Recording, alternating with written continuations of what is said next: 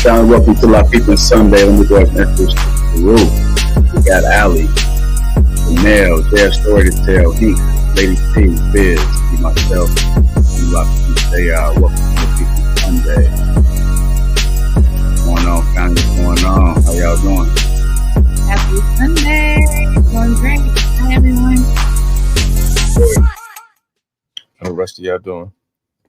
Good. Doing amazing, man. Doing amazing. It's Sunday, one day before Monday.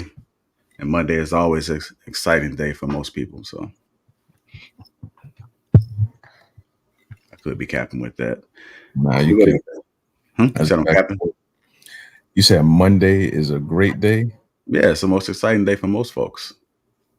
Right? I think that's the stomach, that feeling in the pit of your stomach when you got to go back to work. And you like, it's Wednesday. Once you get to Wednesday, then it's like, all right. Okay. I was just trying to test y'all to see y'all. Jay, speak for yourself, bro. During the football season, I love Mondays. See? I used to love Mondays because of the stock market. I hated the weekends for a long period of time. Exactly. Same here, Jay.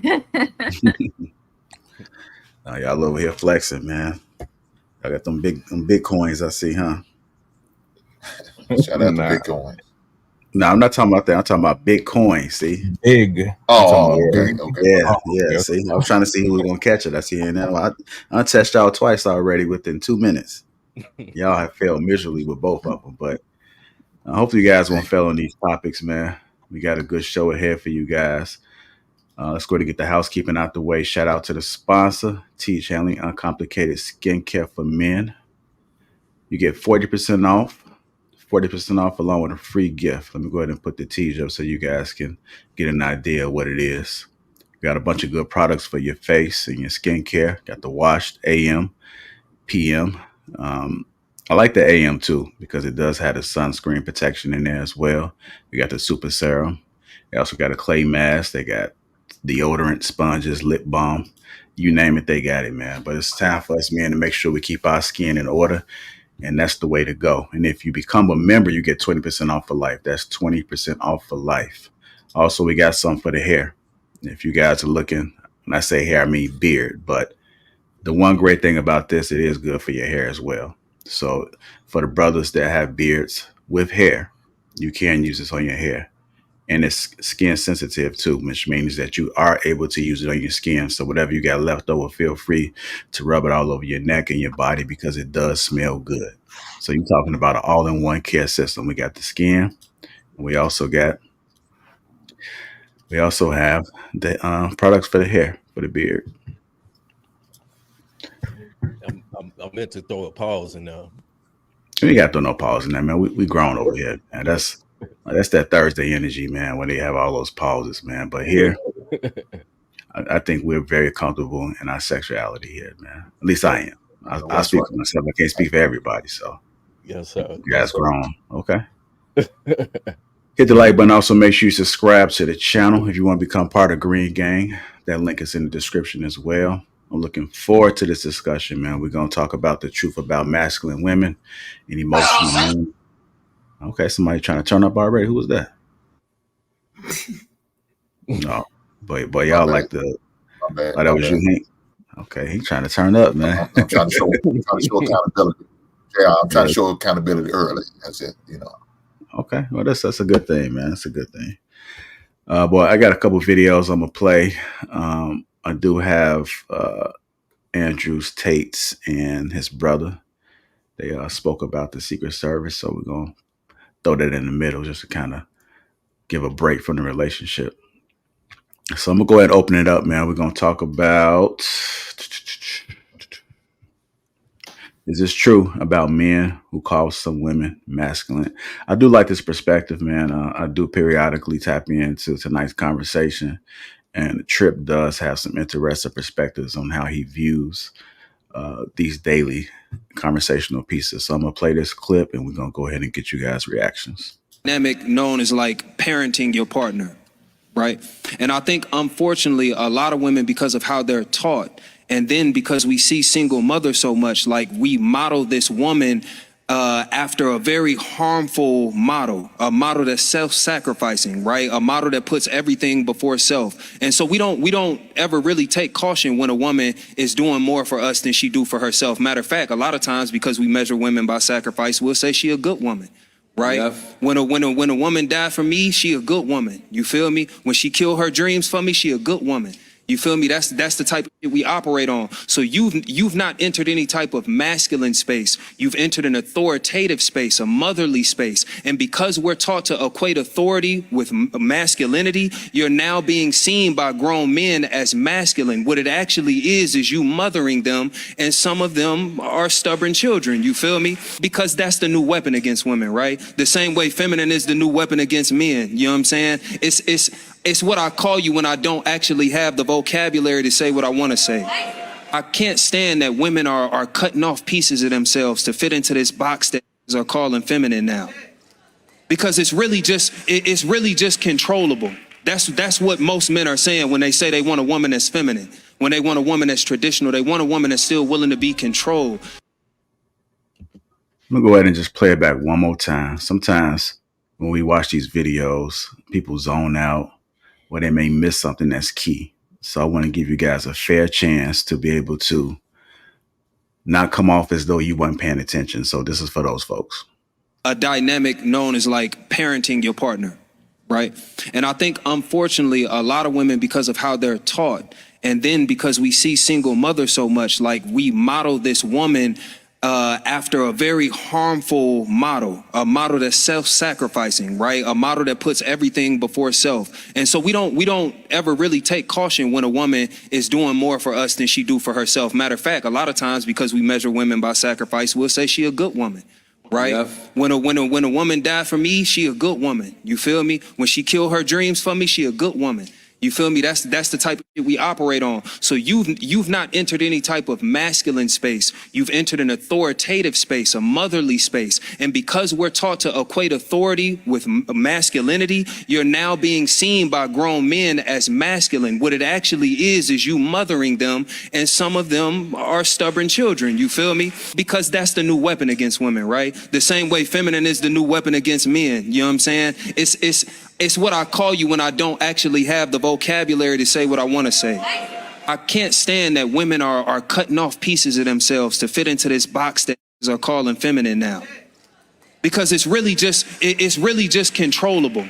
That's what most men are saying when they say they want a woman that's feminine. When they want a woman that's traditional, they want a woman that's still willing to be controlled. Shorty, all you need to learn to do is stop riding for the wrong men. All right, let's go ahead and get into it, man.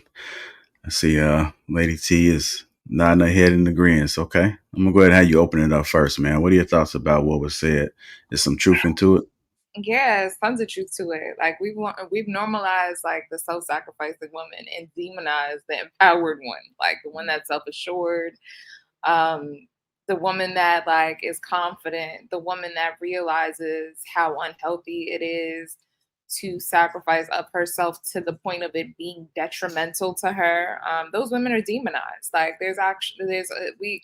we talk about, you know, traditionalism and romanticized traditionalism, not taking into consideration the fact that a lot of women operated from that space because they had no choice and it was necessary in order for them to survive. And now that women are not operating on that, you know, in that space where it is unhealthy, and could sometimes cause for people to take advantage of it or, you know, just mismanage it. It's like a thing, you know what I mean? So yeah, I think he was spot on. Like it's a fact. All right. What about you, Jay? Yeah, I mean, I think, you know, it's definitely weaponized against both genders, you know, being masculine or being feminine. Like that's the ultimate kind of disrespect on both ends. And we've seen with the internet, we've seen it go to extreme you know, disrespect on each side. But I think it's nuanced. I mean, I think there's no way you can put a person in a certain environment. Humans are adaptable. So whatever circumstances on God's green earth you put them in, they're gonna adapt. So if you have a woman that's in a aggressive masculine environment where, you know, they have to fend for themselves, they have to know male was there, you know, for protection, they're gonna adapt. I gotta kill my own tiger and eat myself. You know, I have to do all these things that typically there would be a male there to assist with that or do it all together. If you're in an environment where males like that don't exist, then where would you see a feminine person still remaining feminine? You know, so these different environments that people come from, I mean, it's nuance. And you're gonna see, but I think a lot of times, you know, men can be like he was stating a child that's being rebellious. You know, some women are sure of themselves, and that touches a male's insecurity. If he's not sure of himself, that's why I say you need to date who your equal is.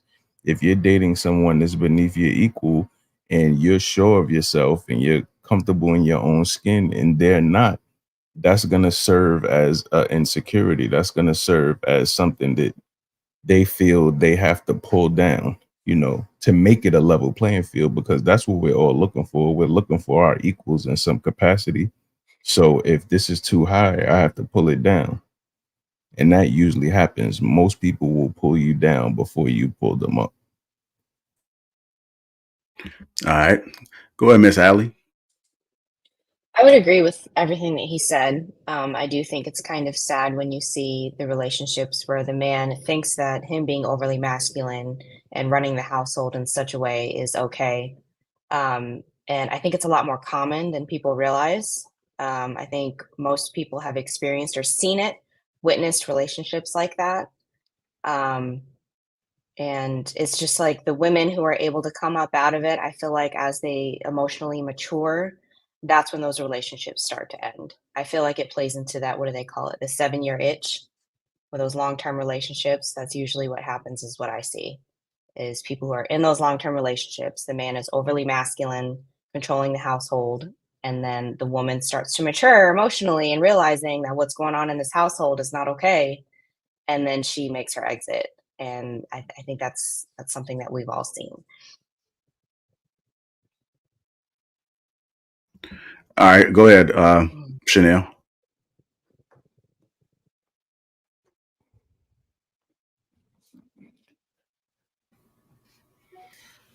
I agree with everyone, but I'm just sitting here thinking, like, men look for gender, well, I think both do. Men and women look for traditional gender roles in non-traditional situations. Like, none of the relationships right now I feel are traditional anymore. I was raised under gender roles. My grandmother and my grandfather have been together 71 years today.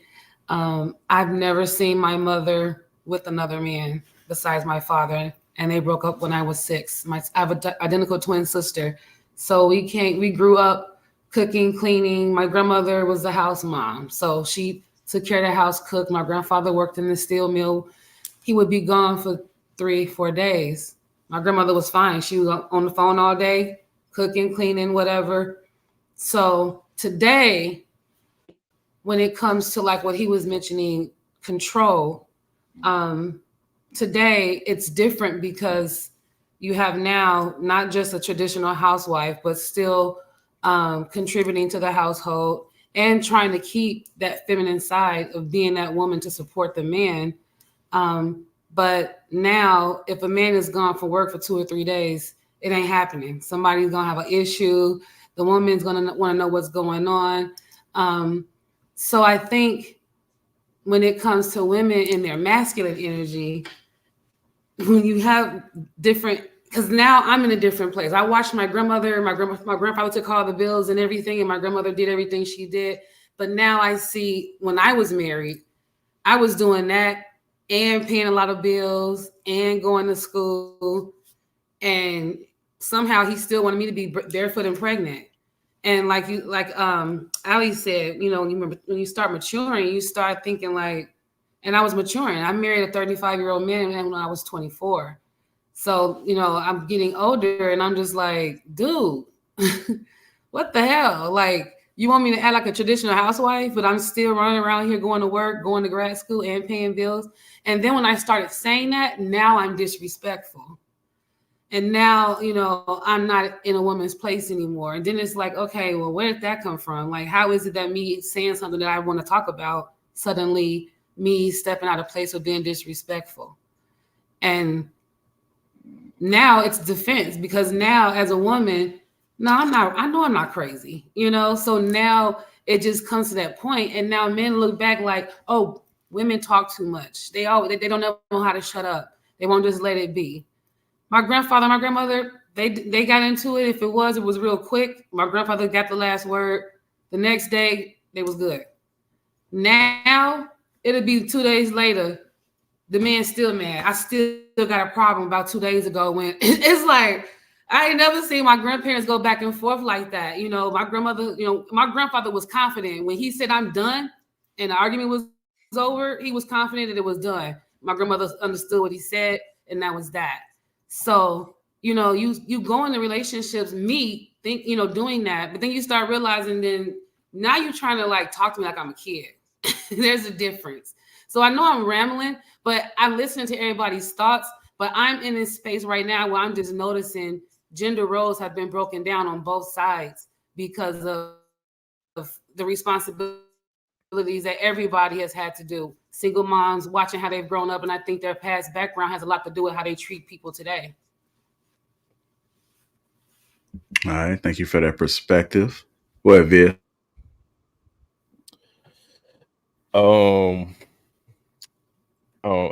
I do agree with some of what he said. Me personally, I feel like Trip. I think he panders a lot. I think that and I can only assume, but I think that most men um,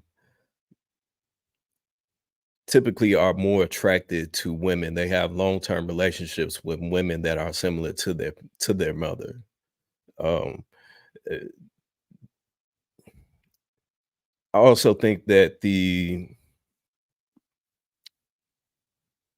to Jay's point, I, I I believe that we all carry some type.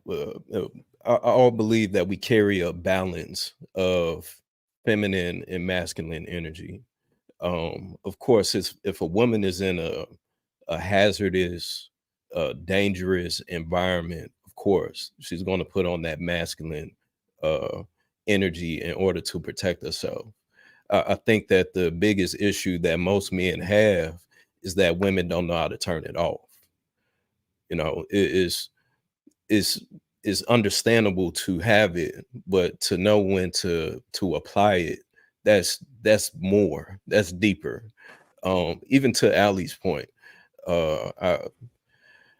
she had said how women would be in a long-term relationship, and the woman after 7 years will realize that it's an unhealthy environment, that the man is being overly masculine, and she has mentally matured on her own. To me, that sounds like there's something else going on in that household. You know, there's because a woman in her feminine space, she's going to be able to soften that man and give that man a reason to become more feminine or embrace that feminine side of himself. So I think that it's I don't know if the right term is a double-edged sword, but I think that we take away the accountability on both sides. If my woman if my woman doesn't feel safe, I can't put it on her. I can't put it all on her as to why she feels safe. It has to be something that I'm doing. At the same time, I have to do the work to make her feel safe, and her be open to exploring that for herself as well. Because it's one of those things where we're going through this situation together. If it's a team effort, then we both have to figure out what works for the both of us, because how we go about things is going to be different. So I think that we take away too much accountability on self. And even to the last point, he said that men are looking for women that they can control. If a relationship fails, then it's going to be on the man. It's going to be immediately blamed on the man. So if I feel that this woman isn't cooperating to have this successful relationship, then I mean, of course, who wants to be with someone that's not in sync with them? I think that men and women have a different perspective of words, but when I hear control in a relationship, I think that that's important, that I do have some type of control over my spouse, because I'm in control of the household. I'm the head of the household. So I think that the words sometimes get blown out of context. All right. Go ahead, Brother Hank. So I heard what my man said.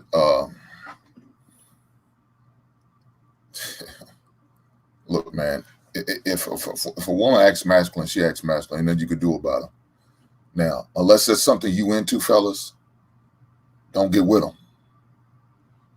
It's going to show early as possible. That feminine, look, that shit don't turn on like a light switch, man. Either it's in her or it's not. Either she's that way or she's not.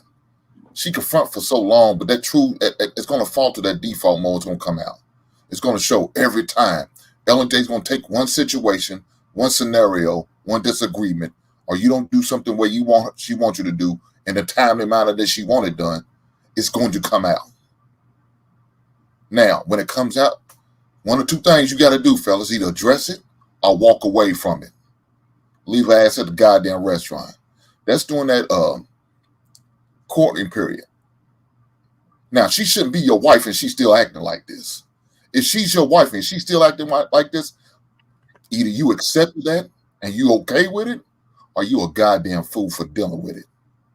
You have to address it as soon as possible. Don't keep putting it off. Don't kick the can down the road like a politician. Don't sweep it under the goddamn rug. Address it. Now, ladies, if you got a man that's feminine, you already in trouble. Now you got a girlfriend. You ain't got no goddamn man, and that's what you wanted. Somebody you can vent to, talk to, and be around. You didn't want to be sissified because you still want some dick from him. But you at least want to be able to interact with you, cater to you, cower down to you. It's the not way men are. I'm all for gender roles. I don't wash dishes. Only time I cook is when I get on the grill. I don't clean shit. I don't make the bed. None of that shit.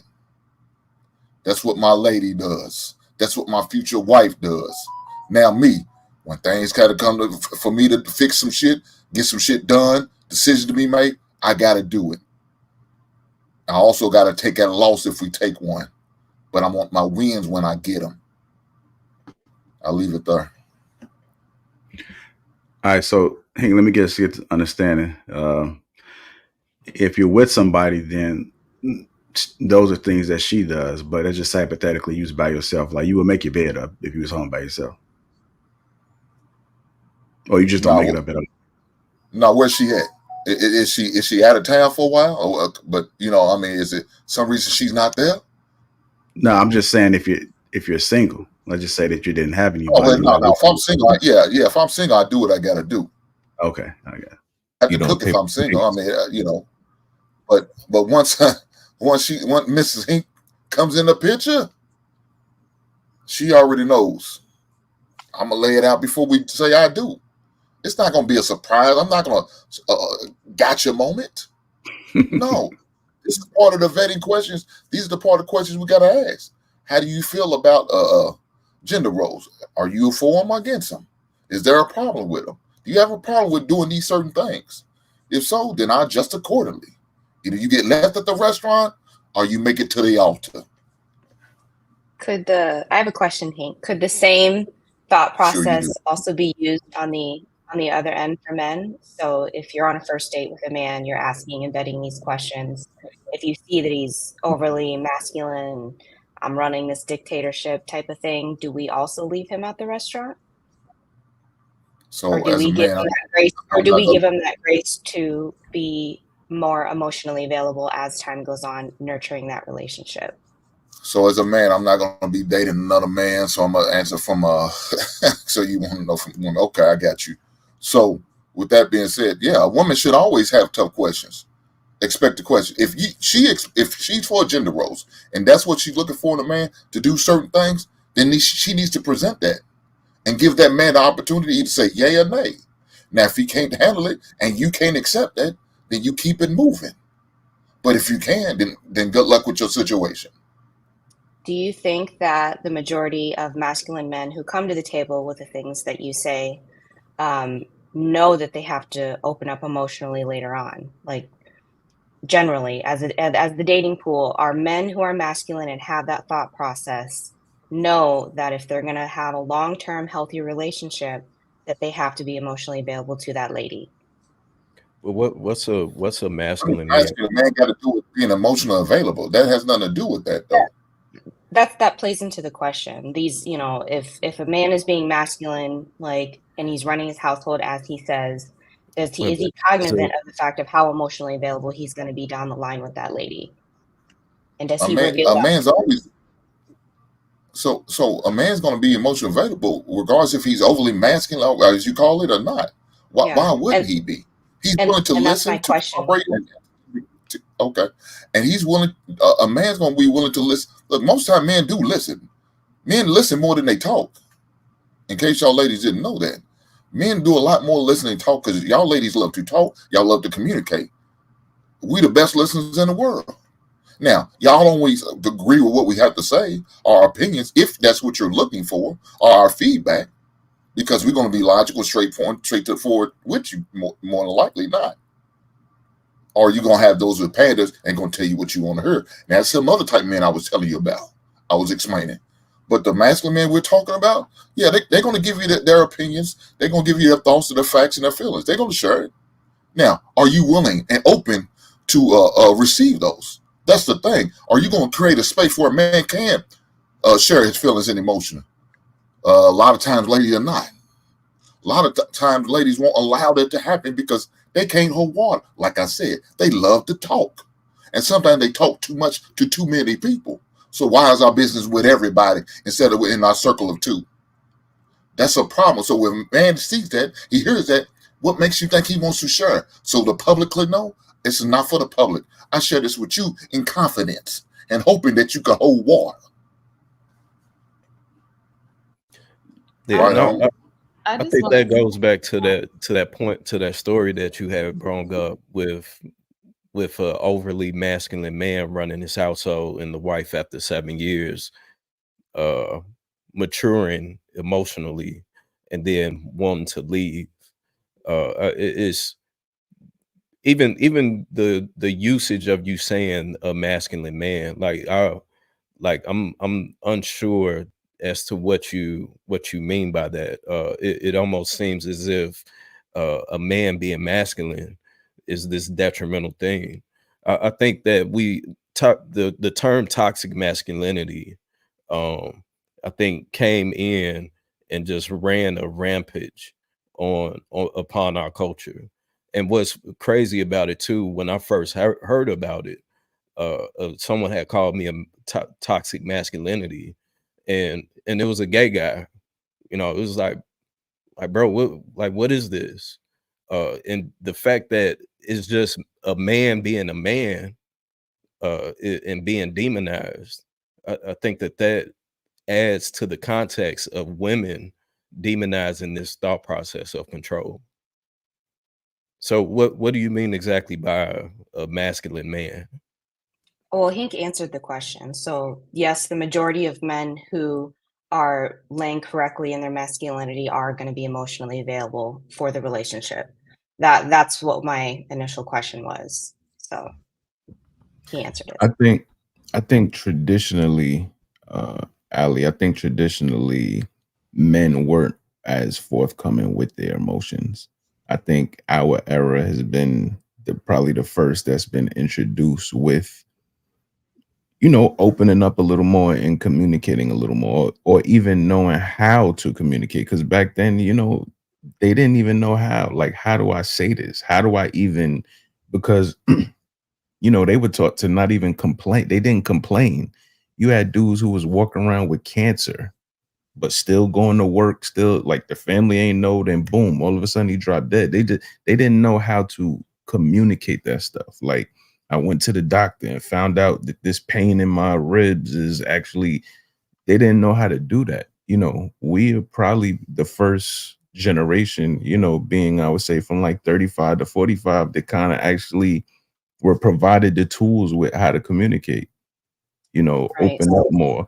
And even us, we still do that with caution, because you have some people, you have to make sure that if you're communicating, you're doing it to a person that is qualified to even handle that information, and not just beat you over But the head with, you know, 6 months later when things don't go their way. Right. That's but why I Jay, was getting a that's not temperature check of it. but that's not So completely true. We do know how to communicate. It's just who, like you said, Jay, it's who you communicate with. I may not can't if so. Lady T was my lady.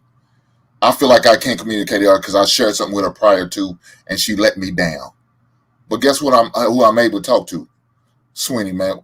Look, you got a few moments. I need to run something by you. I need to talk to you about some shit. Uh, I'm going through some hard times, man. I need your advice. What do you think I should do? And we able to talk to me. So it's not that we don't know how to talk to, communicate, or nothing like that. It's just an individual who you with need to make you feel comfortable enough to have that conversation. I need to feel comfortable enough with Lady T to open up and share with her, and pray and hope she doesn't let me down again. That's so I then it think is. that's where the communication. We've always Men always sit around in barbershops at the cigar bar or hung around in the backyard while drinking a beer, talk our shit, and do it. That was our form of communication. Now we didn't go all the way into details about everything, but we still kind of brushed the surface of it, or whatever the situation we dealing with. Go ahead, So lady. I'm trying to. if you can communicate with your boys, then you can communicate with your woman. So it is a matter of communicating, like, and skill communication, like the way, like how your capability, like your level of mastery as it relates to communication. So that's that. But I don't know why it always seems as though like a woman's like inability to be receptive to no, let me change that, because being receptive is actually a part of being feminine, right? But I don't know why it seems as though like a woman's willingness to sacrifice to the point of being a detriment to herself is always what's used to kind of measure how feminine a woman is. That's not how that is. Everybody is not to measure how good of a woman she is, but everybody is measured by their I didn't level of, say how good of a woman she is. you know what I mean, tied to her being. You're speaking to the whole sacrifice to being a good woman, or what they're labeled as. But I'm speaking specifically to women being called masculine versus being called feminine if they disagree with a man or have any kind of pushback or whatever towards men. Like, I'm speaking specifically to whether or not a woman is willing to sacrifice of herself to her own detriment, being and or not being considered a woman that's more masculine or feminine. Well, no, okay, I think that women, my bad, women that women that are considered masculine in that situation, they say that when they're combative. It's not you not going with or agreeing or whatever the case may be. That's going to happen. We're two human beings. That's going to happen. But if you're combative in that situation, then that's when you become masculine. But some guys say that a woman not agreeing is a woman being combative, right? Like some it's not what you do, it's how you do it. I agree, but there are men who operate from ego that might say that a woman disagreeing simply for disagreeing is being combative or disagreeable. Yeah, she doesn't agree to that point that you're making, or maybe the way that you're deciding to go about a thing, but that doesn't necessarily mean that she's generally disagreeable or combative. And I think that that's a lot of times like, but people speak from that space of like wounded or egotistical ears when they go classing and like projecting their perspective of another person onto them. Do you get what I'm saying? It makes sense, but what we have to do is that, yeah, obviously there's fringes to every group, but when you look at the general consensus on how men view masculine women, right? We're not talking about the guy who can't even have his woman simply disagree with the decision he makes. To be honest, there's a reason why women have to be feminine with men, because it can be dangerous. If me and Viz get into it in a masculine way, that comes to blows. Fists are going to be thrown. You know what I mean? So when women step out of their femininity and they step into their masculine role with a man, it can be very dangerous for that relationship. There's a reason why they say it's when women, feminine coaches and everything, talk about how to talk to a man, because the way you talk to him can elicit a certain response. Just like Viz can come at me and talk to me a certain kind of way, that there ain't gonna be no more words being exchanged. We ain't got shit to say now.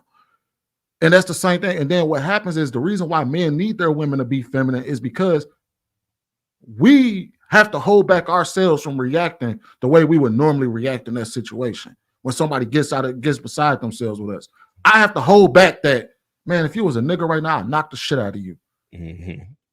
And you have to include the fact that we're intimate. This, if you're my woman, Ali, if we're together and I get into it with Sweeney and you talking to me the same way that Sweeney is, it's even more impactful and painful when it's coming from you. You know what I'm saying? Because you're my woman. This is supposed to be my safe space. So again, going back to that example that you use, and I think that that's a really good example, that the woman matured emotionally, but this man during this 7-year period, you know what I'm saying? Like what is going on in the household where this man does not feel comfortable enough to soften, to become what it is that woman wants him to be. Another thing, even with the control, I've seen somebody say it in the comments. Women want to be controlled. Y'all don't want to figure out what to eat. Y'all don't want to pay the bills. That's control. But yet, when it's used in a different way, a different context, it's the worst thing on the planet. You know what I'm saying? If there's a life and death situation going on, you want your man to be in control of it, but you don't want him to control you. That makes no sense to me at least. So when I hear women say that, it's like that's extremely contradictory. But that's.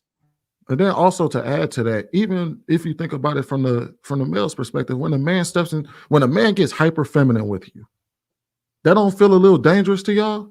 They lose respect. When a man starts, what even is that? Can you explain that? For instance, you know how y'all ladies can have a war of words, and it be, you know what I mean, insults being thrown left and right, and everything, and y'all, and imagine when a man comes down to your level, how quickly.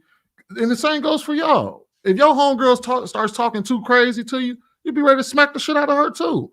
So when a man comes down to your level and he jumps into his femininity, gets to going back and forth with you, waving his hand, calling you out your name, and digging and you know, taking them like verbal jabs and personal attacks on you and stuff like that, then you ready to smack the shit out of him.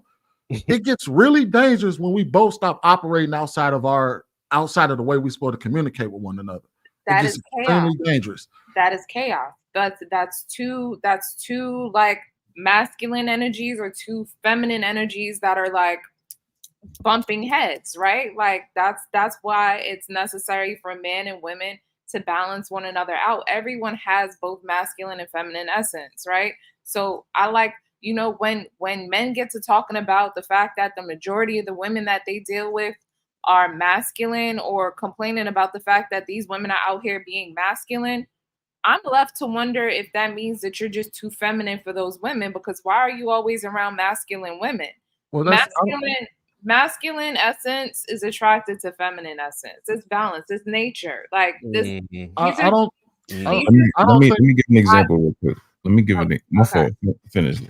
Like for instance, with men, like what Sweeney was explaining with Viz, you know, we understand the possibility of, you know, if their masculine energy is clashing, there's the possibility of violence. Just the possibility. Say you're in a car with a woman, you get pulled over by the cops, and she starts barking at the cop, you know, masculine energy, you know, why you pulled them over? You know, she's popping off. I'm chilling in the driver's seat, but she's, you know, she feels some type of way about it. In our mind, we know how this can go left for her. She may feel a little, she may not feel that because she doesn't deal with that regularly, as far as how cops deal with men, black men in particular. She may not feel that, but we know in our mind this can go so left and we can end up with a clothing line. She may not feel that, so she has that authority to say and talk how she wants to talk and escalate the situation. That type of masculine energy that can go bad. See, know, the movie Queen and Slim is literally that same exact example.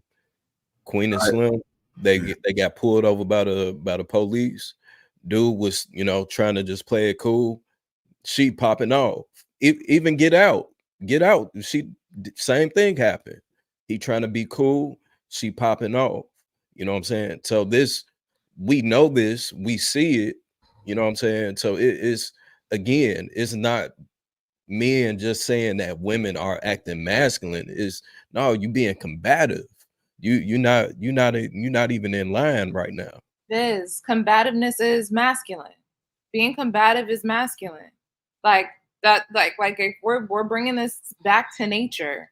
If you are in a combative space, you are being masculine, whether you're a man or a woman.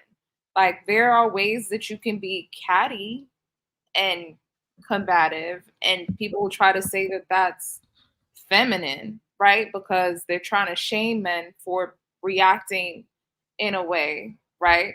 But it's still somewhat, it's catty, but it's still masculine. You're being combative, like, and there's levels to it, right? Because you could be combative and be dysfunctional, or you can be combative and be solving an issue. And it's who can assert themselves more in the situation that typically wins, right? But Yeah, that's not a place that women should be in, though. All right, I I want to. wholeheartedly, I'm not saying that that's a place that women should be in at All all. right, like I do want to get Chanel and Allie in there real quick before we transition to make sure they want to add to the conversation. Go ahead, Chanel.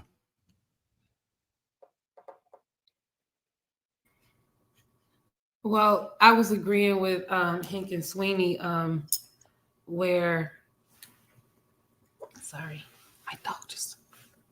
I was agreeing with. I'm still just on the gender role thing, and it's just interesting because I think that it takes a certain type of woman to bring that out of a man to communicate. And I think also, like you guys said, how she communicates as well. I have a best friend. We're both from Gary. We both have two different backgrounds. She cussed her boyfriend, her baby daddy, out. I don't give a F. And I be on the other line like, dang. And then she want him to be a man and she want him to act, to handle things and make decisions. And I just be like, I'm not like that. I'm not like that. I don't come from I don't need to win over a man in a household. But I have been in a toxic relationship where that was taken advantage of, by the man. And I don't know if it's because he wasn't sure about himself and his masculine energy. So I think it just takes a certain type of woman and a certain type of man. I go by alpha and beta, alpha male. When some people are saying masculine and feminine, but I think both genders have both of those. But when it comes to masculine energy, I just think a lot of men just don't know how to handle that. And I think it comes from, again, like I said before, the way they were raised and the men that's been around them. And the thing, I did put in the chat the definition of combative is ready or eager to fight, eager or quick to argue or quarrel. Understand that both of those things are extremely bad when dealing with the opposite sex. It can be extremely dangerous when dealing. So a woman that's quick to argue or quick to fight or quick to, to jump into something with a man, that elicits a very bad response. Just like a man that's quick to argue, quick to quarrel with a woman can elicit a very bad response and create a very toxic relationship. So when men are saying that they don't want a masculine woman or a combative woman, that's what they're speaking to. I don't need somebody that's always quick to want to fight me. I want somebody that's going to walk the path with me and work with me more so than to be ready to fight me. And I think people got to understand that men that are quick to fight doesn't have a lot of masculine, a lot of feminine energy. The men that are really quick to argue. I think when speaking to other men, it can be very dangerous. But also, I would say that how it's viewed from men is that if your man is always trying to argue with you or it's always trying to, start fights with you verbally and all of that, that would be feminine. He's coming down to your level of always trying to get into it with you. He's not moving at a certain. Oh, go ahead, JR. No, I was just going to say this. I mean, whenever I see a man or a woman not being able to communicate out of respect, I think that they're going through pain. I think that they're in pain, that they're suffering. They're not going to be able to operate on the same frequency as somebody that's level-headed. So even when you recognize that you trying to talk some sense, and if you notice that they're not getting it, you're probably not going to get there. You have like a deeper issue. So whenever I see a man, I don't equate to him being feminine. I think how the world operates, that's the way that most people look at it. Like, you going toe for toe, you're going back and forth with this woman. That's what women do. But whenever I see a woman that can't conduct herself in a certain way, I think that she's suffering. That it's something that hasn't gotten resolved, and it may not necessarily be you.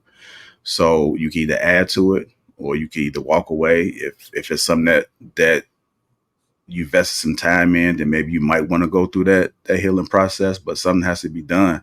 And it's not even a guarantee that they're going to be 100% healed, because it took some time for them to be able to get to that. And they probably been operating that way for a very long time. And so you trying to change, it ain't going to happen overnight. So do you even have the patience to even process with that person? Think about a man that's like impulsive. He doesn't have any control over his emotions, don't know how to even regulate them. Like, we're all human. And I do think that we have those energies where we feel. Now, whether it carries over to the outer, to the external, that's a different story. But it's a lot of times I feel different things, but I just regulate and say, well, we're not going to operate like that. There's been times that I wanted to smack the SHIT out of some people, but I just kind of hold myself, because I look at the bigger picture, look at everything and say, is it even worth it? Do I have something to lose? Where is it going to get me? What are the possibilities? Is it like, how's the brand going to be looked at? How's I'm going to look to my family and my kids? What if this happens? I just look at everything possible before I act, if I can. And then even with that energy too, bro, you find somewhere to redirect it. Just as you said, we're all human beings. We're all going to experience emotions on every level.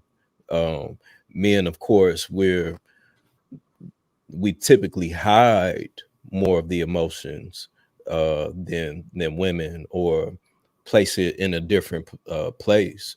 But we all are going to experience it. So it's all about, one, finding the balance in that, and then two, using that energy that you don't want to put towards something that'll have a grave effect on you, and placing that somewhere else where it's going to still be productive and positive. And then also, I think when it's, say, for instance, me being quick to fight with Viz isn't seen in the same light as me being quick to fight with Lady Margaret. Me being quick to fight Viz ain't gonna be seen as feminine. It's just gonna be seen as two alpha dogs trying to go at it. But me trying to come down to your level, Lady Margaret, and try to be quick to fight with you is gonna be seen differently. You're gonna see that as feminine. And the reason why is because we're both taught how to talk to one another, because we're different. I have to learn how to speak to you as a man, and you have to learn how to speak to me as a woman, because we can't be that with one another, because there's a difference in strength, a difference in emotions, a difference in how we handle things, and it can be extremely violent. Now, I agree with that to a degree, but I think it's very dangerous to assume that just because a man is a man, that he's above a woman. Not all men are created equally, just like not all women are created equally. If as a woman, like I speak to, like, there are women that can speak to the king in a man. There are women that can speak to the dog in a man. There are men that can speak to the bitch in a woman. There are men that can speak to the queen in a woman. Like, and there are men that don't know the difference between any of them. There are men that speak, like I said, from bruised egos, from you know, traumatized ears and hearts. You know what I mean? So it's like, that assumption, I think, is part of what the problem is, because a lot of men feel entitled to a woman's respect.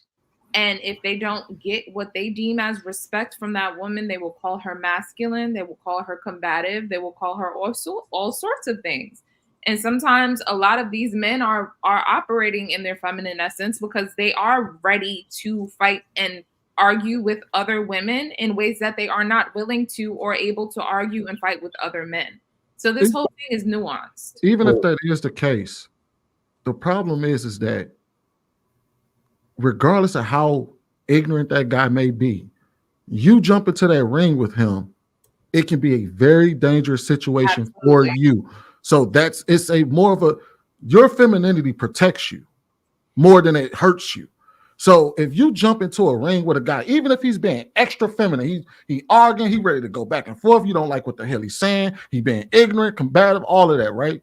You jump into the ring with him, you just pretty much, you put yourself in that ring with him, it gets extremely dangerous for you more often than not. Is there some chicks that can knock the shit out of a dude? Yes. But more often than not, that's not the case.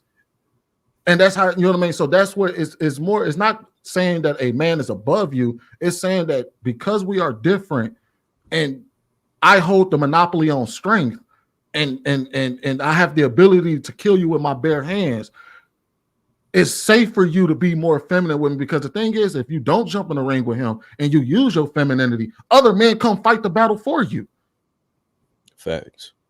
All right, we do got to transition, y'all. Let me get to these couple super chats. Gentlemen, man, status 999 says would TV characters Claire Huxtable, Florida Evans, and Aunt Vivian Banks considered to be masculine because they were strong, firm, and no nonsense at many times. That's a good comparison, and I don't think they were masculine. Every last one of those women were considered feminine. Every last one of them was considered feminine. Right. They asserted themselves when it counted. Yeah, we got Ikene $5, which I just got news of this too. We're gonna briefly touch on it.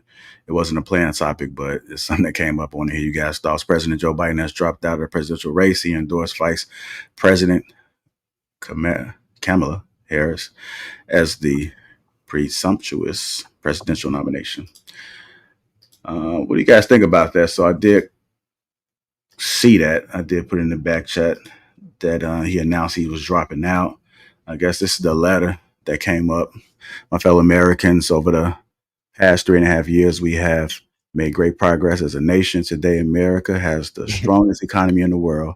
We made historical investments in rebuilding our nation and lowering prescription drug costs for seniors and in expanding affordable health care to a record number of Americans. We provided critically needed care to 1 million veterans exposed to toxic substances, passed the first gun safety law in 30 years, appointed the first African American woman to the Supreme Court, and passed the most significant climate legislation in the history of the world. America has never been better positioned to lead than we are today.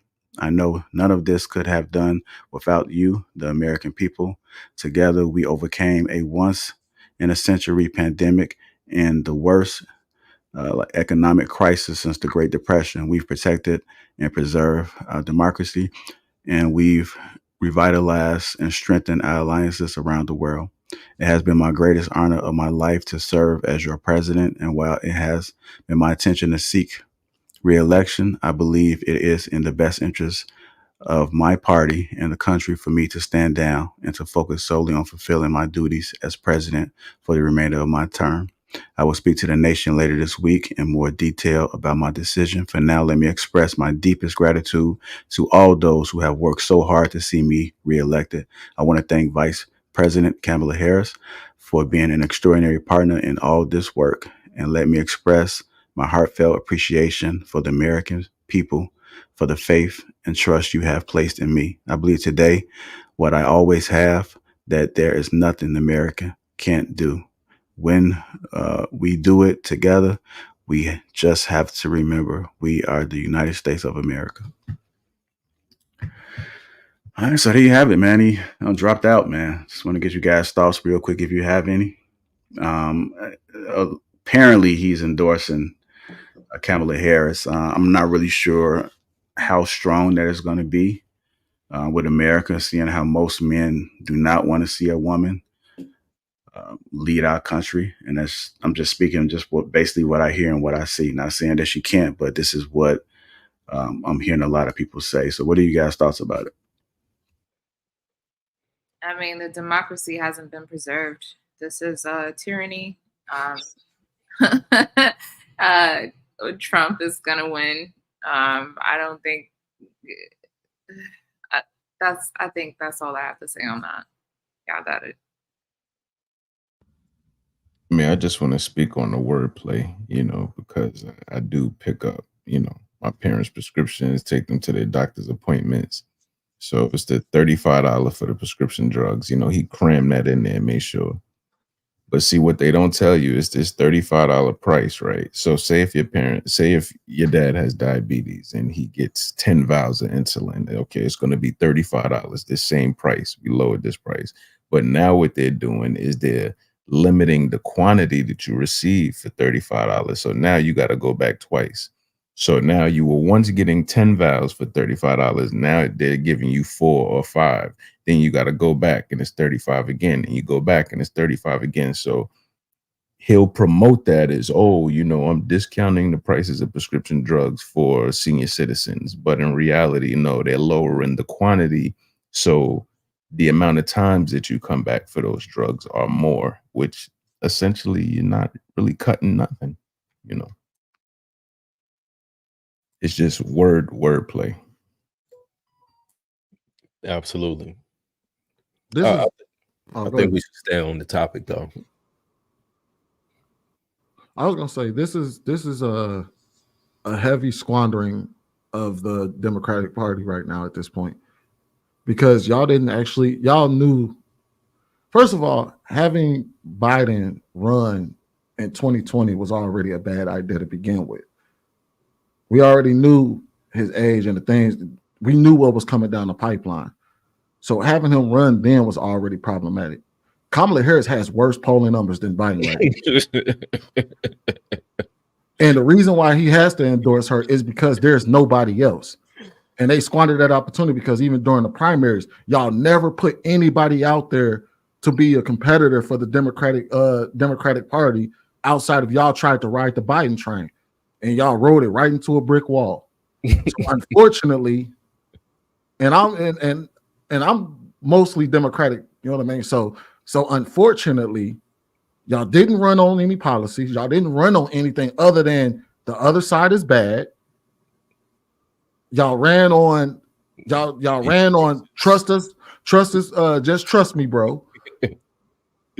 And this is what you get. So now, unfortunately, you're going to lose in 2024. Unfortunately.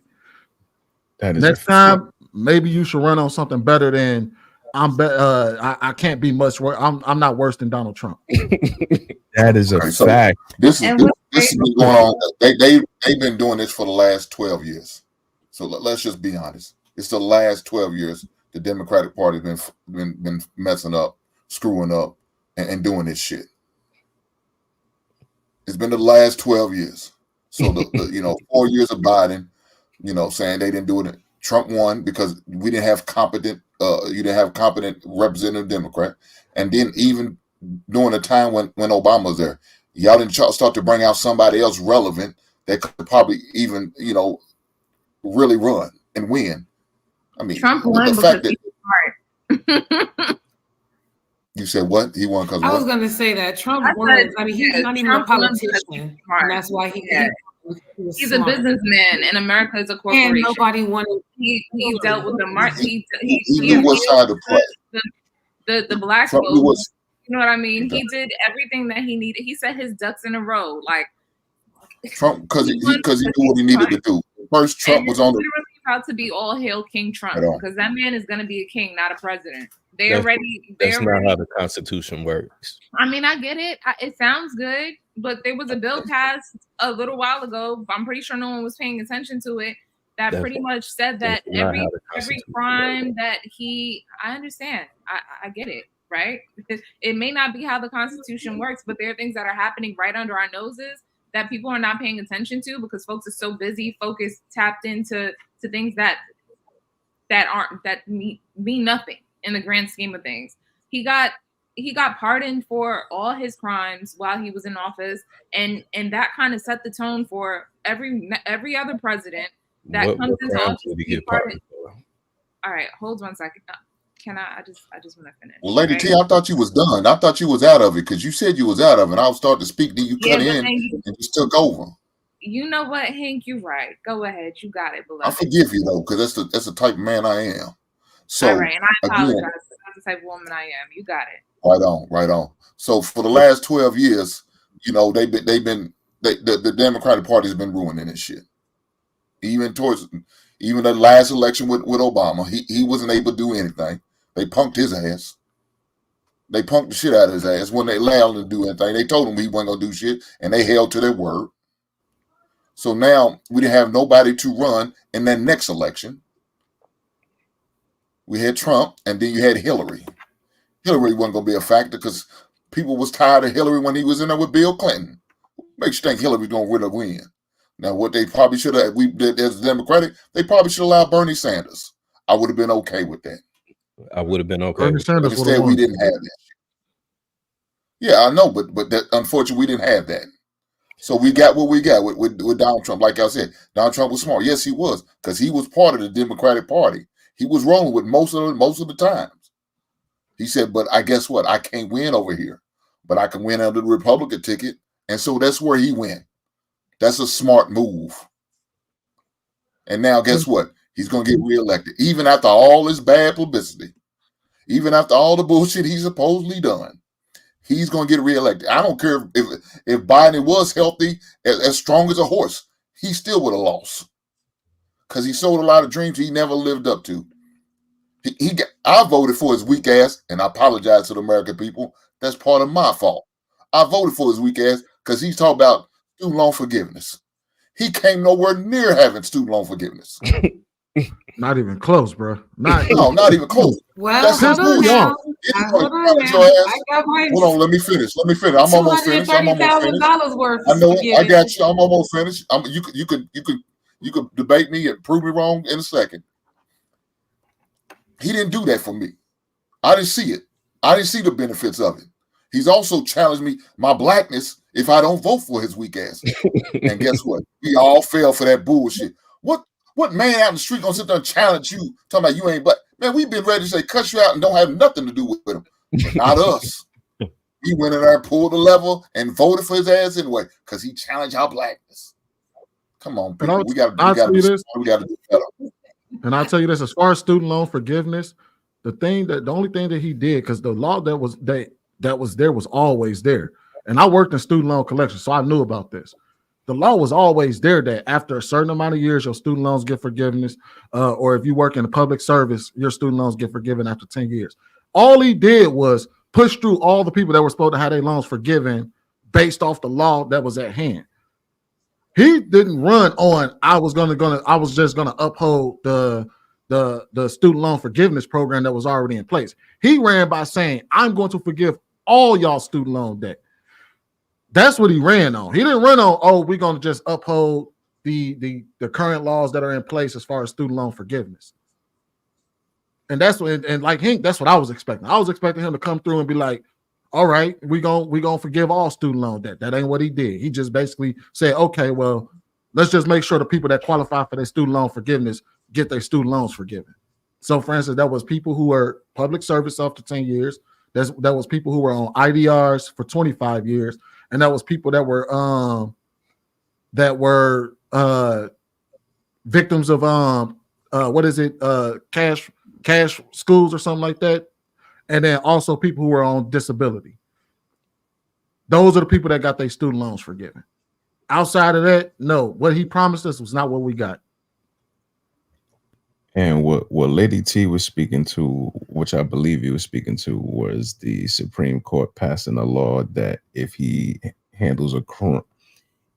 commits a crime while being the president, it can't be held against him. So say if he's in office and let's just say, man, he walks to 125th Street in Harlem and just airs the block out, he can be pardoned for that. Yes, that's exactly what I'm speaking to. It was passed on July 1st, Trump versus the United States of America. And it essentially says that it grants presidents immunity from prosecution for criminal acts committed while in office. And it gives Donald Trump a free pass for his past crimes. And it also gives future presidents a pass for their crimes while committed in office. So that is not a democracy. Okay. Question. So does it says Donald Trump is forgiven for all past crimes? Yes, the convicted felon has been forgiven for his past crimes. Mm-hmm. Our next president, a convicted felon, so that he can run for president, because technically you're not supposed to run for president if you have it. So that's why they did that. Which is crazy considering felons can't vote. So, you know. But felons was always able to run for president. Felons can't vote. And I also think that a big part of that is the fact that the case that New York brought up against Trump for what he received the felony for, they didn't want to take it on because they knew that it was bullshit. So essentially all that they're saying is that, okay, well, this on a nation level, this crime that you guys charged him for is honestly irrelevant because he, to us, didn't break a law. That's something that's between y'all. So in the other part too, I don't think that is going to allow for him to just put out a hit on somebody in the States. I think that that's more so focused on them taking out the leader of ISIS or Al Qaeda, some shit like that. I don't think that that's going to be, they'll be immune to being charged for doing something to an American citizen. At that point, you're a terrorist. Well, see, here's the thing, though, and this may come out, and right now this is allegedly, because they had a hearing, and this may be the reason that Biden stepped down. Because, he was giving all that aid to Israel, and they had a court hearing indicating everything that they were doing was criminal. So he was pretty much funding war crimes. So, our stations aren't talking about it, but if you listen to, the Russian news channels, the English news channels, they're talking about this is like front page news. But us, you know, it's like, Right. They you keep it. know, yeah, you know, Jocelyn is about to beat up Amber Rose. You know, that's all we getting blasted. Amber Rose, you know, at the RNC. That's what they're talking about. They're not talking about that, but apparently that's why he stepped down, because he committed war crimes, and they about to, you know, grab him by the collar. And there's allegations that he had documents that he wasn't supposed to, and that got into the hands of somebody else. So there's a lot of things that will benefit Biden from this very law or bill that's been passed, that you're saying that Trump is going to take the most advantage of. Now, there's a lot of things that's being swept under the rug that Biden has been doing, but due to the media wanting to paint the other person a certain type of way, then that's all that we've been seeing. And even to Hink's point, I feel like the Democrats, they saw what happened with Obama. Obama was voted in and probably had the most. He had the most votes all throughout U.S. history. They saw how people showed up for him, and a lot of people primarily voted for him realistically because he was black, right? So now the Democrats were able to say, okay, we got our first black president in, and then he got out of office, and then Hillary came, and okay, we got the first black guy in. Let's get the first woman in. So then they put Hillary to the forefront.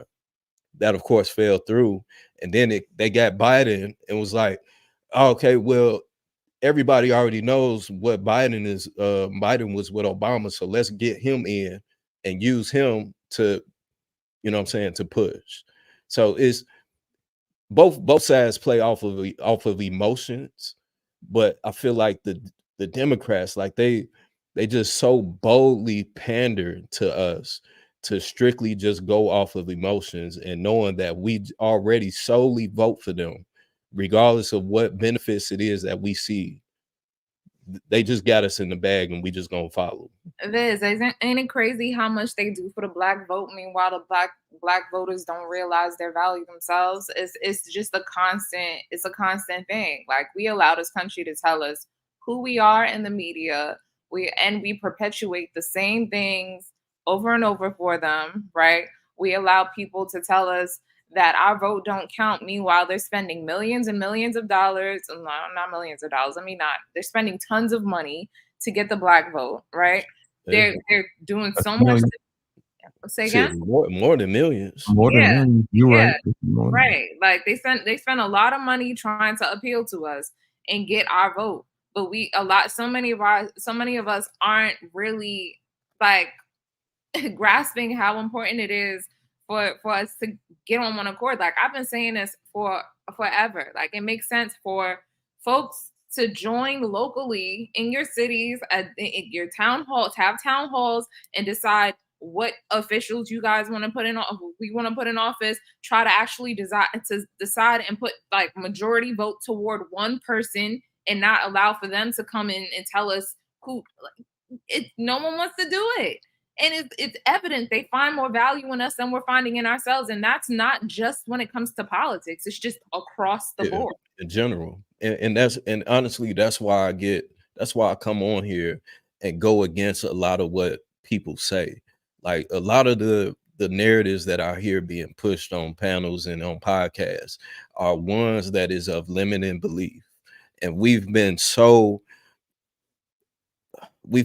conditioned to believe that, yes, we're at the bottom of the totem pole, and there's no way that we can move up in it. Nobody wants to help us. We can't help ourselves. We got to depend on X, Y, and Z. We got to do this. It's like, nah, bro. You can do it. We see people do it all the time, every single day, but yet we're so blinded by this confusion, by blaming the white man, the Willie Lynch, Jim Crow. I get it. All of that shit is detrimental to us. But at what point do we heal from it and grow from it? You know what I'm saying? All that we do, when you continue to bring up all the shit that happened, you're doing this into the open wound. So when do you heal from it? We're gonna finish with Jay, and then we got to transition. Go ahead, Jay. Last point. This is my last thing. The thing that we forget about is it's almost like the Bloods and the Crips, but only in our community we fighting over blocks and the leaders aren't friends. With Trump, Biden, these guys are friends, They play golf together. They hang out at the same country clubs. They at the same parties. They on the same islands. They on the same plane manifesto. These people hang out together. So publicly, they're throwing mud at each other. They're rallying us to fight against, throw dirt on him, throw dirt on him. But behind closed doors, this serves all of them. They're friends. They serving each other. And we're just in the middle being divided into small little, chess pieces who will win the Monopoly game. Well, Jay, I don't know if I would say that they're friends. In politics, all of those, everybody that's in legislation, they know that they have to work with each other. So we have to develop and have some type of relationship. Just because me and Jay, just because we're both in the house, that doesn't mean that we're friends. You know what I'm saying? Even in the court system, a lot of the lawyers and judges, they have to brush shoulders with each other. They have to be able to politic and have conversations outside of the court in order to get things passed or get things done or come to a decision. So I know if I'm in good standings and I have a good relationship with you, it'll be easier for us to come to some type of agreement. That doesn't necessarily mean that we're friends. We're just here to get business done. All right, yeah, we got a transition. We can see the super chat. Thank you guys for your input on that breaking news. The Black Dragon says if Obama was anything like Trump, he'd be in prison. Thank you for your donation, sir. We're gonna go ahead and talk about Secret Service Director Kimberly Cheedy. So I ran across this where Andrew Tate and Tristan Tate says female Secret Service agents failed to protect Trump. They did have an interesting perspective, which I think can make for a good dialogue. I will play that. Let me go ahead and just give a little bit of context. Women have been part of the Secret Service since 1971. All agents, male or female, must meet the same standards to join the force, although women candidates have different physical fitness requirements. So there was a controversial photo that circulated, which you guys will see in this video. So I will stop in mid, but let's see what they had to say. Bro, I know the meme is that everyone says women can't take accountability, but the female head of the Secret Service is really on fucking TV telling Americans that she's done nothing wrong and that it's not her fault that the fucking president got shot. That's your job. And any man in your position would stand up and take absolute accountability and say he was wrong and resign and admit his mistakes. You're standing up there going, well, that roof was sloped and it wasn't my job. Who gives these fucking people power? Who gives these people power? They have no fucking humility. The hubris they operate under is disgusting. And if President Trump was dead right now, there'd be a civil war undertaken in America, and she'd be sitting in her fucking chair on her fat ass saying, well, it wasn't my fault. I didn't do it. The roof was sloped. Who the fuck is this bimbo? Unbelievable. Let me tell you all the reality of female privilege, because we're living in the time of female privilege, not male privilege, because a lot is expected of men and we're expected to perform. And if we do not perform, the world has no mercy. Women have no mercy on us when we fail to perform, and other men have no mercy on us when we fail to perform. Tell your wife you can't pay the bills. She'll be like, why? You're the husband. Pay the bills. It's your job. What do you mean you have no money? Go get some money then. Tell your boss you can't do the job anymore because you're sad. You get fired. But female privilege is being told they can do everything better than a man can do while getting endless benefit of the doubt every time they fail. If male Secret Service agents hid behind a bulletproof glass as opposed to jumping on the president, I would argue not only would they be fired and publicly shamed, we would know their names, we would know their records, we would know how they got into the Secret Service in the first place. They would likely be facing criminal charges. However, these women, we haven't been told who they are. Nobody knows their names. They're not going to lose their jobs. They'll continue to do security details, and we forgive them. Oh, we forgive them. If you're going to have the benefit of the doubt all the times you make mistakes, while also claim you're better than men at everything, then that is a huge cheat code to life. That's female privilege, because males are held ultimately accountable and females are not held accountable. Typically, when you're not held accountable for something, you're not given responsibility over it. Accountability and responsibility are linked. The reason you complain at the captain when the ship crashes is because he's responsible for what happens on the ship. He is accountable and responsible. If the captain gives orders and everyone on the ship ignores him, you cannot hold him accountable if the ship crashes, because he wasn't responsible for the actions on the ship. Women get to go through life with no accountability. We're handing them responsibility because they want it, because they do it better than us. But if it goes wrong, I'm just a girl. I'm just a girl. Well, if you're just a girl, don't fly planes. If you're just a girl, don't be in the Secret Service. You can either do it or you can't. I don't know if the women themselves have been deluded into believing they can do it, and then when shit hits the fan, it turns out they can't. I don't know if they're psyoped also. But society as a whole will be better if we return to our roles. Men protect and provide, women nurture and care. This allows us to be more competitive. It allows everyone to be happier. There's not a female alive who's ever going to jump in front of a bullet for anybody. She's going to piss her panties and hide. And us pretending that she will is on us. That makes us dummies for psyoping these women into believing they would jump in front of bullets when they know they wouldn't, we know they wouldn't, and we're trying to please the diversity god. The diversity god in the sky, some brown mixed race motherfucker like me sitting down going, oh no, can't have white men protect Trump. Why not? Why not? They can do the job, can't they? Why can't we just go back to an era of competence and capability? Female privilege is everywhere. You see it all the time. Oh, I want to drive it. In my personal life, I want to drive this car. I want to fly plane. Da, da, da. As soon as they make a mistake, oh, well, I'm a girl. You can't pull that card out if you want to do the hard shit.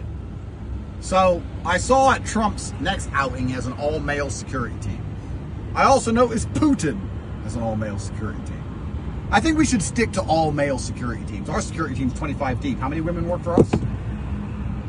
0. Because they can't protect us. So this diversity hire bullshit is getting out of control.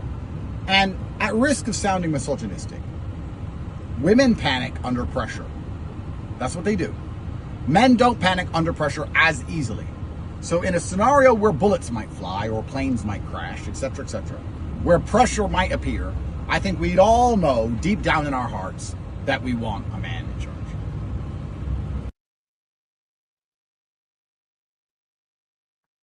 So this was the photo that was circulating around when shots rang out at Trump. This is the photo that sparked the controversy.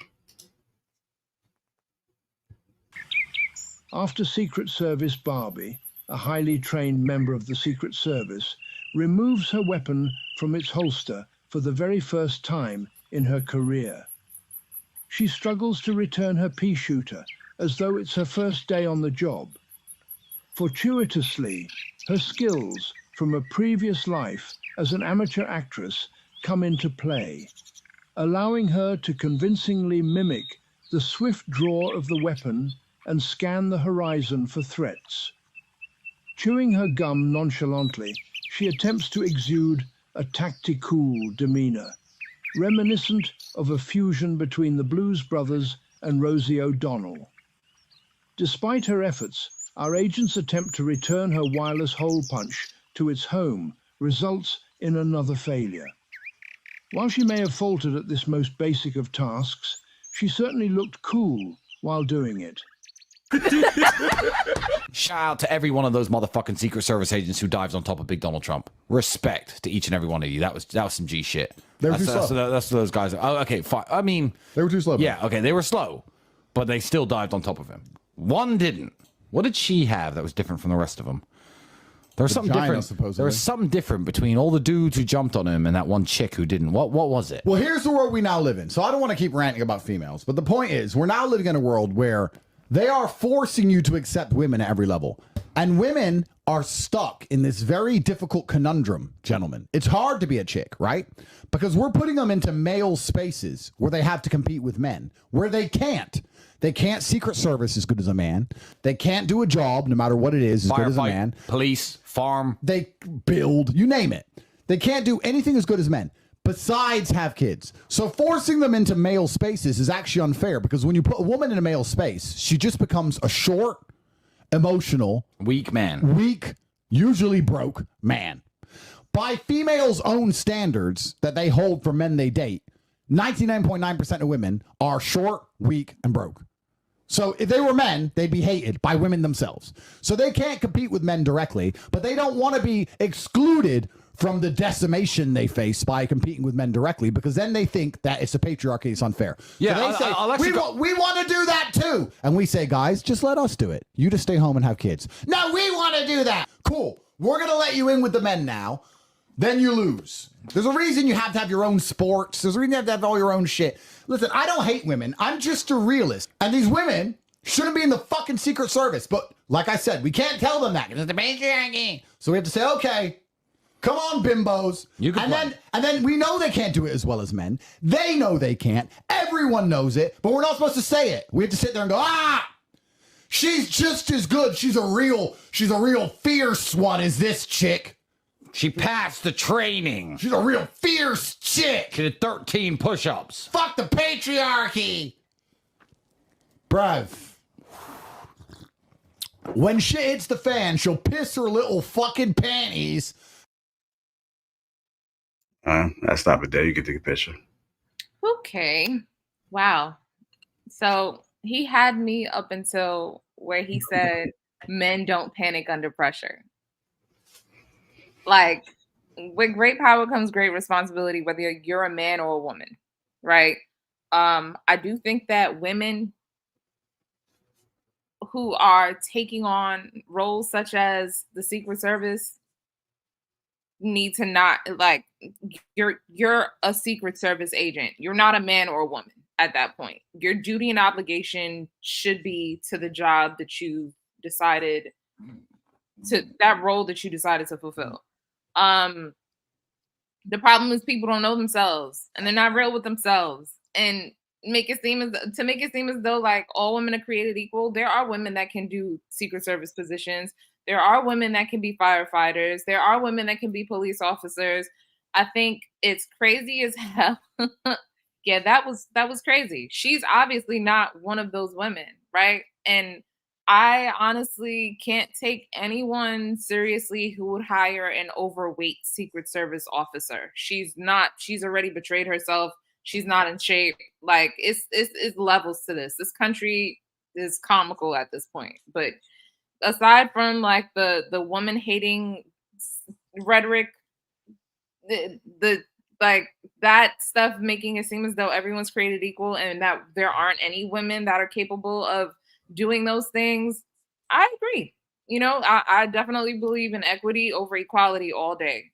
Bring the value that you bring, but be real with yourself. That's all I'm gonna say. Well, he did say that men don't panic under pressure usually, and I would assume that he's speaking for like if the job specific, for instance, being a Secret Service agent means taking a bullet. Like that's part of the job description. You're supposed to take a bullet.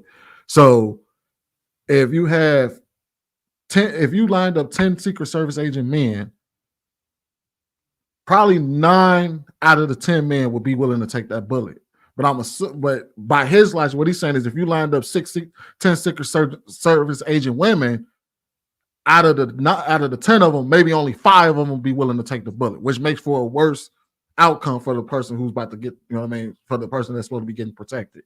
So he's just saying usually, and that's mostly within those trained positions. So like if you thrust a woman into like a construction and the building starts to collapse, you know what I mean? You're less likely to see the construction worker men panic under that pressure than you would see the women panic under that pressure. That's all he was saying.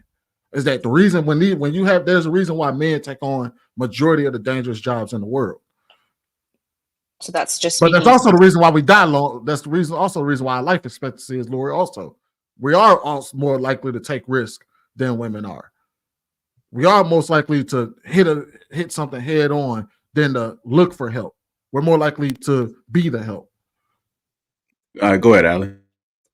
Oh, Sweeney clarified it. I was saying, is that speaking to mostly laborious jobs? Because from my experience, I've, majority of executive leadership and C-suite level people are well over 70% men, typically white men, and I've seen them lose it so many times, and the accountability is not there. I see it all the time. Like, I can't even count how many times I've seen it. So I don't know what he's talking about when he says it, if we're speaking to that regard, not laborious jobs. I don't know. And it also feels a bit contradictory because it's like, if that's the case, we do have these white men running everything. It's like you're complaining about something that you already created yourself. You're already running it. Like, what are you talking about? You're already up there. And then the part that he really lost me was when he started, like, was it necessary to start saying bimbos and chicks? Like, that's not cool. No. Yeah, that's the hyperbole, man. That's the disrespect in the entertainment portion of it. That's where he loses people. Yeah. Up until that point, that was foul to me. right? Up until that point, people were following. Okay, I can see your point, but then that's the portion of it where people are offended. But to him, that's comedy. That's me being hyperbolic. What's interesting to me from my perspective is that maybe not those same words. I've heard those exact same adjectives used down to women in those executive leadership C-suite positions. Similar but different, and it's a delicate dance of how to confront that, because most men are not prepared for that accountability. So it's weird for him to say that women aren't taking accountability, because I see it the opposite. Anytime a woman messes up in those higher position roles, she's actually a sacrificial lamb and has the target on her back at that point. Versus you can have, I've literally had a CEO over my shoulder, not paying attention to a meeting, showing me a Yeti cup that he got from his wife. And he was okay to behave that way in a very global call and no accountability whatsoever, right? And he was able to get away with it and abuse it. So it's just like, it's wild to me, all the things that he said from the lens that I see it from. All right. Go ahead, Chanel. Well, I have 2 points, but I don't understand why men have an issue with women being in these type of jobs and roles. When, I hope I don't offend anyone on this, but I feel like men is like public enemy number one. They want to come into our space. They want to come into a woman's space. They want to dress like us. They want to, they want to be in our, sports. They want to do all of this, but a woman can't do, like, you see what I'm saying? So that's one thing. And second, I don't believe at all that was a real assassination. I feel sorry for that lady. She probably was the only one that didn't know what was happening, and she was just ducking because she didn't know if it was real or not either. But I don't think that was real either. I think it was all planned, period. Because I just don't understand. If you're protecting the president or the former president of the United States, to be exact, like, why would you have time to let him stand up and put his arm up? That was Barack Obama. You're not going to see him no more at all. Gone. Get him out the way and then come back and see what's going on. But they stopped and let him put his arm up. It was all planned. So I'm kind of off on this one. I don't believe it at all. And I feel like that the lady just taking the fall because she looked goofy as hell. She should be taking the fall. It was her responsibility to protect him instead of ducking over him. She was ducking behind them. Like, she looked goofy as hell. Like, she wasn't doing her job. She made. I can't say she made women look different because we don't share the same hue. However, you don't know yourself, sis. Why are you in this role? If that is your first instinct, you're trained. You're supposed to be a trained weapon. Your body is a weapon. You're supposed to be protecting that man. Like, yeah, it's not in our nature as a woman to protect. But if you are signing up to be a Secret Service agent, look at her face, yo. It's like, also, I think what he's speaking to, as far as the accountability aspect of it, is that in this particular situation, right? Your job is to protect the president. You're the head of the Social Security. You're the director of the Social Security team. I mean, the Secret Service team. And he gets shot. And the first thing you say is not my fault. That's not how you're supposed, like, in that position, you're supposed to say, hey, we messed up. There were some things that we did that was wrong. Right. We slipped up. You know what I mean? You don't go out there and say, man, I did everything right, man. It wasn't my fault, and the roof was kind of slanted, and it was kind of like, that's not excuses, how the head of the Secret Service is supposed to handle that situation. Now, I think what he's responding to, where he's referring to, is the defense of her. Is that, oh man, she like ain't nothing wrong with what she said. Like, no, if we did watch any man go up there and make an excuse like that, it ain't my fault. We did everything right, and the president got shot, we wouldn't be giving him grace. There wouldn't be no grace given to that man. And like, I do want to highlight some slides. This response with CNN said the U.S. Secret Service pushed back Thursday against recent criticism for right-wing media personalities and lawmakers blaming female agents for security failures during the assassination attempt on former President Donald Trump. In the wake of the Saturday shooting, some right-wing media figures focused their attention on the female agents on the stage with Trump, claiming they couldn't properly protect someone bigger and taller than themselves, or that they didn't act in a professional manner. Edited videos that have garnered millions of views on social media as supposed evidence of female incompetence showed a female Secret Service agent seemingly struggling to holster her gun amid the chaotic scene as a group of agents escorted Trump to his motorcade. Law enforcement professionals, including a former Secret Service deputy director, have strenuously pushed back on the narrative that has been promoted on Fox News and by the billionaire ex-owner Elon Musk, who has pledged his support for Donald Trump. In a statement Thursday to CNN, the Secret Service agent blasted misogynist claims that the female agents were incapable of protecting Trump. It is an insult to the women of our agency to imply that they are unqualified based on gender. Such baseless assertions undermine the professionalism, dedication, and expertise of our workforce, Secret Service spokesman Anthony G. said in a statement. Our commitment to diversity, equity, and inclusion ensures that we attract the best talent, fostering a robust and effective team that reflects the society we can't even see that, but figures on the right, including some members of Congress, have also baselessly claimed that Secret Service Director Kimberly Cheadle was only appointed to the role because of diversity initiatives. She is the second female Secret Service Director in agency history. We stand united against any attempt to discredit our personnel and their invaluable contributions to our mission, and are appalled by the disparaging and disgusting comments against any of our personnel. G.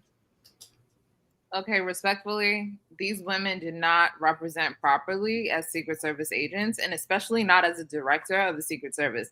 They did show themselves to be extremely unprofessional. And so any pushback that they're getting, they deserve. He got shot. He didn't get killed, thankfully, but he got shot. Any excuse that you're giving, any lack of accountability, it's lack of accountability straight across. It don't matter if you're a man, woman, dog, or cat. He got shot. You ducked. You did not jump. You did not look around to see what was going on. Y'all were slow to respond. And then you want to, no, it has nothing to do with the fact that she's a woman, but the fact that you are a woman and fell short, and you know that as a woman in those positions, you have to work 10 times harder, because it's not even in your nature as a woman to present that way. It is what it is. We failed as women. If I'm a woman, so if I'm gonna say, like, as far as women are concerned, we failed in that role. Point blank. Also, what are you responding to Twitter trolls for? The thing. What are they responding to? You're the Secret Service. You have a job. You go out there, you address everything as far as publicly, as far as the instance. You don't need to be out there responding to Twitter trolls. Yeah. This is crazy. It's not even enough for conversation. But see, this is the thing. She missed the part. They have to say that. They have to say that. You know, Yeah. Secret Service, they have to put out that statement to, you know, because it's in-house. What happens in-house stays in-house.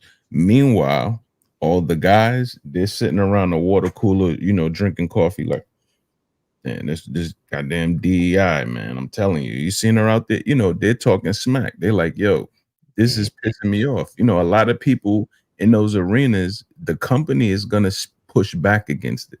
But the people that are actually working with these people and notice the deficiencies and notice that, okay, she's a little sweaty when shit get popping off, or, you know, our last mission where somebody threatened to shoot, you know, she was looking a little nervous in the face. Like, you seen it, she couldn't even put a holster back in. She tried to put a gun back in the holster like 4 times. You nervous, you know? Everybody experienced that. When I was growing up, you know, I grew up in the Bronx. When I first experienced bullets, live rounds being shot at each other, I was like that. I was like, yo, what is that? You know, like I was like her. I was nervous. But after you get some action, you know, your experience gets better. But in that predicament, Before or after the shooting? there are certain jobs we can't tolerate that. And that's one of them, you know. Yeah, the thing with the Secret Service, if typically men are high responders. That's why you see most men in fields such as law enforcement, military, and then of course the Secret Service, where you're literally there to put your life on the line. So if you're not a high responder and you signing up for the Secret Service, in most cases you won't make it. But due to the fact that this woman presumably had the option to join, and it was like, oh, I can do that. You know what I'm saying? It's one of those deals. She liked the idea of the job, but didn't truly understand what comes with it, because reholstering your weapon, that should be instinctive. That's something that you're supposed to be trained to do in your free time at home. And dry firing, like, these are basic essential things that you have to use, where it just happens secondhand. So the fact that she was fumbling with that shows that she's nowhere near trained. She had no business being out there. And the other part of it as well, going back to the director, is the fact that there's information coming out saying that they were undermanned to where they couldn't have more than enough people there in order to protect them. So there's a lot of things that's definitely going on behind the scenes that we don't know about. And the fact that they did have those 3 women, and it was weird because all 3 women were standing right next to each other, and they all looked confused as to what they was doing, like this was their first time on the job. So I do think that there are some badass women that get down, they kick ass, they know how to shoot, they know how to train, they know how to carry themselves.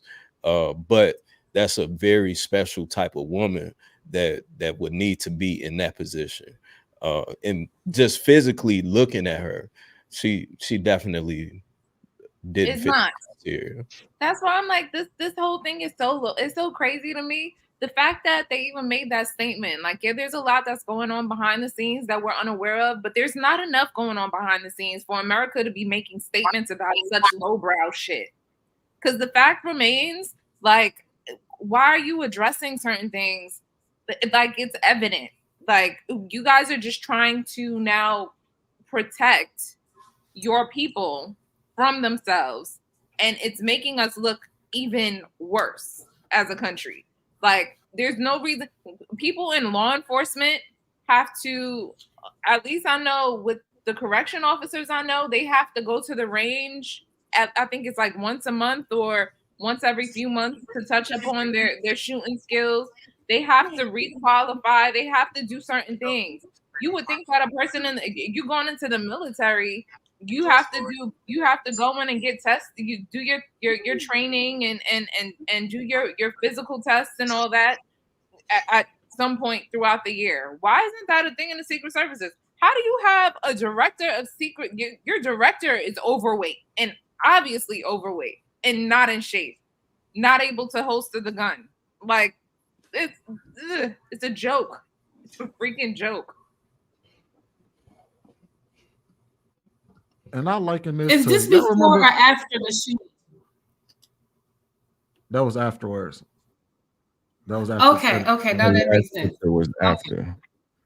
Yeah, and this, I liken this to, y'all remember when Donald Trump was tweeting all the time and everybody kept telling him, bro, put your phone down. I look at that official statement the same way. Like, nobody's trying to hear how you feel about internet trolls. Tell us what went wrong, what happened, and how you gonna fix it. Or that you're gonna fix it next time. We're gonna make sure that we do some things. There's some mistakes that have been made, and tell us about that. Nobody wants to hear y'all address how people feel about one of your employees. The internet is gonna internet. People are gonna troll, people are gonna say ignorant stuff. That's not your job as the Secret Service to come out and address that. You're gonna hire who you're gonna hire. We don't need to hear how y'all feel about what internet trolls got to say. She probably took that job thinking nothing was ever really going to happen. And then when it did, she confused and was like, oh my God, I don't know if I'm cut out for this. And did it right in front of the world for the world to see. Yeah, I mean, it's a lot of people that fold up under pressure, yeah, especially if you have no experience with it. You have all the training in the world, but when it comes to that job, that's one job you can't really play around with because it's being filmed. You definitely gonna get exposed, and they're definitely gonna look at they're gonna investigate to see who did what. I mean, typically think about the jobs. Even when you fail on the jobs, when somebody gets hurt, they're looking at every single thing, and that one person that was sneaking around doing something he wasn't supposed to be doing, they're gonna get his ass too, just for the fact he had nothing to do with the incident, but they saw his ass was asleep on that damn camera, and unfortunately, it happened simultaneously. So he got in trouble as well. I don't think I heard nothing from you, Hank. You got any thoughts? Yeah. My only thought, I think Chanel said, is it wasn't real. Even if it wasn't real, she failed in practice. She couldn't even pass the test in practice. So everything about that situation is all bad. I nothing against you ladies, but I wouldn't want you to be a firefighter, come trying to drag my big ass out of goddamn house. I wouldn't want you to come try to stop a burglar or a domestic dispute. Ain't nothing y'all can do for me. I might as well just do it my goddamn self. Because what are you going to do? Nothing against you ladies. And I'm sure y'all are able to do a lot of things. But safety is not one of those things I would want you to do. That's my opinion on it. I mean, I'm a woman, and I can respectfully deceive that.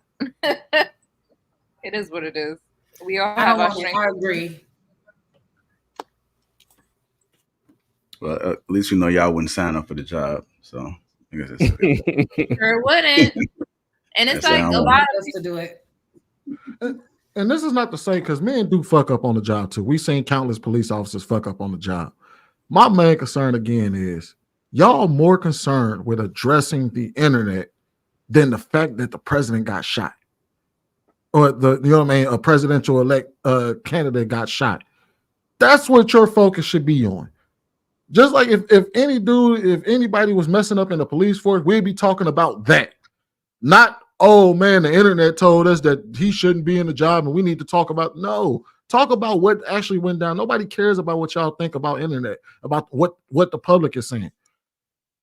And the fact that you made an entire statement based on that and talk to us about what happened there when the president got shot. Talk to us about that. And how can you avoid it? Why was his head wide open? Why? How did you know there wasn't a second or third shooter? You know what I mean? Because that would have been an easy brain pop. Yo, why he putting his fist up, man?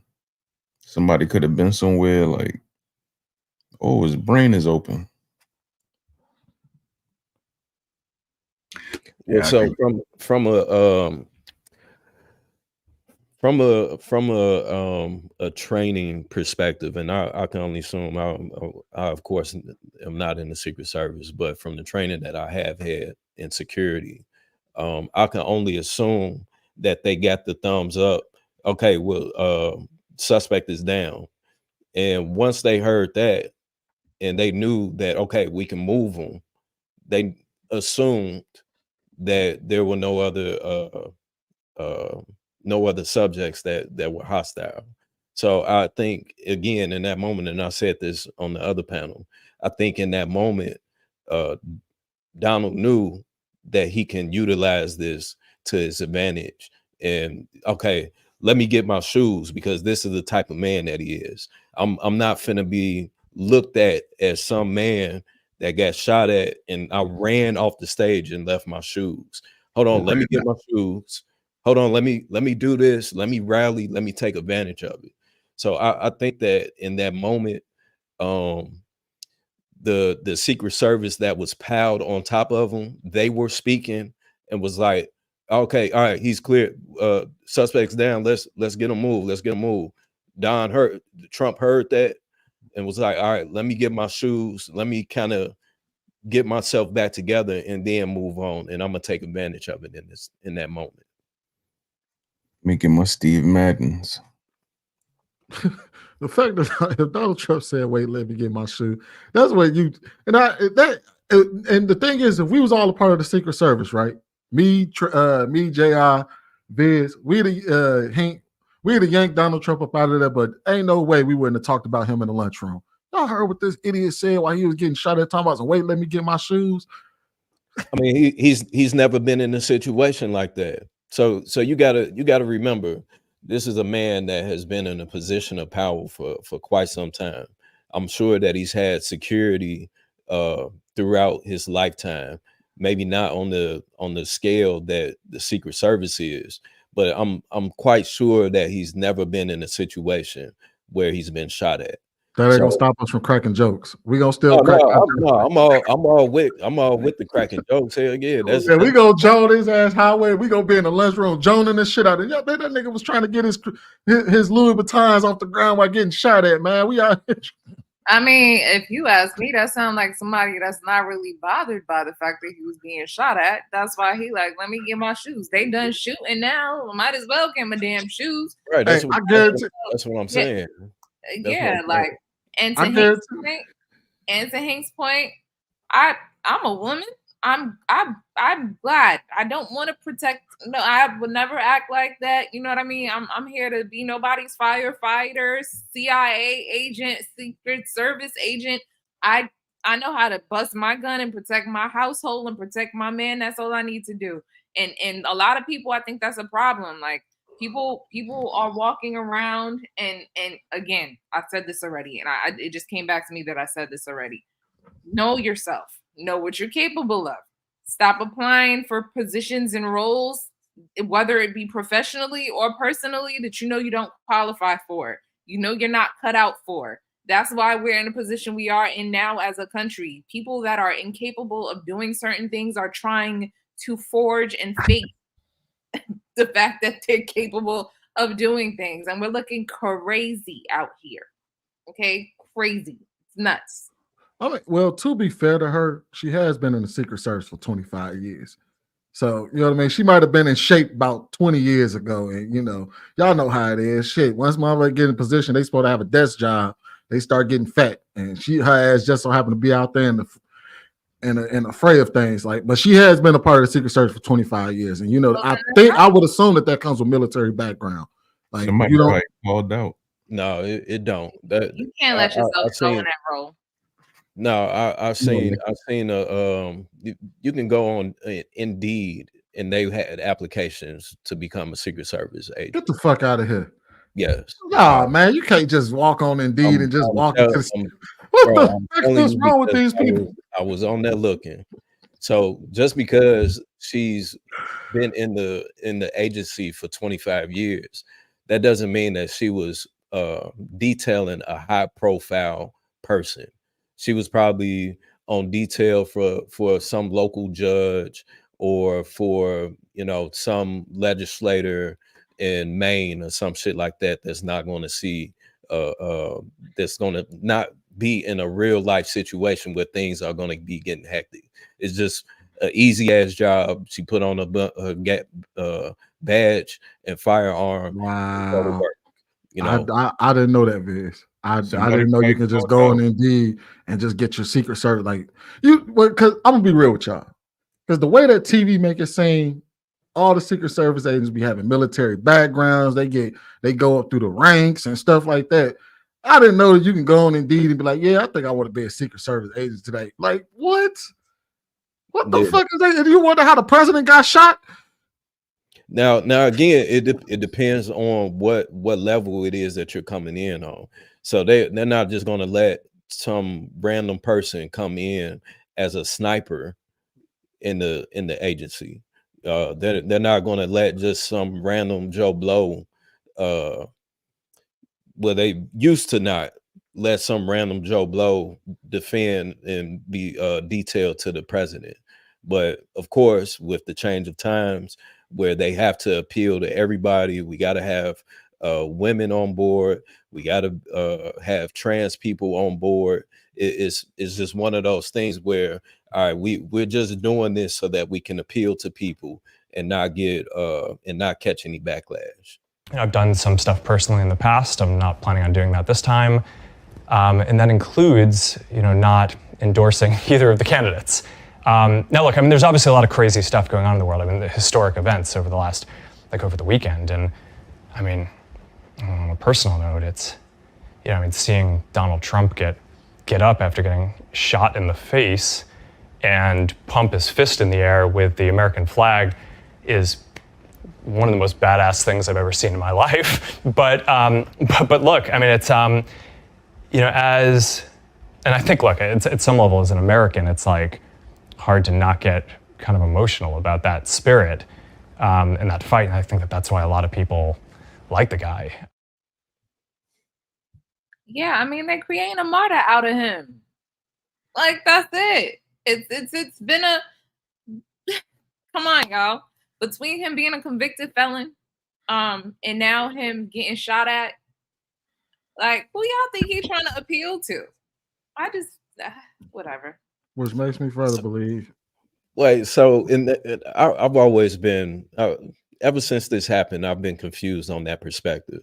So due to this man being charged as a convicted felon and being shot, he's appealing to Black people. Are we gonna act? Yeah. Like that is a hell that of makes sense too. You've been doing well. You can make that make sense too. That is definitely what is that saying about us though? I haven't heard one Black person. I haven't heard one Black person say that. Oh man, I can relate to Donald Trump, except for when 50 Cent did that mini man shit. Every single celebrity, Black celebrity on social media right now is saying that's against Trump. Is saying that he's only did that so that he can appeal to the Black vote. I agree that. I haven't seen any of that. I agree that was his intent. Like Donald Trump's intent is that he believes that, oh man, I can get the Black people on my side. I don't believe that that's how Black people operate. We don't. We ain't talking about, man, I'm about to go vote for Donald Trump because that nigga got shot at. Why? But that's what he think is best. So as far as what we know, Trump is in the lead, especially after the debate. Why would he risk his life? Which poll shows? Why would he risk his life or even use that situation to say, I'm going to appeal to the Black vote because I got shot? Why would he not? That was an assumption. That's an assumption by people who are against him. So like all the celebrities, they're assuming that was his intentions. That's not him actually coming out and saying, hey, look, this is gonna give me the Black vote. I don't think that was it. The fact that we are even saying that, to me, is mind-blowing. Like we've equated our culture so much to us getting shot and having felonies that because this happened to a president, we're assuming that he's trying to appeal to us. Well, no, you can't take celebrity opinions seriously when we're talking about they pathologize Black people all the time. Lady T just said it.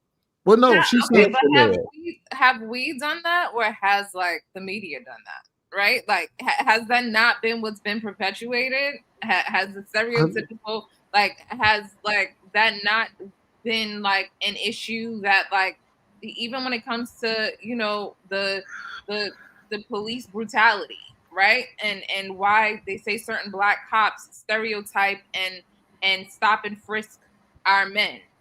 Like, is that not something that's been perpetuated over time? Like, and now that every time we're having an election coming up, we're seeing these freaking politicians appropriating and trying to appeal to us in our culture in different ways. Like, Trump is just the genius, and I can't even share all the things that I know about like behind the scenes things that have taken place leading up to these moments that were very predictable, by the way. But yeah, it's unfortunately that's just what it is. Black culture has been it's been a whole Yeah, bunch of degenerate shit. I mean, absolutely. You know, it's sad, but that's the absolute truth, man. 50 Cent is who he is. 50 Cent was rapping for years until he got 9 bullets put in his body. His career took off, and that was it. That's what Donald Trump wants. He wants the street But cred because he's been trying to pull in the street votes. He's been trying to get people over in New York hanging out with those local rappers and everything. That's his assumption. It's not saying that we're saying, oh, that's what it is. He wants sympathy and street cred. That's why he did that at that moment and took advantage of it. He don't have to want it. He already had it. He's been having street cred since the 90s. Rappers been talking about him in that was even something else on his list. I think that's something that we need to fix culturally. Honestly, that's just something that I don't know what it is, but we need to fix that culturally. I was having a conversation, matter of fact, this morning, where I was looking at a video of somebody getting out of jail. Man, these dudes had like 200,000 worth of jewelry out the gate. This dude was in jail for maybe like 15 months or whatever. You know, he's beard grown out, hair crazy. Dudes were waiting for him at the gate, man, with like a Protect Philippe, glittered out chain, all this stuff. And I'm like, damn, yo, there's people out here that just graduated college, just got their master's, just got their doctorate, just became a doctor, whatever. And they graduate and it's, a few hugs and some damn Red Lobster. You know what I'm saying? Meanwhile, this criminal got out of jail and was the whole party for that nigga. Yeah, the jeweler was there. Like, that culturally is terrible, man. I'm like, I even thought, like, damn, we should start a fund or start something for kids who graduate college or whatever, so they could at least have a start. Because they're sitting in a bunch of debt. Most of them have something to where they can it's like a trampoline, man. This fund is so get you an apartment that's paid 6 to 12 months rent where you don't have to worry about that. Or, instead I'm looking at guys that literally commit crimes and come home to money just because they beat the actual crime they committed. Like, you really did off this dude and you just got off on technicality and you're being celebrated for that. It's a cultural thing. It's our culture is filled with degenerate shit. Even the baby showers out of wedlock, I think, need to stop as well. And I'm saying that as a woman that had a kid out of wedlock. There's no. Did you have a baby shower? Across the board. What happened? Did you have a baby shower? Yeah, I did. Hey, but Jay, I'm also that's why I said what I said, right? Like, I didn't even ask for it, but it's and I was engaged with a wedding date set, but that's neither here nor there. My point is, we're having way more baby showers, way more gender reveals than weddings. We're celebrating bullshit, right? When we shouldn't be. Black culture's straight, it's just trash right now. So that's the point that I was making. And I put myself in there to show you that I'm not being a freaking hypocrite. Hey, lady, let me hold on. Like, I do want to get Kenny in there real quick, and then we can go ahead. Go ahead, Kenny. Good afternoon, panel. He knew it was coming. Here we go. Oh, you already know Kenny about to say something. Wait, your conscience is already messing with you, but that's not what we're here for. We're here to spread the truth. The truth don't need motivation. There's a lot of aspects. Let's stay on what you just said about the president. He already had street cred. He was putting rap videos. He already pandered to the hood. He was up in the Bronx with Chef G and some other rappers. Oh, let's not forget the Gold Air Force Ones. Let's not forget him trying to take credit for those signed stimmy checks that the Democrats put in play, and it was a bipartisan thing. When a lot of things are said, like I said on Tuesday, do not use your barbershop mentality. Present facts. Our economy is doing better than it has in the last 50 years. It has now stabilized, even though that we're $8 trillion more in debt from what Mr. Trumpito did for big business and the Republicans that didn't like him. But he got all that stuff passed, and then it made it look like he's a superstar. I get both things are done on both sides. I'm never a fan of Biden 94 crime bill. There was something that pointed out tens of thousands of brothers and people that committed crimes are still in jail. What is it? 3 strikes, super predators. Hillary, she was part of that too. But let's not stay off the course. Let's not stay off the court that while he was handing out, chicken and watermelon, he got 300 federal judges put in place. 3 of the most keynote judges is in the Superior Court, Coney Barrett, Kavanaugh, and the other one, which now, watch the chess move. I said that long time ago. They got him exonerated from facing the major charges, which he should be facing because those are credible charges. But now you can't touch him. But all you worrying about is getting him back in prison to see what more he gonna do. While you sit playing checkers in the back of the barbershop and other people that's in the books, that's on the streets, laced up, seeing what's going on. What he gives you now will hurt us 10 times more in the future. Yes, blacks are uninformed. Democrats have had oodles of time to do right by us. But guess what? You can't blame them if we're not reading what they're putting out there. We're not advocating for the policies that best benefit us. We don't know our alderman. We don't know our representative. We don't know our governor. But then we want to beef and moan about certain things not going our way. You can't blame nobody. I can't fault you if you're big business, you're conservative, and you want Trump back in so that you could get more dollars. Hey, but you put your dignity above $1. I don't put that above my people. I remember that man taking out, like I said, Tuesday, a 2-page article for the execution of 5 black youths in New York for wilding. It was found to be all the way up the police force, right with corruption.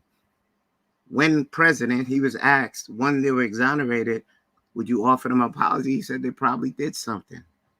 But you never would address that. I posted facts in the King Talk.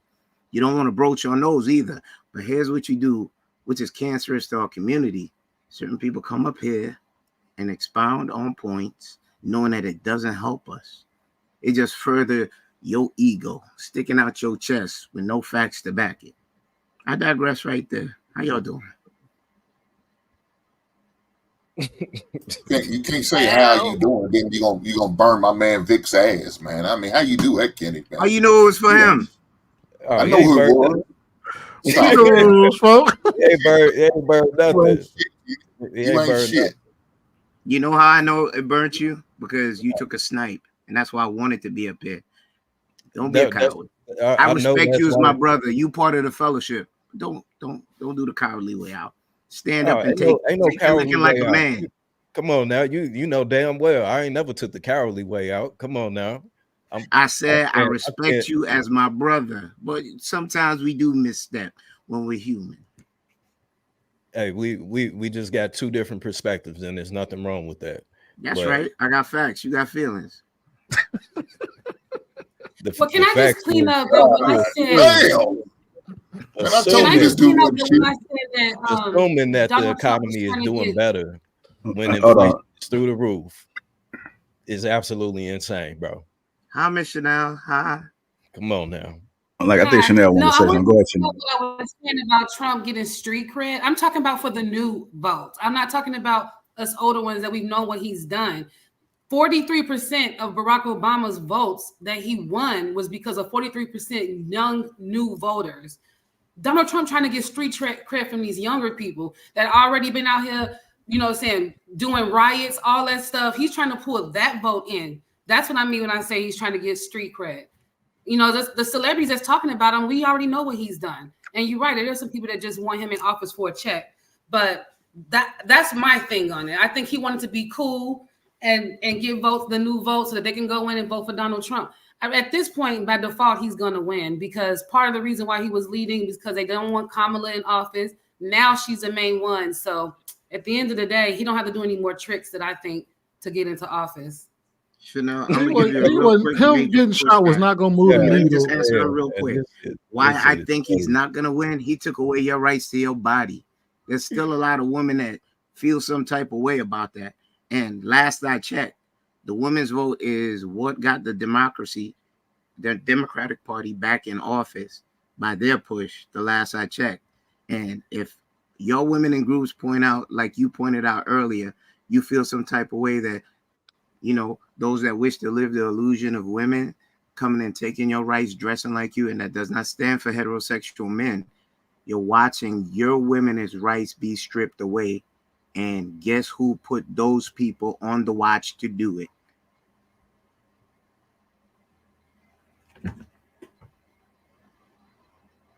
It's Trump. Oh yeah, I agree.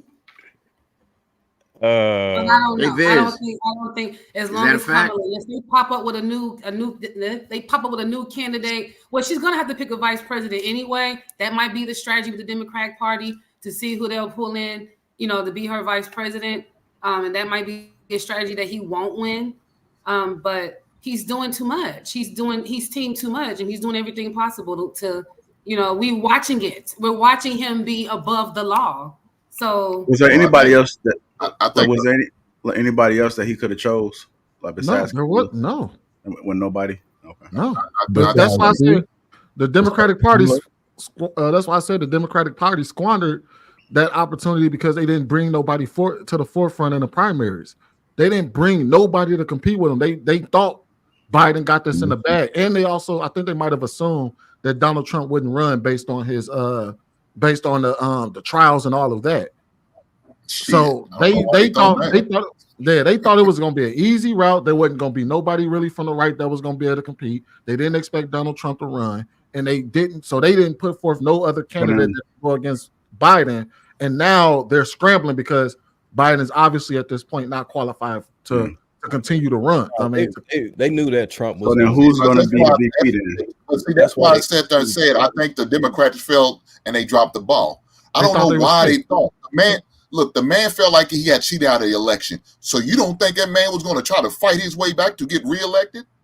He wasn't going to fight his way back to get himself out of it. Yes, he was. And I know. And once the rule was passed where them felonies was not going to stop him, he was going to do everything he has to do in order to win the Republican representative. Yes, he was, because the Republican representative didn't have nobody worth putting up against him. Nobody. That one chick, she was full of shit. That was just a show. That was just a goddamn show. So you want to know who Kamala's more likely going to get a vice? It's probably going to be Andy Beshear. Andy Beshear is probably going to be the vice president. She's probably going to end up going with. He's the governor of Kentucky, in case y'all don't know. Yeah, I don't know who that is. We said Andy? He's the governor of Kentucky. That's who he is.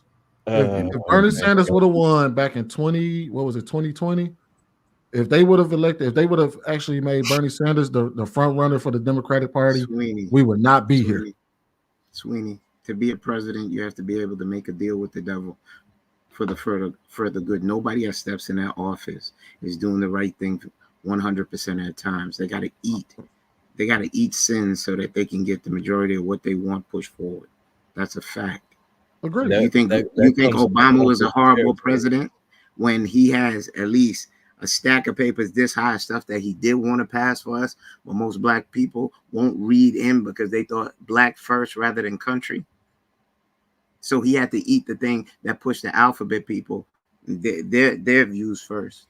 He got a list of things that if black people chose to check that got passed to make our lives better, but it wasn't polarizing because they wanted to at least barbecue and drink Heinekens on the White House lawn. Didn't hold his feet to the fire. I agree. Black folks didn't hold his His feet to the feet fire. were held to the fire. Not by He was us. the most disrespected. No, He was the no. most disrespected president. Even at the Union address, when he asked the Republicans, let's roll up our sleeves. What I have is not perfect. You can go back and look, but I'm willing to sit down with you guys and get it right. They had 8 years to work on that health plan. They bashed it for 8 years. When he was out of office, what did they have ready? No, I didn't say that. I said black The top people didn't hold his Obamacare, feet. they had nothing. So that's you Yeah. throwing rocks and hiding your hands. What, you have who? 8 years. It's convenient. I meant it's the other convenient party, the that right. No, no, What do that's you not mean, what not I listening? said. No, because I said black people didn't hold his feet to the fire. I didn't Black say people that. are guilty. Like I said earlier, a lot of black people shout from the heavens, but they don't take the time to know their local representatives, their congressmen, their mayors, who's an advocate within their communities. But they want to shout from that. They want to shout from the bar to the windows. Oh, injustice. Things ain't going right for me. You know, Democrats ain't doing stuff for me. Guess who's more informed? The Asians, the whites. They're more informed of what's going on in their community, and they know who to talk to. And guess what? They do better than us in times of adversity. They group together. We still got that crab and barrel mentality. You guys broached on it earlier. Whatever changed? We have still not healed. We've been in this country 400 years. Dr. Neil Cress Wilson said that when did we tell me a time in our history here where we healed from our trauma? How We can accepted what was we heal given. if you how can you heal from it if you keep bringing it up? You If have you to keep acknowledge it digging, before you can keep fix digging it. into the wound, You have to there's acknowledge it no before you time that fix you it. can heal. It's So been you asked the acknowledged question. for 400 years. So No. that like that, Okay. I was with you up until that point, bro. Like Okay, I wait. agree. We do need to all get on the same page if we all want to see the same thing happen. I'm But in the thing is 100% that agreement with you, Viz. a lot of our But Viz, I don't values. think Viz, I don't think he's talking about that. I think he's talking about the person who put us in the situation. I think that's what Kenny's talking about. Exactly. That's why I would We've like to. acknowledged I would like to we've give him back. We acknowledged have a all of our constitution. lifetime. No, not we, they. Them. Okay, so watch this, Viz. When you ready, So we we can have go to wait petition. on them to acknowledge it. Is that what talking? I'm Okay, asking Viz. him? I'm confused on what's being said right now. Viz, we don't take accountability as people. You sitting in the back of the barbershop talking about your feelings rather than I don't the even go things to that the we did barbershop, get done bro. that you said are not I don't being even done. go to the barbershop just because you share I'm your giving you emotions. an analogy. I'm giving you an anecdotal, so don't take it personal. I know you got long hair. You go to the salon. Yeah, okay, great. Damn, man. Okay. So here's what we do. When you ready to get boots on the ground, like I got boots on the ground, teaching my people financial literacy and other things. It's each one teach one. I come from a West Indian background. My grandparents were farmers. They said you have to be a group mentality. You have to learn how to barter and get along with people. So I agree. We're far removed from that. Once you start, if I told you the Constitution, do you know what it looked at? Still has provisions that look at us as slaves. You know, we're still considered 3/5 of a man. You realize that in the Constitution? Are you a slave? So now he moves the goalpost. You're not identifying as black. That's not moving the goalpost. Are you a slave? Yes. Well, that's I just have more rights than I did before. That's because I can't own a house in here. We talked about that. You can pay for a house, you still pay property tax. Once you stop paying property taxes, their property again. Everybody experienced. What is that? Buy a house on your land, you still got to pay taxes on your land. Everybody in America. Let's go redlining. Let's go redlining. Is redlining still prevalent? Security number or birth certificate is a slave to America. Okay, that's a commodity. We are commodity because we have a social security number at birth. Did you know that? Did you realize that redlining still exists? Did we not hear a couple of years ago about appraisers coming into people's houses, and because they found they were black, they were devaluing the houses? Mm-hmm. So I'm giving you facts. I'm not talking about my feelings. Well, guess what I'm doing? I'm not just talking. I'm out there teaching financial literacy and lifting up my brothers that don't have a direction. I could be by selfish telling and them take that this the white man information is for keeping them myself. down. What? By telling them that the white man is keeping them down. No, I'm telling them, I'm acknowledging what the problem is, and I'm giving them solutions. See, you missed that part. I'm out in the I'm not streets missing that teaching part. financial literacy. I know about the net. Who's that? Somebody's background is weird, but I feel what y'all are saying. But I honestly, it's becoming real peacocky because, like, what's the solution here? Like, do people even know who their local officials are? Are people joining with like minds to come up with solutions outside of? And I commend you, shout out to you, because I heard you say that you're teaching financial literacy to those within your community. That's dope as hell. In addition to that, though, right, considering the up and coming election, who's actually coordinating and rallying up people within your community to figure out what your people in your area of the world or your region of the world is going to do? Because it's not looking too good. It's really not. So, like, like what are the solutions? Like, who's doing that sort of thing? Because, like, at the end of the day, like, okay, we just who are our choices now? Who are the choices, and what are people gonna do? We have a powerful thing that we're presently on called social media, which is the main forum where people converge to convey a message. When you speak what you speak, you are being listened to. It's in multitudes. Whatever way that you can get your message out that is affecting ears, as well as the people that you elbow to elbow with and touch, you are progressing and moving the pendulum forward. We need a lot more. Hopefully, you only can be optimistic that your voice is heard and each one teach one. And someone grab up a shovel, someone grab up a hammer, someone go out there with a sign, someone snatch a brother from doing something, someone snatch a scissor from Sexy Red, snatch a sister from Sexy Red and do something positive. So you ask me, I'm doing my portion. Everybody's responsible for their portion. I might not get them all, but I'm still moving in that direction. So that's my answer to that. I have a lot of people behind me, you understand, that are multiplying right now as for doing what you need to do. Because when they read your eulogy, what would they say about you? Were you selfish or just a talker? Facts. And that's the real legacy that people really ignore. Folks be talking about legacy, and that's the real legacy. That's what Trump said. Crooked Joe Biden was not fit to run for president and is certainly not so fit to serve and never was. He only attained the position of president by lies, fake news, and not leaving his basement. All those around him, including his doctor and the media, knew that he wasn't capable of being president, and he wasn't. And now look what he's done to our country, with millions of people coming across our border totally unchecked and unvetted, many from prisons, mental institutions, and record numbers of terrorists. We will suffer greatly because of his presidency, but we will remedy the damage he has done very quickly, make America great again. So I can understand this is trumping, right? But my thing is, aren't presidents or people that are running for president supposed to possess a certain level of regality, dignity, poise? Like, this is why other countries can look at us and laugh.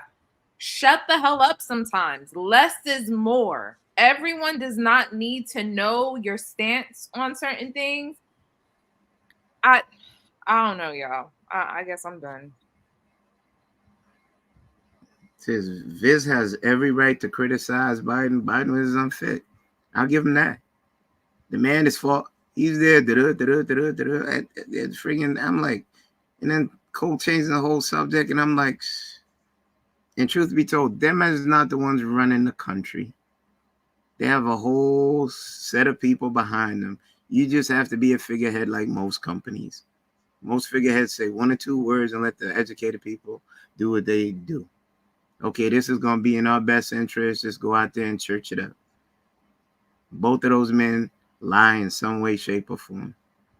For Biden to say he was going to go up on these podiums and say he's competent is a lie. I'm honest enough to say that Trump to go up there and says he'll do stuff that favor the middle to lower class, he's a liar. The only thing Trump was a genius about was knowing that there were undercover racists. And now I'm going to make y'all emboldened to show yourselves. I'm not going to cut my ties from my daddy who used to hang with David Duke daddy and them. David Duke, you did know, the head of the Klan. You did rub elbows with him. Emotional response, bro. That's an emotional response or truth? That is a. That's Hold on, wait. Viz, my brother, is that an emotional response or truth? He does not know who David Duke is personally.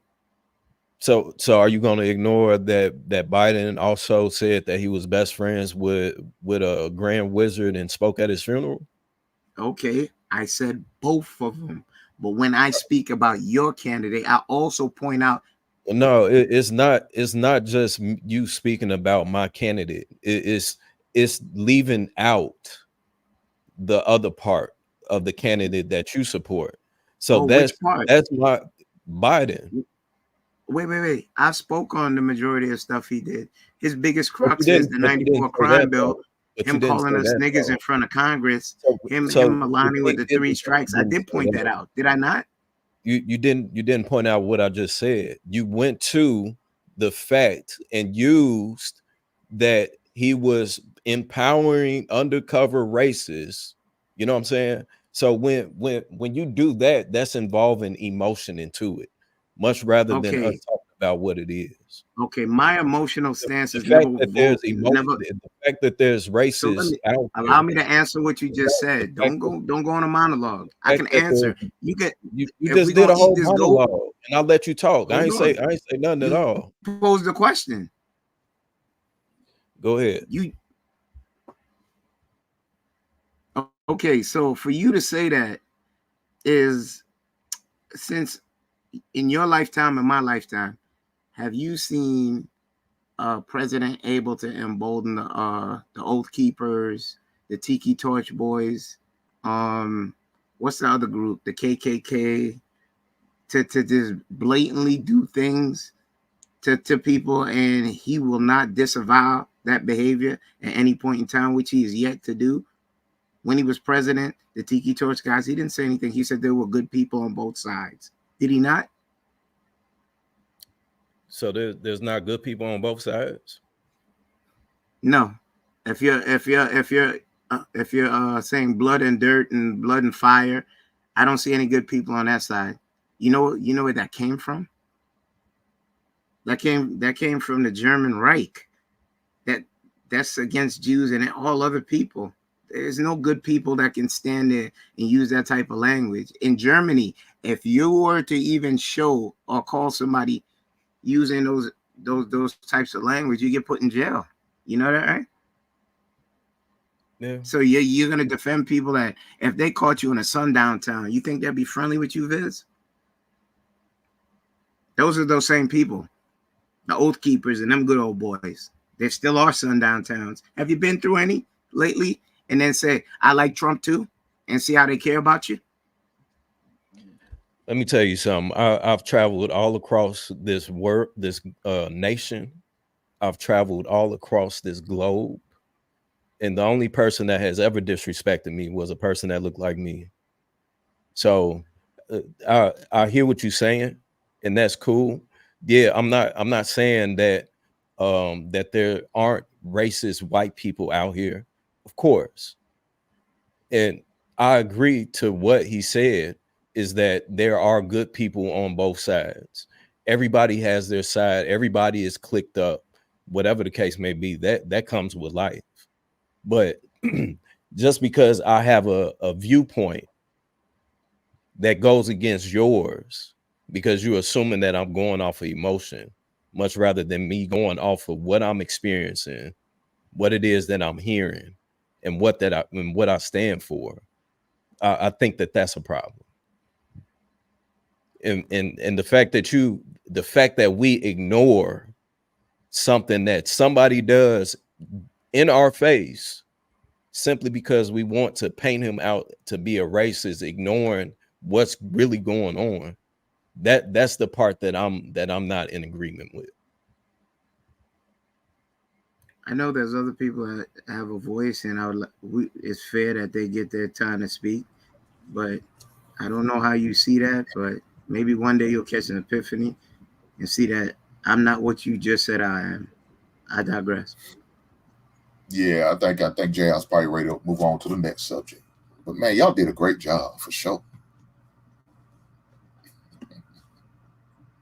Who are pushing for this to happen. It's kind of like when your grandpa, you got to take the keys, and everybody, you got to take his keys, you got to take his keys, you got to, and he's fighting and he's fighting, and everybody's so frustrated, and then you finally get the keys back, and then you just cry. Because this is somebody that you love. This is somebody that you care about. This is somebody who was there for you. This is somebody you wouldn't be here without him. And you have to take something from him. Now, this is not, look, politics is politics. But this is a human moment for one of the great humans in America. This is a huge moment for him, for his family, for all of us who love him, for all of us who wanted him to get across the finish line. But if you're a young person watching this is leadership. This is patriotism. This is what it means to put the country first and put the party first and put the cause first. When your arm gets tired, you let somebody else finish pitching the game. That's what Joe Biden has done, and he's done that for all of us. And so I just want to say, I don't know who's going to be the VP, the non-VP. I don't know anything about politics. I just know that I love this man. I care about this man. It was painful every day to sit up here and talk about him like he's just some problem for the party. Wait till we get to the convention. You're going to see people crying, standing, screaming, cheering. He may not get a chance to talk for 10 minutes. We finally get a chance to put our arm around this guy. You did the right thing for this country. You did the right thing for this party. All of us are going to be in this situation someday. And I hope that we take a moment to honor this man and to love this man. I love Joe Biden. I appreciate what he's done. And a lot of people are heartbroken today. Even if it's the right thing, it's still just horrible. Yeah, it finally happened.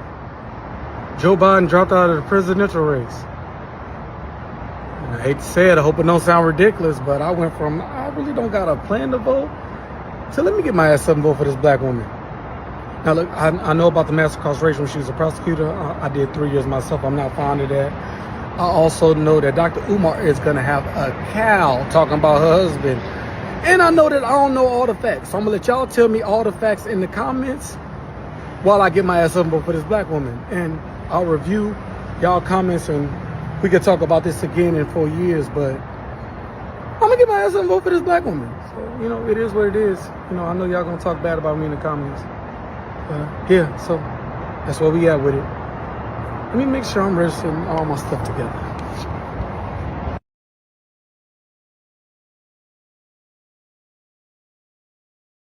Go ahead, answer the Black Dragon. Can you guys hear me okay? Just quick mic. You sound a little low, but is it just me or you guys hear? Might be sometimes. Hold on. All right, go ahead now. I turned you up. All right. Is this better? Yeah, go ahead. You good? All right. Anyway, yeah. I mean, to speak to Van Jones, I will say that I think he was right. I think that stepping aside is what leaders do at a certain age.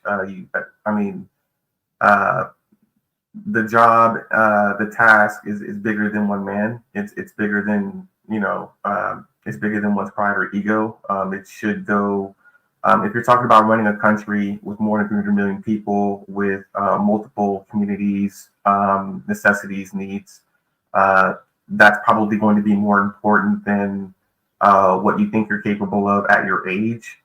It should be passed on to someone who you believe is more capable than yourself of completing the tasks, such as running a country and a government such as ours. So that's just kind of what I say to that. But as far as vetting goes, I think Kamala Harris was vetted when she was selected as VP. We went through her briefcase, her closet. I mean, there's this, what can be new that we don't already know. We know who she's married to. We know her background story. So I think at this moment, it's about having that tough conversation about someone we can all get behind as Americans that do the best job that they can for the job in 2024. Yeah. Anybody else? Anything on it? this man went on there and said Yeah, I that got something to say, but black okay, go ahead, bro. Go ahead. No, he finish your ended about talk after you.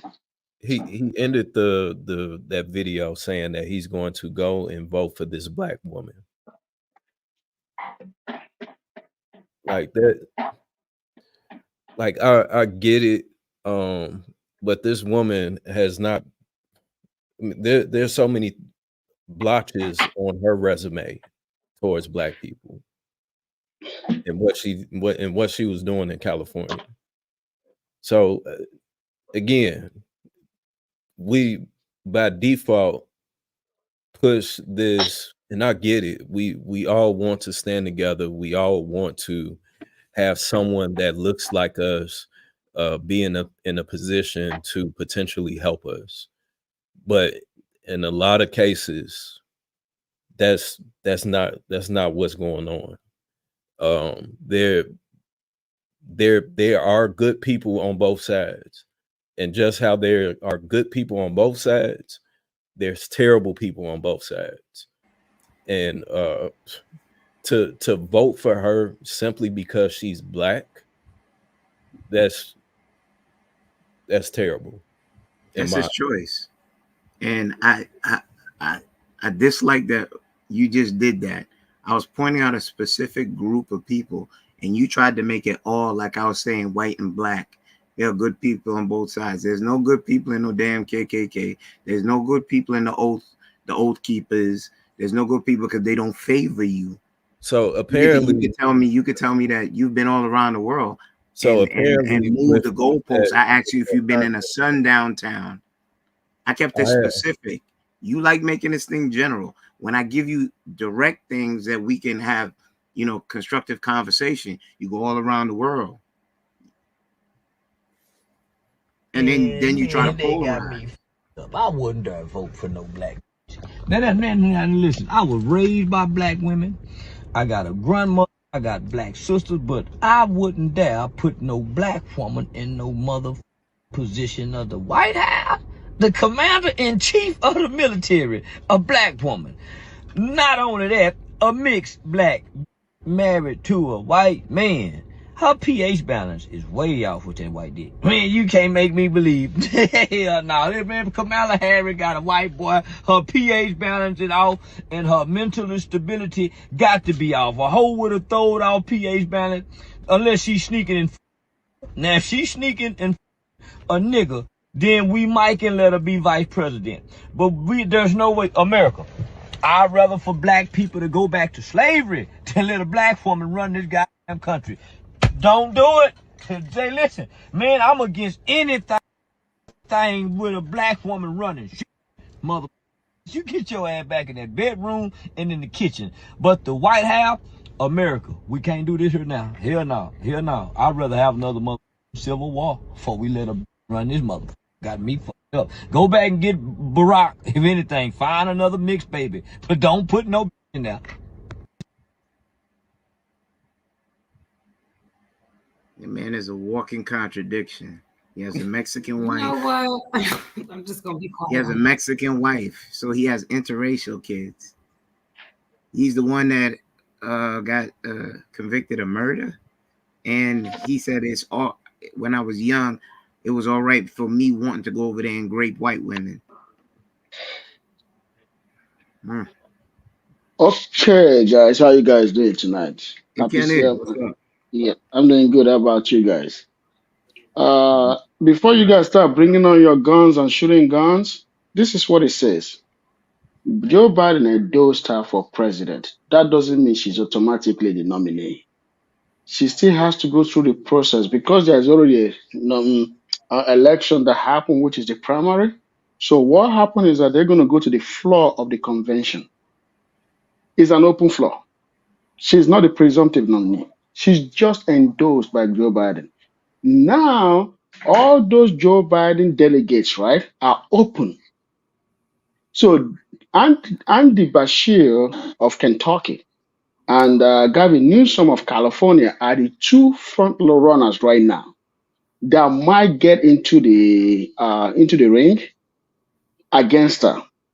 So Those delegates will then choose who is going to be the official nominee.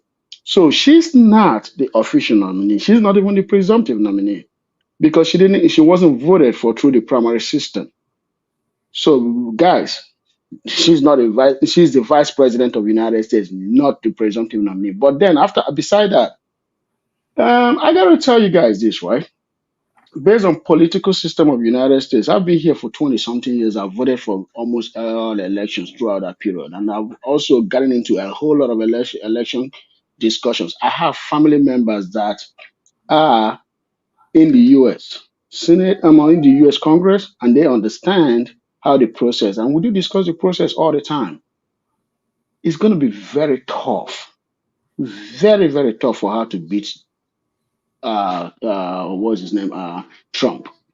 I don't think she can beat Trump. United States is not ready to vote for a woman. And anybody that is counting on black women vote is delusional. And I'll tell you guys why. White women are still the majority of this country by population. Let's assume right now, mathematically, that every black woman in this country, which is never going to happen, vote for Kamala Harris if she is the presumptive nominee. You still have to wrestle the white women's vote. Naturally, white women vote with white men. It's only black community where black women don't vote with black men. So, and she's not going to get far majority of black men's vote. She will get a lot of black men vote by 60, 70%. That will fall very short of her coming close to beating Trump. So for her to beat Trump, she still has to divide the white women's vote by half. She still have to win about 20 to 30%, 20% or 30% of black women vote. 20 to 30% of white men's vote. She still has to get about 98% of black women's vote and about 75 or 80% of black men's votes to be able to beat Trump. Because percentage, you got to understand this mathematical equation. Percentage is not a high number.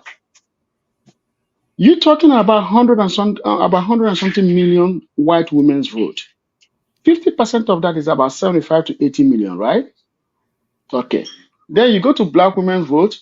98% black women vote is only about 22 million. It's a small number. Black men vote, 65% of that is about 12 million. White men's vote, 30% of that is roughly about 40 million. So just look at the number. Don't look at the percentage because the percentage will make you think like, oh, she's going to win. Nah, she's not going to win. She's not going to win because black. You calculate the gay vote, the alphabet vote. But it's still no. It's not a big vote. It's not because it's still 3% of U.S. population. 3%. Yeah. Wait. Of 3% U.S. that's population. out the closet? Okay, guess what? I know where you're going to. 3% that is all the closet. Yes, you're right. But let's assume you have another 5% or 3% that is not out the closet. But then you're also going to have family members of the gay people that are sympathetic to the gay people that will vote for that will vote with their family members, right? But that's a small number. Because you got to see this way. A lot of gay family members don't like the fact that their own family members are gay. Not all of them support our life. So it's a complicated situation when you start counting the numbers. But at percentage, she's winning. But the actual vote, she's losing. So to me personally, the person that can really beat Trump, the only two people that can beat Trump is Andy Bashir of Kentucky and Gavin Newsom of California. Yes, he's going to come with all the California baggage because of for the past 4 years of migration of corporations from out of California. He's going to come with that, but he's a known figure in the country. He doesn't have to reintroduce himself. You talking about Gavin? Yeah. Okay. I'll to speak to that. The requirement for our nominee, whoever we select, has to be capable. Speaking to your numbers, has to galvanize so many different communities and to put it plainly, without going into all the technical things, plainly, this person would have to be able to communicate to people as Americans, meaning they'd have to speak past politics, they'd have to speak past policy, and they'd have to talk to an idea that we can all get behind. And the only person who's been able to do that is Barack Obama so far. He's able to speak to not only Americans, but people around the world galvanized to listen to this man speak before he was president, while he was actually running. So to find someone with such a talent, we can't find, another Barack Obama, right? He's just one. He's an anomaly. He's somebody who was the right man at the right time, right? If there was ever going to be a black person, he was it. To be a successor to that would have to mean that we'd have to find someone who'd be able to at least speak to an ideal that we can get behind, and that is a colossal task at hand, because we've never been more divided than ever before. So to unite a country means that this person has to have a vision, and this vision has to include as many people as possible for a better future, without that requires some sacrifice of us, speaking to the reality of what we must give up in order to have a better tomorrow that we all want. And that's very tough to do, but it has to be someone who can speak truth to power. It has to be someone who's known for speaking the truth plainly and forthrightly, without using Latin terms like a lawyer or a politician would. It has to be someone, I would say, who probably isn't a politician. To be honest, if politics tells us anything, it right now is the job of the presidency is open to anybody and not just politicians. That is the one thing that we all need to take away from this, that anybody is kind of can be qualified for the job, but one of the tasks is to convince so many people that, with my administration, all of you are going to be a part of this, not just me. I may be sitting in the chair, but I'm looking to work with all of you and everybody in Congress. You've known me for years. I've been the same way. So therefore, you trust my judgment and how I'm going to see and come at things. I'm not going to lie to you and BS you anytime something gets difficult. You've known me to say I'm sorry. You've known me to own my fuck-ups. You've known me to recognize my mistakes.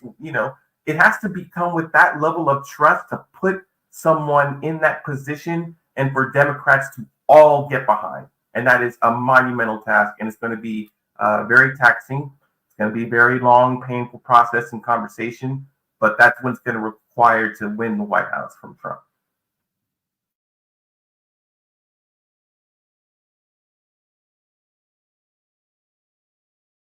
It's going to be interesting, man. I think we're going to, when we probably talking about this, I think it was kind of dead as far as what was going on, and then we always get hit with something.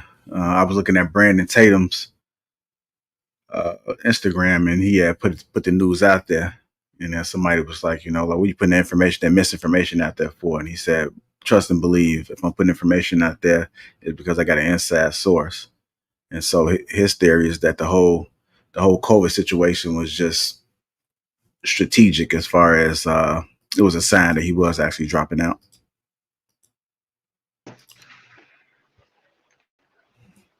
Yeah, but look at it this way, guys.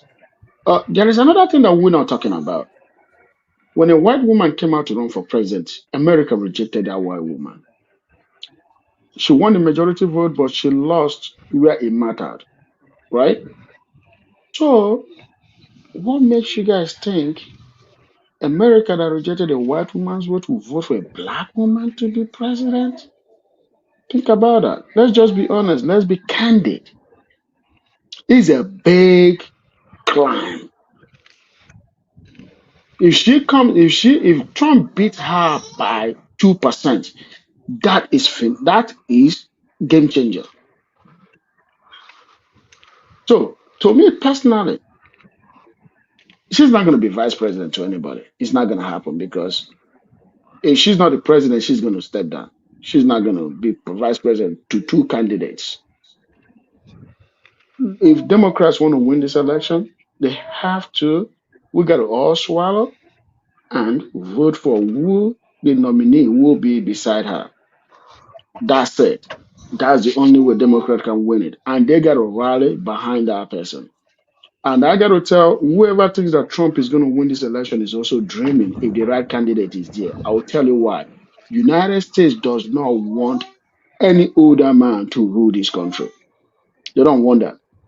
Just as much as they don't want a woman there, they don't want an older man there. So if they see an alternative, a younger man, which is somebody in his 60s, up there as a Democrat nominee, especially Andy Bashir of Kentucky, I was discussing this earlier with some guys. If Andy Bashir comes out, that's it for Trump because he's going to hold the Midwest. He's a governor from the Midwest. He's going to hold the Midwest. He's definitely going to win East Coast and the West. He's going to win it. But that's So not how it what I'm works. trying to say in essence, I'm coming real quick, DAP. No, What I'm trying to say in essence is that if they give it to the right person, the United States is going to reject Trump. You guys think that Joe Biden is freaking out? Trump also has the same issue that Joe Biden has. He has dementia. It's surfacing. It's also surfacing. That guy is 77 years old. He's 3 years away from being 80. If you have a father, that is above 75 years old, you know what your dad is going through. Except if he's being popped up with steroids and cocaine, then it's a different case. But if he's living a normal life at 75, is an issue. We have had a father that is above 75, and we know what it was for our family. So I don't think America, out of their mind, will want an 80-year-old man becoming a president after getting rid of one 80-year-old man. Okay, can I jump in here real quick? I just want to clear some things up. First, in the last, we're going to go back to the last general election. In the last general election, you had both former President Trump as well as current President Biden break the record for the most votes ever cast for either party, and Joe edged out Donald Trump, right?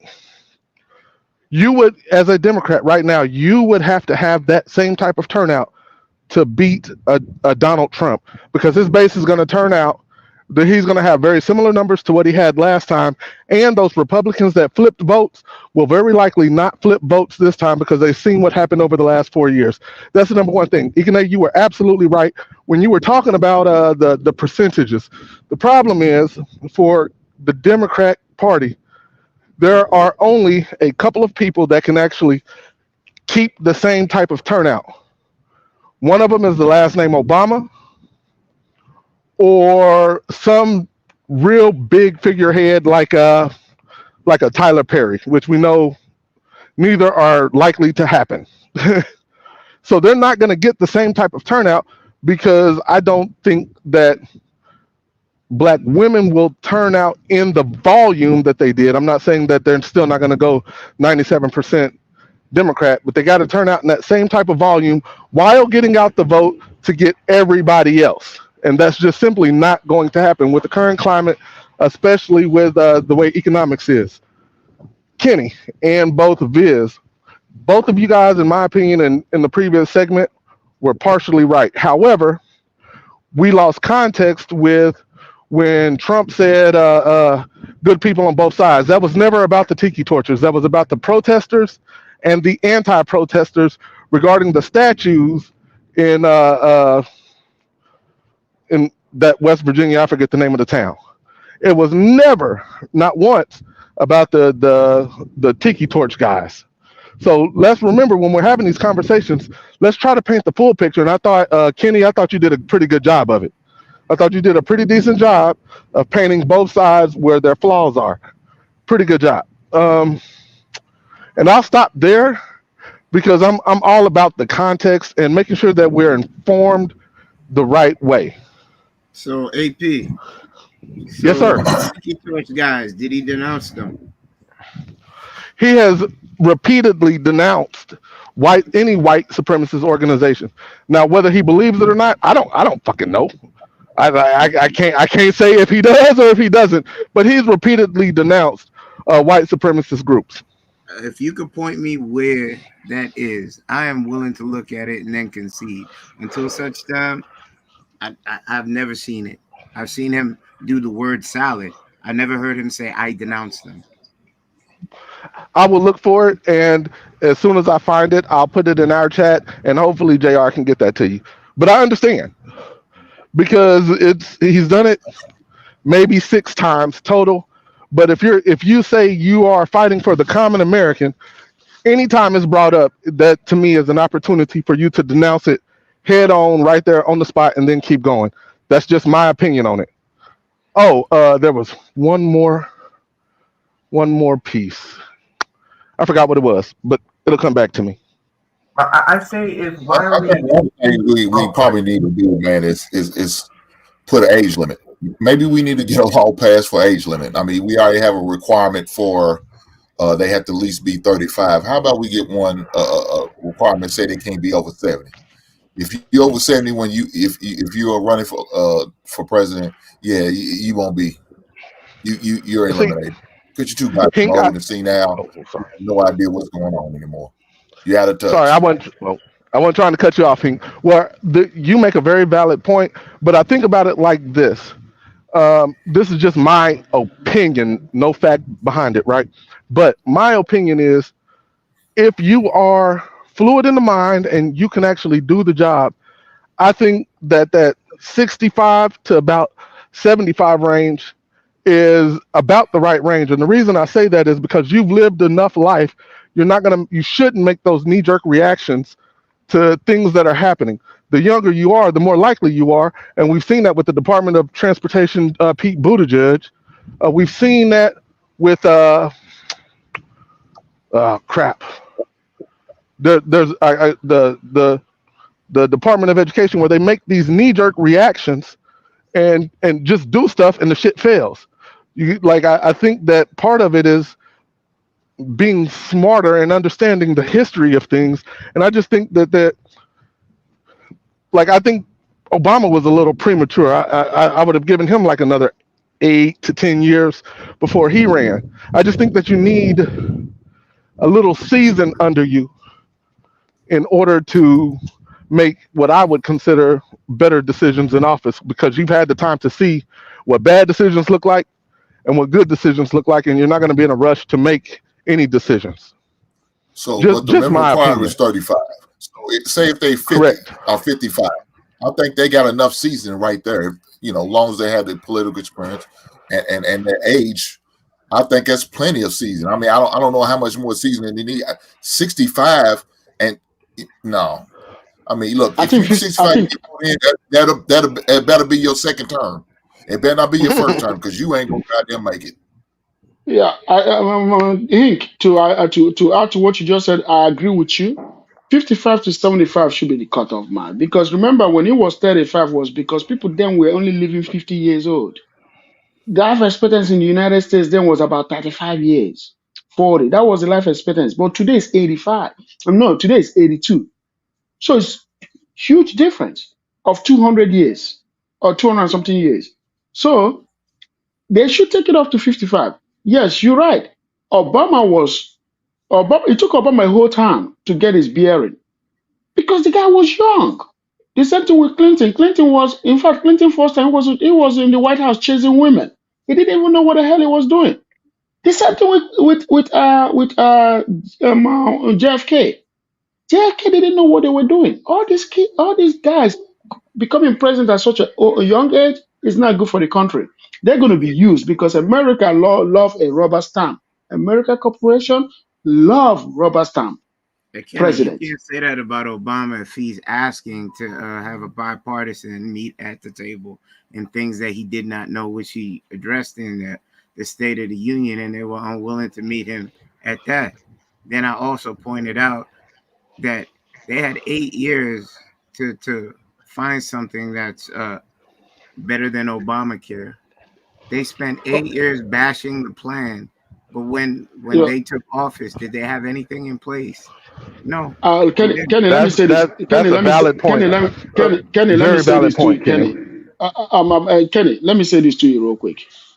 If you remember, the healthcare bill was watered down drastically. It didn't have the impact it's supposed to have. Look at the sequester that happened. That was what brought Trump to power, the sequester. If you remember the sequester, when they had that sequester, the military sequester to freeze, it affected me because when I got out of engineering, I couldn't get a job. Out of university, I couldn't get a job. They had a hiring freeze across engineering, right? That destroyed America. That was why Trump won election. And as soon as he won election, guess what? He lifted the sequester right away, the same day. So what I'm trying to say is this: if Obama was older, in his 50s, they wouldn't have done to him what they did to him in his first time. I got to be honest with you. He passed some legislation in his first time, but brother, those things were watered down so much, some of them were useless. Because as a president, the president of the United States, with Congress in his pocket, House and Senate, would have passed so many bills. He would have bullied everybody with the bullying pulpit of the president of the United States. He would have used that pulpit and bullied everybody in his party to vote what he needed. Look, check this out. You remember what made Lyndon B. Johnson popular? Was because Lyndon B. Johnson, LBJ, got into people's faces. He was in his 50s, right? He did not fear nobody. He got into people's faces to pass every single legislature that he wanted. He held Republicans hostage, held Democrats hostage, and got bills passed because it was a season. Okay, Ikene, time out. The first black president who got nominated, who was criticized, who took all kinds of heat for even running in the first place, gets into office, and the first thing that the Senate says is that our duty is to deny him a second term. So you're talking about you're talking about an entire government whose only existence as senators was to make sure that this man passed little to nothing as humanly possible as soon as he got elected into office. This was a meeting that we can all look up if you would like. These are things that these senators and congressmen were saying. They wanted to make sure that he was a monumental failure and that somehow the country would see him as an emperor with no clothes, as you will, hoping that no Republicans work with this man to get anything passed. The fact that we have an Affordable Care Act, the fact that we had infrastructure, the fact that we had clean energy bills that were on the table, we had a lot more bills on the table that just never were seen because you had a Congress that was dedicated to making sure that he was seen as a failure. That is what Lyndon B. Johnson didn't face. This isn't what any other president faced. This isn't a dedication to make sure that you're a failure. Never. Wait. That's a factor that you overlook when we're talking about Barack Obama's election. Viz got something to say. I got to hear this. Go ahead. You're real quick. Viz, give me 1 second. First of all, just real quick, EBD. No president makes a bill, bro. Not one. Zero. Nada. They don't make bills. Period. They don't write them. They don't do anything with them except for sign them. All they do is try to get the right people in place to create, co-sign, and author those bills. Once they hit the president's desk, no. This is why it's important that we actually say the way it happens. Obama had a lot of power at one point when he had a Democrat Senate and a Democrat House, and still refused to I can't say refused, still didn't pass certain bills that, in my opinion, would not have only helped Americans, but especially helped black people. I have a whole bunch of issues with Obama, but he had an opportunity to do things that he just simply didn't do. In regards to clean energy, yeah, let's go ahead and bankrupt America, as it's getting worse, for the record. And I'm not just saying just one party. That's across all parties. It's getting worse. But let's go ahead and bankrupt America and remove petrol completely out, so that we can have this clean energy when we're not even the biggest polluters. We're not even in the top 5, but that's okay. We do move other countries except for the top polluters like China, Russia. I mean, let's have a full conversation about it, though. AP, you're right. That would cripple our economy. We couldn't do that in just one fell swoop. I do get that point. So I just wanted to point those out. Oh, I remember what my last point was when I first jumped on, and you can go ahead and run it, Biz. But I have an issue with making one side look like they're racist, whether they are or not is up for debate, without pointing out that the other side is either just as, and I'm putting quotes around that, just as racist, or even more More disgusting nefarious. with I their. did. I Right. led with that. I led with that. So I I know, didn't. I know, and that's when I first came on, and I said you made some valid points, and most of them I agree with, and you did a great job of balancing both. I thought you did a pretty good job. But when I hear, and I'm not just talking about this panel, but when I hear black folks talking about how racist Donald Trump is, and I personally have never voted for him, but I've also never voted for Hillary, and I didn't vote for Joe. But I just want to put that out there. You can't sell me that one side is inherently more racist than the other side. And black people, we fall into this trap of Republicans are racist, Donald Trump is racist, George Bush was racist, and Mitt Romney was racist, and I believe there's racism in all of it, without pointing out the other side, and which is why I'm a fan and proponent of creating our own party, whether we win or not. It is almost irrelevant when the other two sides are racist. It's crazy to me. It is absolutely crazy to me. So I just wanted to point that out because I forgot that on my first point, and y'all got it. I think that it's imperative for us to take the route where we acknowledge the hand that we have to play with and play it accordingly. We play it strategically. At the same time, holding people accountable for what it is that's being said, what's being expected, so on and so forth. That's my full view and standings on the whole political aspect. Again, I said this before. There are some things that we do as in black culture that I simply don't agree with because it doesn't align with what I believe in. Does that mean that I hate the next person, or I'm gonna downplay the next person on what it is that they believe in? Absolutely not. But we all have to acknowledge that even though we are in this country of where we are the minority, the best thing that we can do is be the best version of ourselves, impact who it is that we can reach out to and impact, and bring that group up. But attempting to save everybody is something that we simply can't do. And I don't think that should be a focus. So if we're in this position where we only have two people or two parties that we can choose from, we have to take emotions out of it all and say, okay, what works for us? What works for me and my family? And go along with that. But for whatever reason, we can't agree on those terms. Even if we use white people it's the same shit. It's the same shit across all cultures. Somebody said white people and Asians don't do that in the chat. Yes, the fuck they do. Who else they gonna do it to?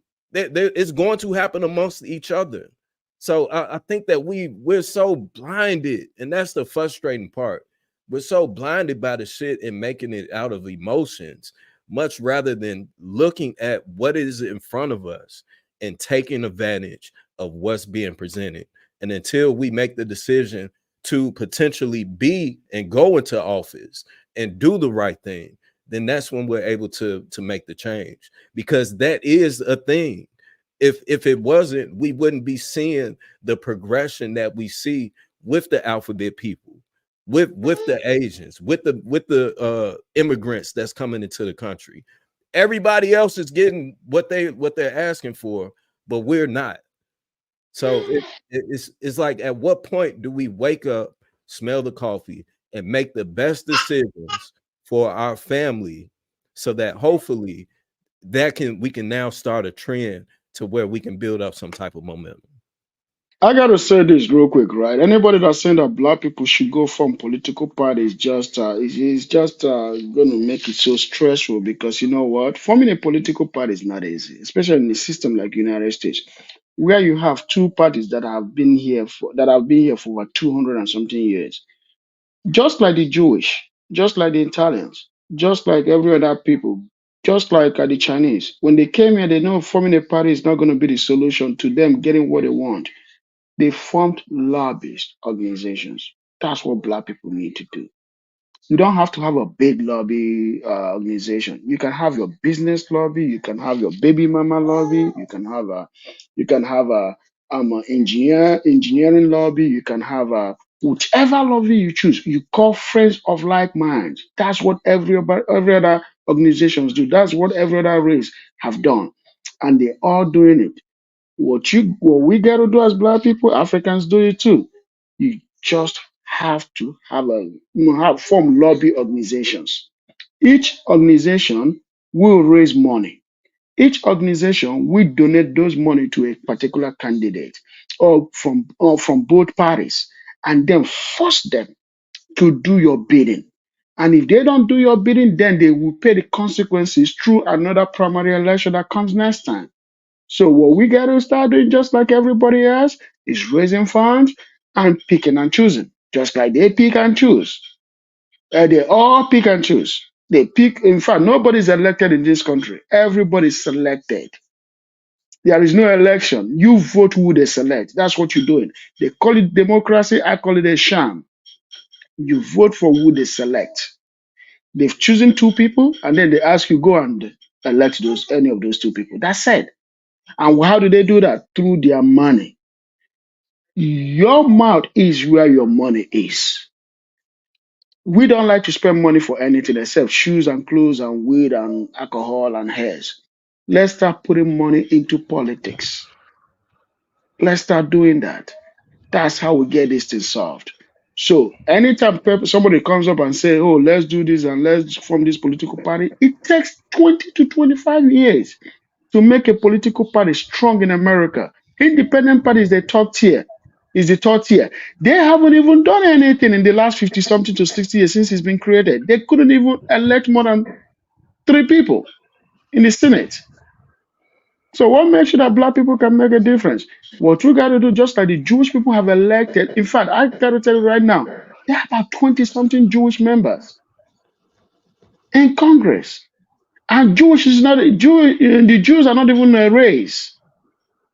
They are a sect. They are a religious group. But they act like a race. They understand the power of money.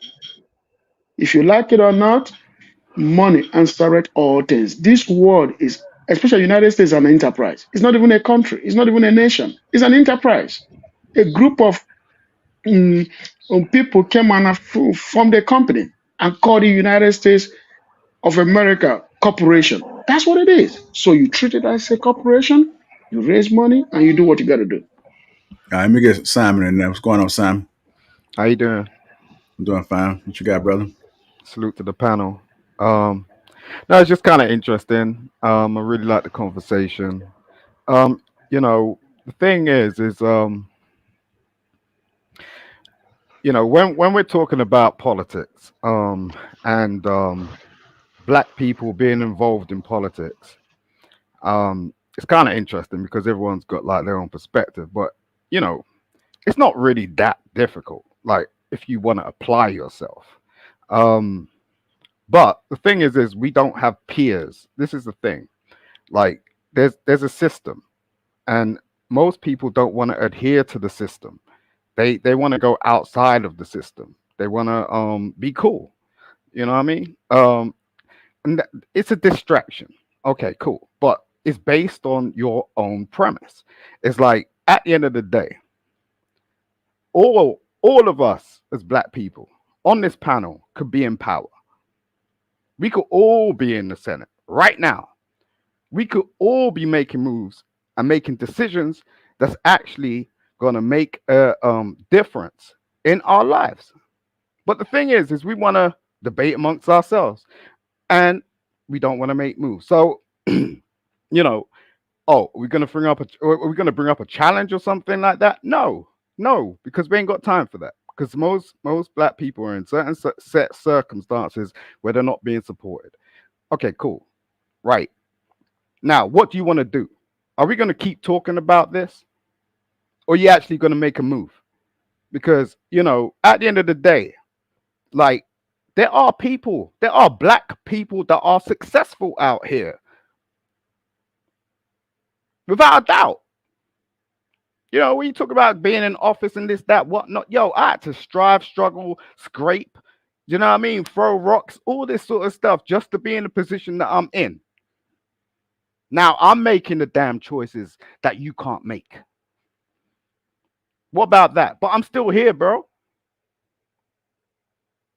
They ain't no excuse. We're in 2024. Every time we throw up this sort of stuff about the culture and the community and all this sort of stuff, ain't rocking. We know it ain't rocking, right? I mean, we gotta go if you want to go, or otherwise just stay there, stay in your house. You know what I mean? Sorry, I digress. Simon, where are you from? Are you in the United States or are you overseas? I'm everywhere, bro. So we're not gonna have a genuine conversation. We're gonna do that. Listen, I heard you speaking earlier, and the fact that you reacted the way you just reacted means you don't know what you're talking about. No, I reacted to your disrespect because I was cordial to you. I asked you in kind, where you from, or in the United States or overseas. Wait a minute. So if you I chose, okay, wait, allow me to finish. I ain't gonna allow me to finish. Allow me to finish. You chose to do that. That means our conversation starts going downhill right there. Because if you asked me and I came on the panel, I would greet everybody, which you did not. You just came on your diatribe, your monologue, and then when someone asks to set the floor to see who you are, if you're here so that they can address you properly, you saw what you did. So that was disingenuous. Okay, firstly, I did. When I came on, rewind the tape. Maybe you've got like something going on with your memory. No insult. Just answer the question and let's move on. Where are you? Are you in the United States? Say yes or no and move on. Everybody, I don't live in one. Comes to, yeah, you're not listening. I don't live in one country. What is that blowing your mind? Okay, because we're talking about U.S. political stuff. That's why he's asking you that question. And so those things we know how to address you better. Conversation that we're having. Well, so that even if he's in the States or he's and look outside at Viz of the trying States, to defend bad behavior. It's not me defending. And look bad at behavior. Viz trying to defend bad behavior. Regardless of if he's in the States or outside of the States. Okay, Kenny just gave you a clear example, clarification of why I asked. Because there are different rules to play when you're in the U.S. or you're in the UK. Yes or no, Kenny? All that. Yes, you're 100% correct. Yes. It's good to know where that person is located so that you can address him properly. That's correct, Kenny. All that you're doing, because I'm pretty sure that he peeped it as well. All that you're doing by saying that is saying that, well, you're not qualified to make that statement. Essentially, so you're telling me what you perceive me to want to say, and I've yet to say anything. We've been around each other much. Okay, so you perceive my conversation with another man. So what you think it is, rather than letting me go ahead and get to your point. If he didn't want to answer it, go ahead and get to your point. If that's not what it is. Okay, so there's a moderator. His name is JR. Right, so you're not gonna do it. He's a skipper. Again, so what it was that he was saying, you just pandered. It's not it's like, okay, let me try again. Mr. Simon. Mr. Simon. Regardless of what it is. Okay, so I'm getting on. All right, let's just make sure we're doing one mic, y'all. One mic at a time. Regardless, Mr. Simon, are you willing? Regardless if he's in the country or not, everything that he said is on point. That doesn't. You can't say. You can hold on. You can't say regardless of if he's in the country or not, because in the context of this conversation, it 100% matters. So if he doesn't want to answer answer Kenny's question, then Kenny can move forward with whatever So point he chooses to make. Is anything that he said invalid? In my opinion, some of it, but I wasn't the one interjecting. What's invalid about what he said? So basically, this is what I heard, and he can correct me if I'm wrong. Basically, he just said, shut up and do something about it, or sit in your house. Am I correct or wrong? But the problem with that is that before you can actually start to move forward properly here in America, here in the United States of America, and we're talking about I've heard lobbyists and political party. Before you can do that, you have to get on the same accord. Before you can get on the same accord, you got to have conversation. Before you can have conversation, you got to have idea. But the problem is Kenny is trying to understand the point of view, the frame of reference that Simon is coming in on. So instead of interjecting, let's allow these two gentlemen to have the conversation, and then we can all chime in after that. Like I don't understand why anybody had to really butt in, because I was trying to see where Kenny would go. Because I'm gonna be honest, there's been a couple times where Kenny has trolled, and then there's been a couple times where Kenny was actually pushing to a point, or to try to get somebody to get to the bottom of somebody else's point, because the truth of the matter is Simon's point was pretty broad. So I would like to see where Kenny was going. That's just my personal take. And why not let them have that conversation? So AP, because I mean, Kenny wasn't trying to have that conversation clearly, because he would have made. You didn't give him an opportunity to. I did give him an opportunity. I just asked him what were you going to say? If he doesn't want to answer it. So what was the point? The man was still talking when you want him to get to the y'all. So point. let's go ahead and just let them see if they had a conversation. Kenny, Busy killing me, brother. So Simon, the reason, and I'm gonna touch on it again. The reason I asked was not to be snippy with you, is because I want to know if you're here, because different rules apply to different places. So I can expand on the context. If you're over in the UK, you have different rules as for how things go about in your country than the US. Would you agree? Are you there, Simon? While he's coming, let me go ahead and say this before he comes up. Hold on. If We he gotta comes, see I'm if going he's to there stop. first. I don't think he's there. I don't think he's there. Let him get to the point, man. That's all that we want to hear. What's the point? Let's Simon, get you to there? the point.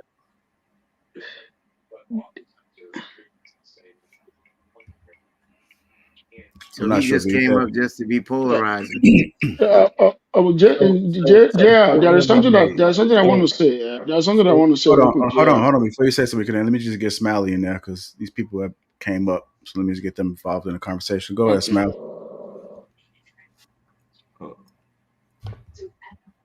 Smiley, you got a good internet connection? You good? Can you hear me? You can hear me? I can hear you now. Go ahead. All right. Sorry about that. How y'all doing? Happy Sunday, fellas. So what's up, Smiley? What's up? Sir. I've been listening, and I think everything that Simon was saying was kind of spot on. That's kind of the angle that I go with my fellas. You know what I mean? Because we get into a discourse, talking about certain things that we have to do or we should do, or barbershop talk or whatever, saying, we need to do this, we need to focus on this. But we'll go to a black restaurant and we'll say, oh, their food was trash. And we don't even tell them ways that they can probably improve on their business. So we're becoming the problem ourselves as a foundational Black American. You know what I mean? I live here. I understand that the issue is most of the time it's within ourselves. It starts with you. We have to make the approach to try to make changes and effectively make change. The men, which I can't, like I said, I'll always say this on our podcast, we can't do anything about what anybody else does. We can only do what we can do ourselves. So it has to start with us. Father figures, it starts at home. Mother figures, it starts at home. Families, nuclear families, it starts at home. Generational wealth, financial literacy, it starts at home. You know what I mean? yeah, we can't afford certain things, certain amenities. We can't afford, private schools for our children. A lot of us, middle class or whatever. But that's because our whole ideology is like based on what we see on social media and what somebody else is doing. Where we're not even worried about, okay, what can I do? I see this kid that's in my neighborhood. He's not doing something right. Why can't I say, you know what, you shouldn't be doing that? Oh, we're afraid to say something. You know what I mean? Like it starts with us. You know what I mean? And the same thing politically. If we really wanted, we didn't want Trump or we didn't want Biden. Okay, then let's all get on one sheet of music and support somebody else. Hell, Kamala Harris might not be the best candidate. She might not be the strongest, politically, but we could probably coach her or have somebody that she could appoint to assist her in her, her candidacy that could probably, help and probably put some things in her ear that could say, hey, this is what we need done for our community. But we know that the executives of the country are puppets.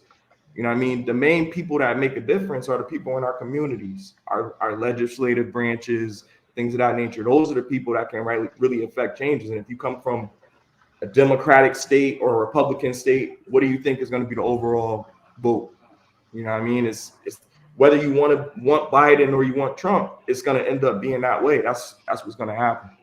So that's just my take on it. Okay, Smiley, you seem like someone I could pose that question to. Are you a father? My bad. I muted my mic. Hold on. I muted my mic. My bad. No, I'm not. I'm not a father. Okay, you said learn from home, right? You Correct. figure like lace up your boots and just figure it out yourself, right? Not figure it out yourself, but you have to take action, to some effect. So basically, you can't say that something needs to be done without trying to do it, taking a risk. I mean, you may fail, but at least you right. Okay. But if you had a disease, they have to identify it. Yes or no? Correct. And once they identify it, you make moves on corrective matters regarding that disease. Yes. Right. Correct. Okay. When I talk, I do it in steps, and I'm not just one talking off the cuff. I'm actually out there doing what I can on my extremes. I know who my representatives are. I know who my governor is. I know why I'm voting for my interests. My main crux is when I have pushback from people that speak from feelings, that use the old trope, oh, blacks got to pull themselves up by their bootstraps. They need to stop complaining. We do have more. We are afforded a lot more than we were in the past, but there are still things out there that are not in our best interest, and we do not work together as a collective, and that needs to be corrected. Pointing it out is bringing acknowledgement to it and seeing who wishes to be aligned with getting our community in line and moving progressively forward. This has been my message from the beginning. When you disseminate my message as me trying to be anti-white or anti-Trump, I'm not for someone that I know, and that may be emotional, that show that he is doing things to keep our people down here and the haves up here. If you didn't meet me on the street, if you did meet me on the street, they're like, brother, you just talking. You could be that guy in the barbershop with me when I'm getting my shape up. How you know about finance? I said, brother, when's the last time you did your financial house? I know you work. Do you have insurance? Do you have savings? Do you have a will in place? God forbid, because you may have a family in the future. Right. Do you have your house in order? Then you can worry about everything outside and who's in favor of putting those things in place so that your family structure can be successful. Okay, let me show you how. I'm one of those dudes.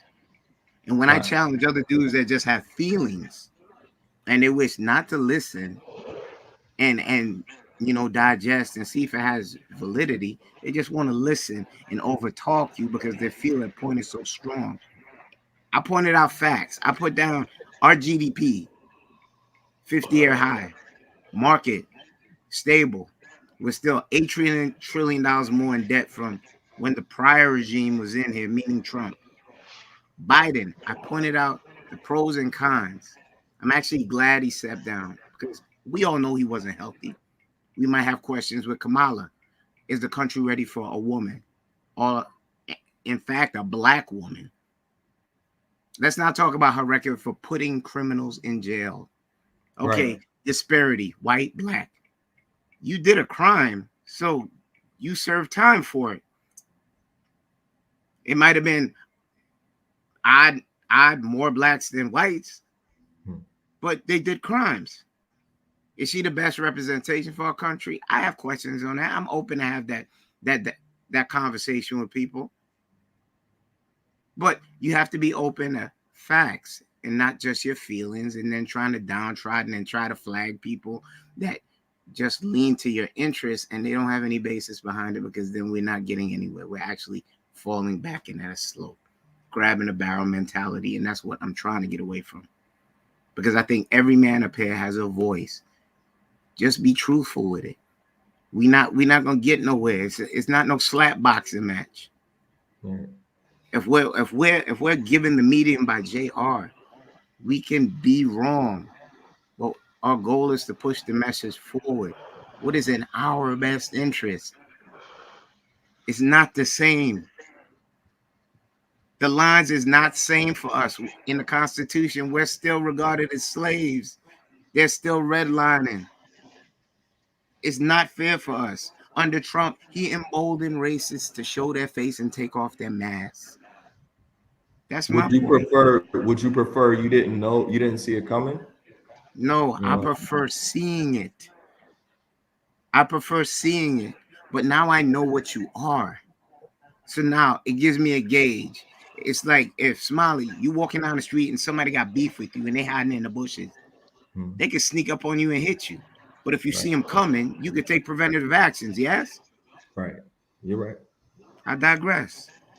Just real quick, can I make a point real quick? I'm all about us educating, right?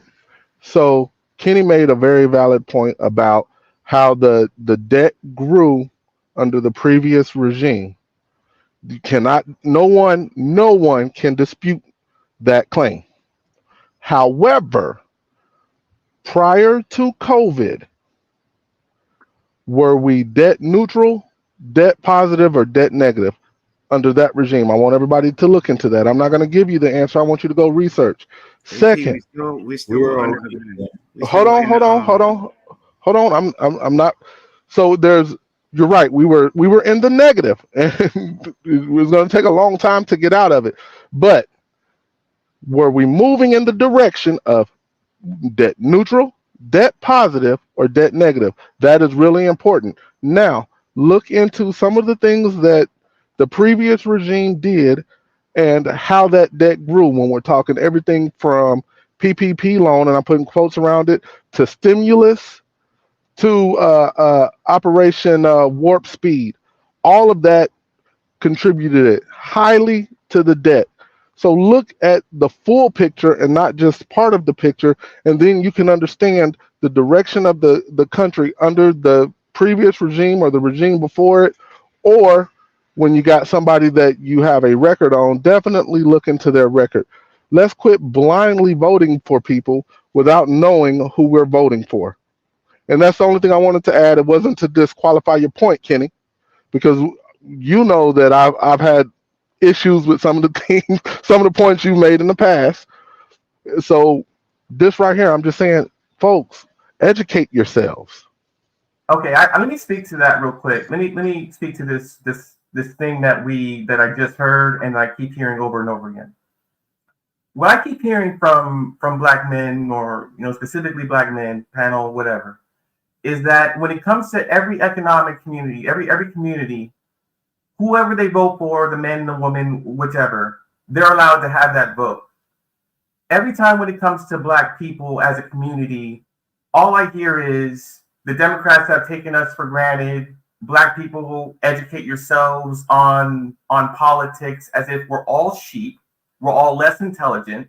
You would have to absolutely be in the position that we are dispositioned and that we are less knowledgeable than any other community who votes Hit the way dog collar. that they do.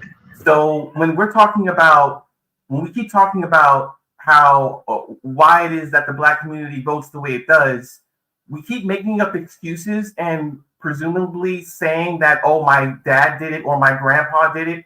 Well, have you talked to your dad and have you talked to your grandpa about why they vote for whoever they vote for, rather than just assume or make this assumption that Barack Obama was voted in the White House simply because he was black? As if we would be so dumb and inclined to vote for whoever is black skinned, but and can just talk such as Flavor Flav or we would all vote for Lil Wayne or something like that. Like we would just mindlessly vote Democrat no matter how incompetent, how stupid, and how inept. And that is not our history as a voting bloc. We don't put stupid and inept people in power. We just don't. We're not that voting bloc. And I would like to examine why it is that every time we say we need to educate ourselves about candidates we put in office, it's always a pragmatic vote. The black vote is very pragmatic, which is why it's always followed in presidential elections and decides who the president is ultimately. So I think that conversation is had because we see the Democrats talking to Cardi B. We see the Democrats talking to Glorilla. We see Kamala Harris going on a BET award show and doing a ad with Taraji and saying, "Yeah, girl, I'm in these streets." What is it that they think of us if that is what they're giving us? You know. So and there's many other people that they could have had conversations with. Biden could have easily sat down with Killer Mike. You know, he's heavily into the politics. He could have sat down with Dr. Umar. Like there's so many other black people that play a role in black culture, but they choose these people that don't represent the betterment of our community. So if that is who they're focused on, they're doing that for a reason. The people that's in those in positions to market, you know, whoever is the campaign manager of the president's campaign, or be it a mayor or whoever the case may be, they know what to do, what to say, and how to do it. So if they are taking this approach, then it's like, okay, well, we know that this works. This is effective. This is what has been working in order to get people to jump on board. Even with Obama's campaign, Diddy created the I Vote movement, and that was huge. That was huge. And that's what essentially helped get those record numbers for Obama. We see it even on a smaller level of city mayors, where people would literally vote for a person solely because they're black. Now, I'm not saying that that's I understand why it's being done, because again, we as a collective want someone that looks like us to be in office. But in many times we see it on a lot of different platforms and organizations where these black people will get into the position and they'll mishandle the money. They'll take advantage of what position that they have and not give it back to the community. So I think that we still need to focus on and enlighten ourselves on the policies of the people that we are putting in power, from the aldermen to the mayors to the House, the Senate, all across the board, instead of solely voting for people that's just strictly black. Okay, and I want to touch on real quick, EBD, and I know you're this is going to sound very offensive, but hit dogs holler. There was nothing in what I just said, nothing, where I pushed either candidate, any party. All I said was educate yourselves. And yes, we have blindly voted for the most part in majority since 1968 for one party, my friend. One. You too, thank you. For one party. I don't buy that So at all. if you tell me that you can, like, all of this is public record. You can look it up. I'm okay with that. I'm okay with being wrong, even though I know I'm not. What evidence do you have that we blindly vote for a party? 96% is a blind vote, bro. You're saying we are absolutely. Wait. What you're saying, what your position is, we don't understand who we're voting for. We don't understand policy. We don't understand issues. No, that's what you said. Wait. That's what you said. No. Wait a minute. I didn't. You are assuming. You just said it. I didn't. You are assuming that black people since 1960s do not understand policy, do not understand government, do not understand aldermen, do not understand business, do not understand what their interests are. They vote because of what? Skin color? Nope. Party. And I'm gonna explain why. I will be more than happy to explain why.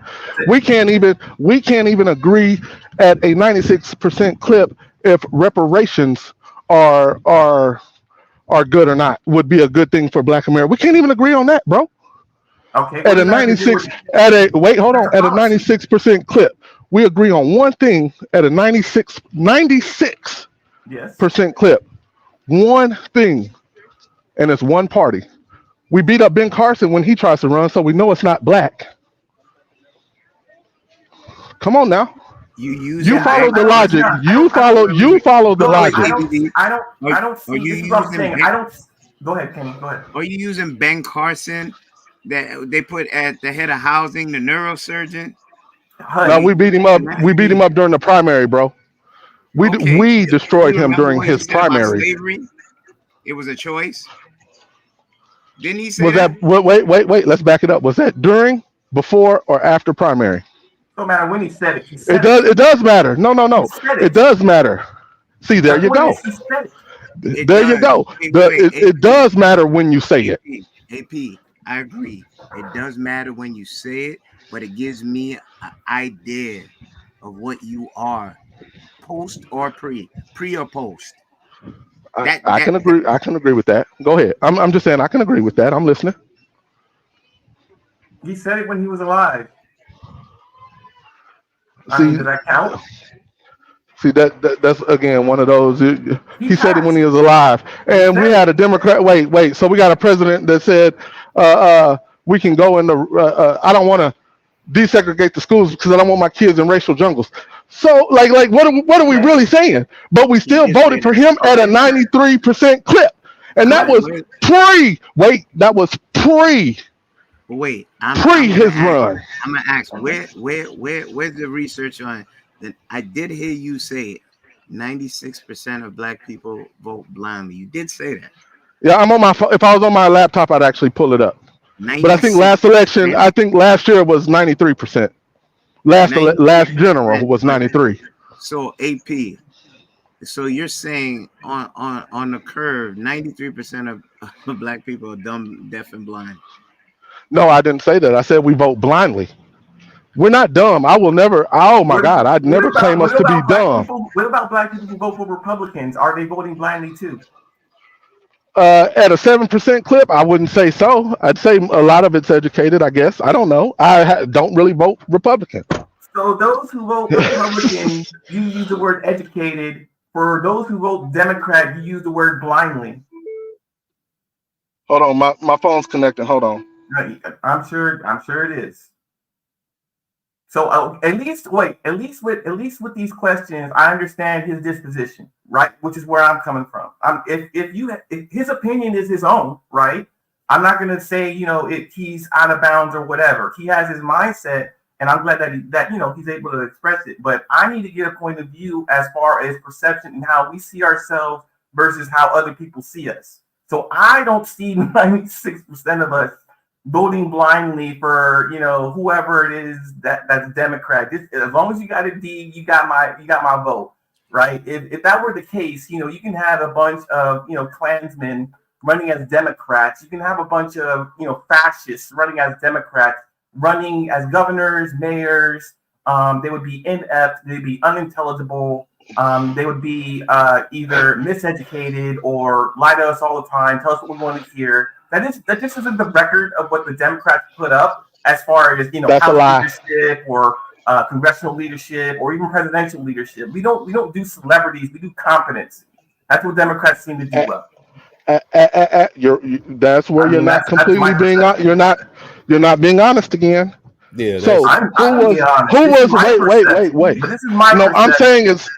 I'm saying it's in. I'm going My to tell you your perception is not perception wrong. is inaccurate. It What is 100% is. inaccurate about Who my was perception? wait a minute. We're talking about the Democrat Party. Yes, And sir.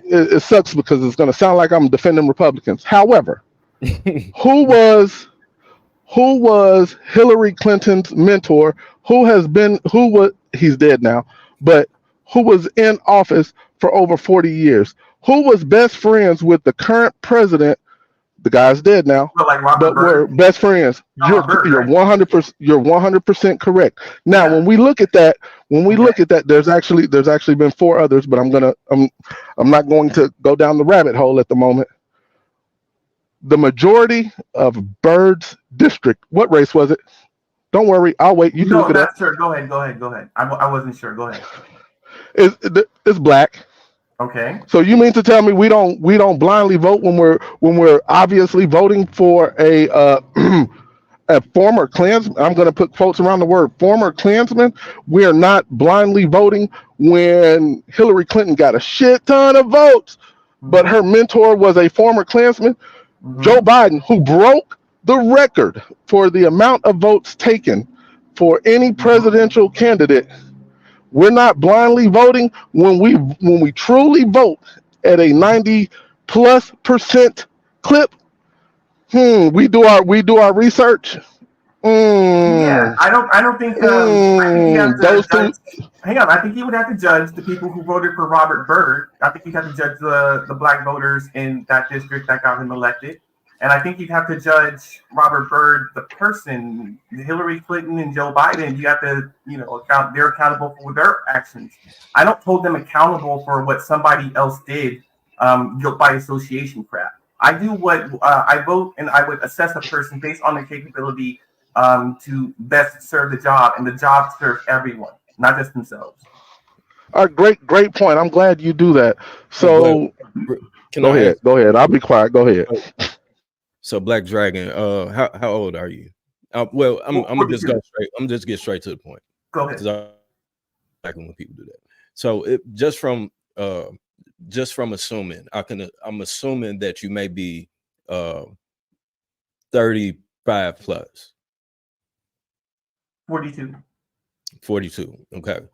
So of course, who it is that you are influenced by, and I think we had addressed this earlier, that the younger votes are typically who parties aim for, right? The younger demographic. So even though you may feel that they're not doing X, Y, and Z, and that's not what you're seeing, the fact of the matter is that that's what they're putting in the forefront.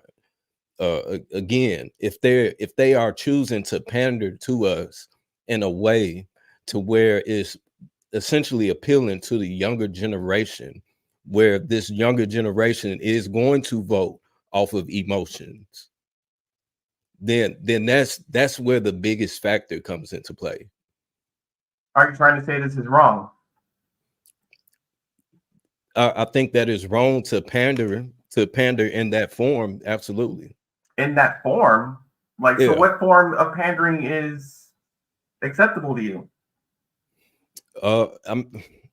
So of course, each side is going to play into what it is that they're for or what they believe in, right? Is if I'm pushing something on policy or logic, I think that's completely different from pushing something strictly on emotion. Gotcha. But younger people don't respond to policy; they respond to emotion. And when it comes to getting out the vote, right? So the people who so if it comes to Joe Biden, Hillary, whoever you want to talk about, right, Gavin, whoever's running for whatever, you're not going to talk policy a bunch, about a bunch of 18-year-olds or 21-year-olds who we're not going to understand half of what you're talking about unless it applies to them, right? when you're talking about college, right? College students, of course, you're going to do an outreach to the younger community of who they follow, who's got the most influence. You take who's got the most influence, who talk to them, appeal to them, see if you can get their followers to actually activate and come out and vote during the election, right?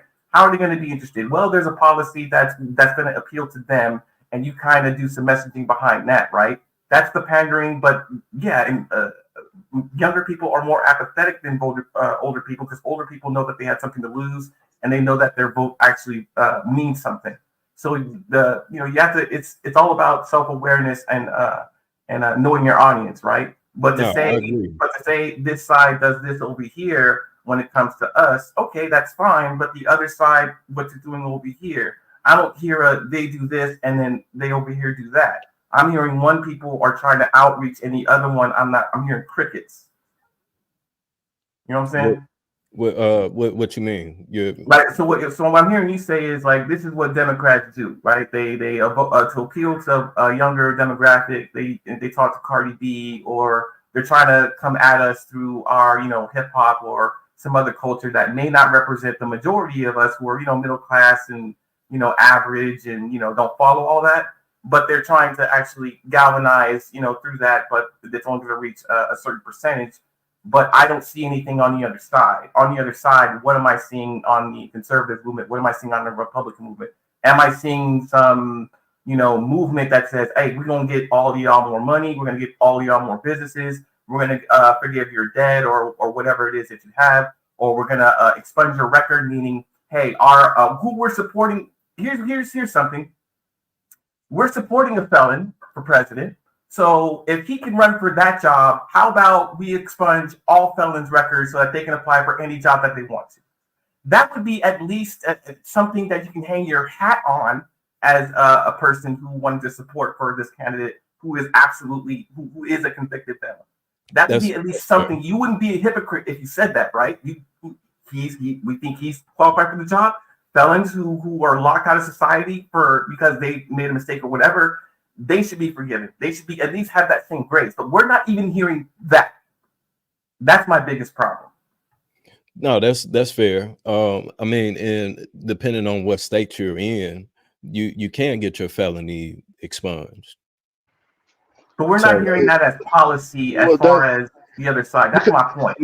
That's a disingenuous, bro. That's highly disingenuous, because the one thing that they are doing is that if the Constitution had in it that felons can't run for presidency of the United States, after this last conviction, he would have had to have withdrawn. Period. Like that's just the way it works. If your motivation to not vote for somebody that's a felon, then you still have that right as an individual to not vote for that person because they're a felon. Like that is up to the individual, just like it's up to the company if they want to hire somebody that is a felon. If they have a no felon policy, if they've never hired a felon, then they don't. So you're talking an apple and an orange in this situation. I'm listening.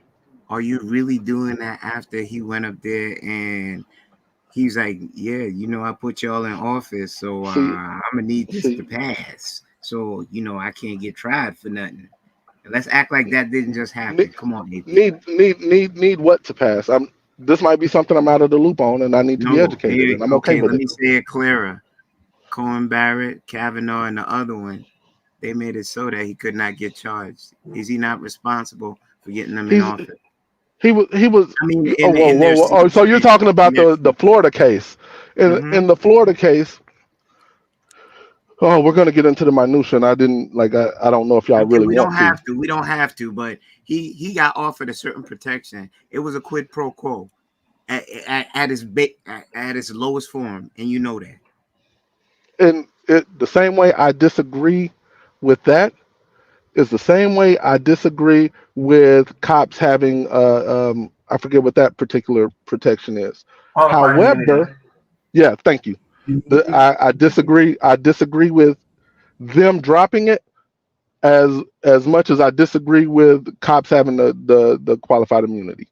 I completely disagree with it. I think it should play itself out in the courts the way it's supposed to. Now, if a judge that's presiding over the case drops it for whatever reason, then I can be all on board with that. However, that wasn't the crux of my point. The crux of my point is, even if, let's just say they went to trial and he was found guilty of the secrets and taking the secrets home or whatever it was.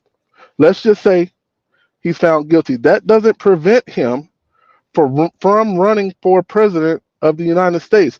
Just like somebody, if they got out of jail on a murder beat, they got out, they did their time, or they got out on parole, that doesn't prevent them from running for office of the presidency per the Constitution. Like me, let's look at the facts of it all. And so that argument that EBD just laid out doesn't fit in that scenario. Now, should the Republicans have pulled their nomination from him and looked for somebody else? Sure, but the same way that the Republicans would have run into trouble is the same way the Democrats are going to run into trouble if they don't nominate Kamala. That money belongs to that particular ticket. So if they'd have pulled their nomination, however much money that's in his campaign fund, they can't just disperse it. They can't just say, okay, we're going to move that to the next candidate, which is the problem that Democrats are really going to run into if they don't nominate Kamala as their nomination for president of the United States.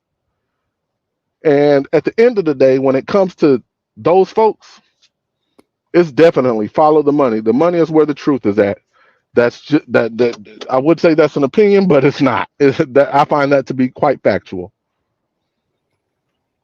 So are we comparing somebody? Because I kind of blacked out for a second. So are we comparing a felony of bank statements being improper to police unaliving people? A felony is a felony, bro. See, yeah, I'm trying to figure out where you're going with that. Because if you take funds to hide the feds did. Go ahead. Chicago. No, my bad. I want to hear you clear. So if the Fed said, the federal Supreme Court said that we're not going to take this case because we can't do nothing with it, we more than likely won't be able to convict him of this, and they go on a state level to do it in a state where they essentially don't like Trump, with a jury of people that also didn't like Trump. So honestly, what we're going to see is, I knew that they were going to reverse that because they didn't have grounds on it. A lot of the stuff too, and I get that y'all trying to say how Trump is going to be able to benefit from the law that passed the same way that Biden is going to be able to benefit from it as well, because he also had cases that was under him in investigations, but due to him having the platform, being in the position that he's in, they're not acknowledging it. They barely even talk about it on the news. So he had felonies waiting on him? Is that what you're His saying? son was prosecuted. His son was prosecuted. His son was prosecuted based on evidence, based on the trial, just him. He's treated like any other human being. Whoa. Why do we think? Hold on. I'm just. I understand what you're saying, but you're missing what Viz. Wait. Let's align what Viz is saying. Viz is talking about Biden in his New Hampshire home had classified documents as well. Okay. That is what Viz is talking about. He's not talking about his son's gun and criminal convictions. He's literally talking about Joe Biden having classified documents in his garage, the same way It wasn't the same way. EBD. Let him get it off. It's worse. He wasn't the president. He wasn't even about he wasn't supposed to have those documents. President for 8 years, and he but he wasn't the president. He wasn't classified to have those documents.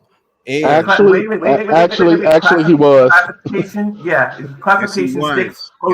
He was. Post presidency, your classification remains. That was the whole point. He was allowed to have many of those documents, and Obama did declassify several of those documents, which the president is allowed to do. The problem, the difference with Trump was those documents at his home wasn't declassified at the time of the FBI raid on Mar-a-Lago. And that is the biggest, the big. Joe Biden said, "Oh, I didn't know." So I mean, they all kind of lie. Like let's keep it a stack now. They all lie. But the problem was both sides of them. Like really, no, I don't see that's what I'm saying. I don't play that game of this one is just like that one, just a little different. I don't play that game. This one did it. This one didn't do it. I don't do that crap. I hold people accountable for what they do. I don't compare and say they're just the same, but just different. So, they're both really felons, and we should look at one just as we look at the other. One is convicted. One is convicted. Well, so there are several different cases we're talking about all at once, and we're trying to jumble them into one thing. They're separate. They are separate. Didn't I just say that they were different? I said that they're both liars. EP, that is true. They are separate. They have separate cases in different places. Yes. Let's judge these people for what they did and said, rather than conflate and say, "Well, it's both and really," but kind of. Bro, when it comes to law, you got it. One was prosecuted, one wasn't, and there are reasons behind that. If you don't understand those reasons, do your research. See, you're actually gonna make me defend Trump, and I hate fucking doing it because you sound like a goddamn idiot. Like, here's the truth, bro.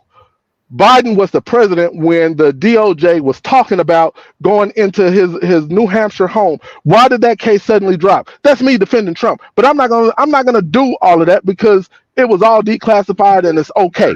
So wait, now the Supreme Court came behind and the case in Florida regarding the Mar-a-Lago with Trump having the documents and said, okay, well, he was president, even though they weren't declassified, they could have been declassified, and that's how they ruled on it. Now, the separate case in the state of New York, and this was kind of what Viz was arguing, the separate case in the state of New York has not been thrown out. That's still in the middle of appeals.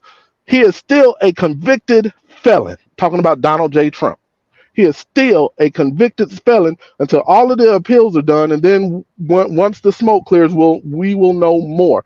However, during that, the Department of Justice was asked to go into about the campaign finance fraud, and they said that there's no there, which is why it wasn't prosecuted on a federal level, which is why the state ended up taking over. Now, when we talk about the state taking over, what ended up happening, somebody that used to work in the Department of Justice under Barack Obama was brought in and hired as, I believe, a deputy district attorney to actually run that case. And when you look at all of this information, you say, holy shit, it seems like something suspicious was going on. In my personal opinion, I don't necessarily think that that's suspicious, because the truth of the matter is there was a case to be made about campaign finance fraud. However,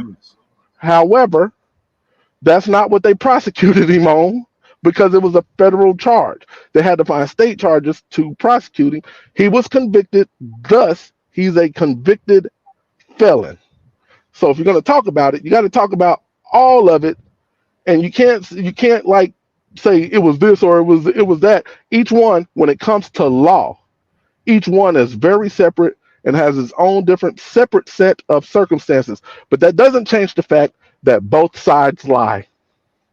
No, it doesn't. And it doesn't change the fact that he's a felon until he tries to whittle his way out of this one and actually try to jump over that that hurdle, which is a part of something you should not be able to be a president for, which is something that I have issue with as well. The bias thing that Viz was just trying to point out about, oh, they didn't like him in Florida and they didn't like. It's not no bias thing about no like. You did what you did. The evidence is there. It doesn't have any feeling behind it. We To the we letter of all the know law, that you he was did these convicted things. on the grounds that To they the weren't letter of the criminal. law, he did these things, and they have the information that validates that. Right now, it was a quid pro quo with those justices that they gave him a help out, and it's our government is looking like real shaky right now. I That find means it curious that he was found immune by the Supreme Court to assassinate a political enemy, and then we Why find do we out keep someone using takes that? a shot at him. right.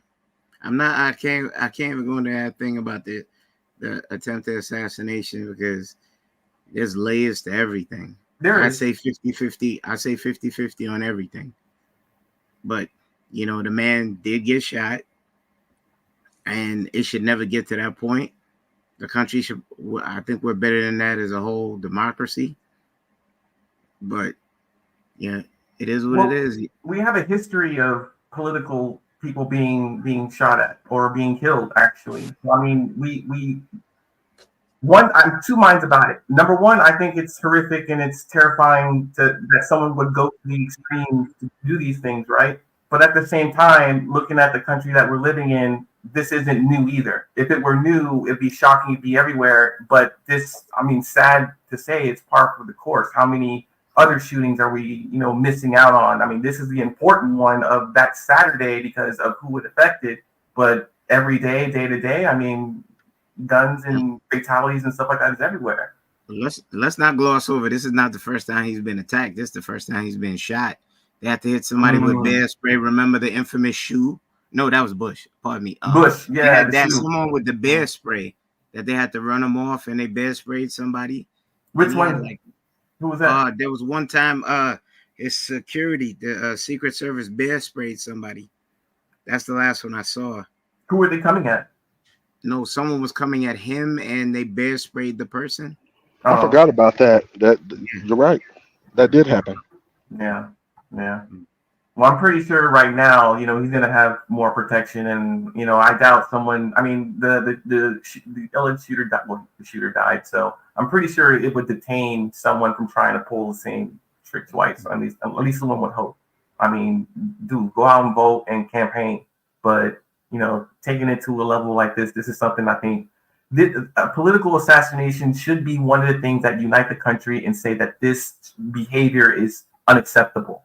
The problem is that even with something so tragic, we still have the day after and the day after of like finger pointing and blaming and things like that. And I think that we should behave better during these tragedies or these almost tragedies rather than, be quick to blame whose fault it is. There's only one person at fault and he's dead. And we should all learn from that and move on rather than do some finger pointing, you know what I mean? Well, no, I would have to disagree on that point, and I will use one of Kenny's points to that. Just how Kenny said earlier, how we have to acknowledge the problem. Oh, okay. We have to acknowledge the cancer. And in this situation, the cancer is the media because they're pushing the rhetoric that he's a dictator. He's going to get in office. He's never going to get out. They're going to have to drag him out. All of these negative things and perspectives is being placed on him where people are literally living. They're fearful. Don't even know why they're afraid. They're just regurgitating what they're hearing. A lot of people don't know the policies. They haven't read nothing. They're just regurgitating and sharing something that they see on social media. What if they know and they don't like what they... So wait, January 6th didn't happen?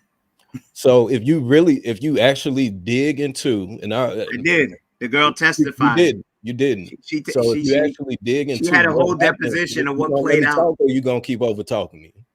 So what happened on January 6th is that Trump requested for, I believe, Nancy Pelosi to have more security and officers at the Capitol and which she ignored, on top of the FBI, the Secret Service director, somehow, some way deleted a whole day's worth of text messages of we don't know what happened. It just disappeared, and everything is being swept underneath the rug. There's footage, and this, all you got to do is go and look. There's footage of them walking these people into the Capitol. So, and Trump requested for it to be more people there days prior to it because they knew what was going to happen. So it's one of those things where you can pick and choose the information that you want to acknowledge, be it facts, be it fiction. That's up to you to seek the knowledge and find out. But there's a lot more to it that's going on than what people are being told because of the news. You have to look into what is actually going on and who's playing what part. That's all that I'm saying.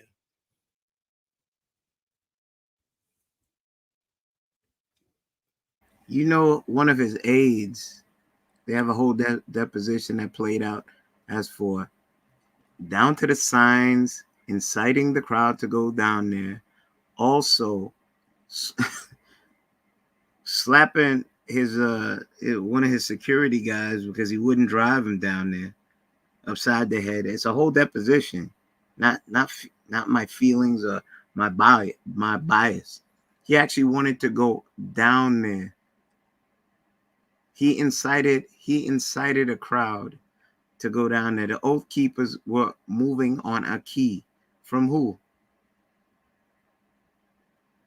Kill Pence, which they were shouting. And he actually wanted to go down there to have proof. What was he going down there for? Oh, is that a figment of my imagination? Oh, you could easily, like you said, look it up. Can you look at it this way? I gotta tell you guys something, right? No matter how we like dice it, no matter how we like discuss it, Trump is not fit to be president of the United States. Trump should not allow to be president, period. I understand the Republicans should go and find somebody that is good or qualified to be president. That guy is not qualified to be president. That guy Qualify started your an statement inspiration. first. I'm sorry? Let's qualify that. Like I'm listening. I'm like, okay, let's see where he goes. No, I'm sorry. I got you, bro. But this is how I'm going to say. To qualify the statement is this. To be president, we want that person to be of a higher esteem. Somebody with good character. Somebody that measure their words. Somebody that you know that when you sit at home and he talks, you listen. Not somebody that will give you a heart attack before they say few words. Not somebody that will keep you in suspense. Not somebody you can't even trust with the most secret of this country without him verbalizing it to an enemy or somebody that doesn't have the interest of the United States. Not somebody that will put up a fight with a 3 or 5 year or 10-year-old kid on national television. That guy has no mental capacity to be president. I don't know how many of. In fact, let me put it this way: when have we lost? When have we lost our morals that we don't even know the qualification of president anymore? We can't presidency, even to be the king of England. Do you know how many years of training you have to undergo to be the? And it's the same thing with the president of the United States. It's the same thing. You're supposed to be have king the of highest hold on. To be king of the UK, to be king of Britain or UK or whatever they're called, all you gotta do is be born, be born with the correct lineage in the correct order. Like that's the number one. That's the number one qualification. Like so if we're talking prime minister, that's a different conversation. So what you're saying is that when you're talking about temperament, what you're saying is he doesn't have the temperament to be president. He doesn't have the capacity nor the temperament. He doesn't have the capacity nor the temperament to be president. Number one, let me answer to your previous statement. To be king of England, number one, you have to be born into that family. Yes, as the You first can't child. use the king Let, in this. let, let me. Let You me. can't I'm use the coming. I'm king coming. in this I'm. example. I'm coming because they're both commander in chief of armed forces. The king of England is the commander in chief of the armed force. The president of That's United States correct. is the president of United States is the commander in chief of the armed forces. So what I'm saying is this, right? When you get born into that family, from the moment you're born, you go through rigorous training and tests and refine until the day you take the crown. What happens You when see you what I'm fail the saying? test and you're the next in line? What? You, No. you can't fail the test. You can't fail the test because you trained for it. It was somebody that had just pointed out that America is a corporation. I didn't even want to say it was you. If this man is a businessman, we know that he's a businessman, and he comes into a corporation. How is he not qualified? America is not a corporation; it's a government. Like you have to be able to like okay, so let me put it like this because I hear this a lot. America is a corporation. Well, that's the problem, right? If America was ran like a business, it'd be nothing but it'd be profit driven. It'd be unscrupulous, meaning it would have no morals, it would have no stability. It'd be every man for themselves to make the most money, using the less resources, right? It's only answerable to shareholders, and I suppose the shareholders would be the other branches of government, which would be the House, Senate, maybe the judicial system as well. But you can't fire people, and it's not hiring people, right? When you have a representative democracy, these people are hired by their district and the people who actually live there. They have a say in their government, local, state, and federal, right? That's what the voting is all about. That's what the power of the vote can be. You can represent locally and federally your interests. But if you have a privatized, moneyed interests, those benefits only go to those who donated to you, and your obligations end there. You have no interest to spread wealth or to make sure that other citizens are provided resources in order to succeed, in order to increase the GDP, and in order to compete with other nations, and in order to make sure that your military is on top and in 2024 rather than 1868, right? So it's more than a corporation. It is not a corporation. It is more complex than that. That's fair. It may be more complex, sure, but the fact of the matter is that it is a corporation and is ran that way. Uh, to not have the best interest of the people that is within the corporation in order for it to be successful is that's you're setting it up for failure, right? So I don't think that I can necessarily agree with that.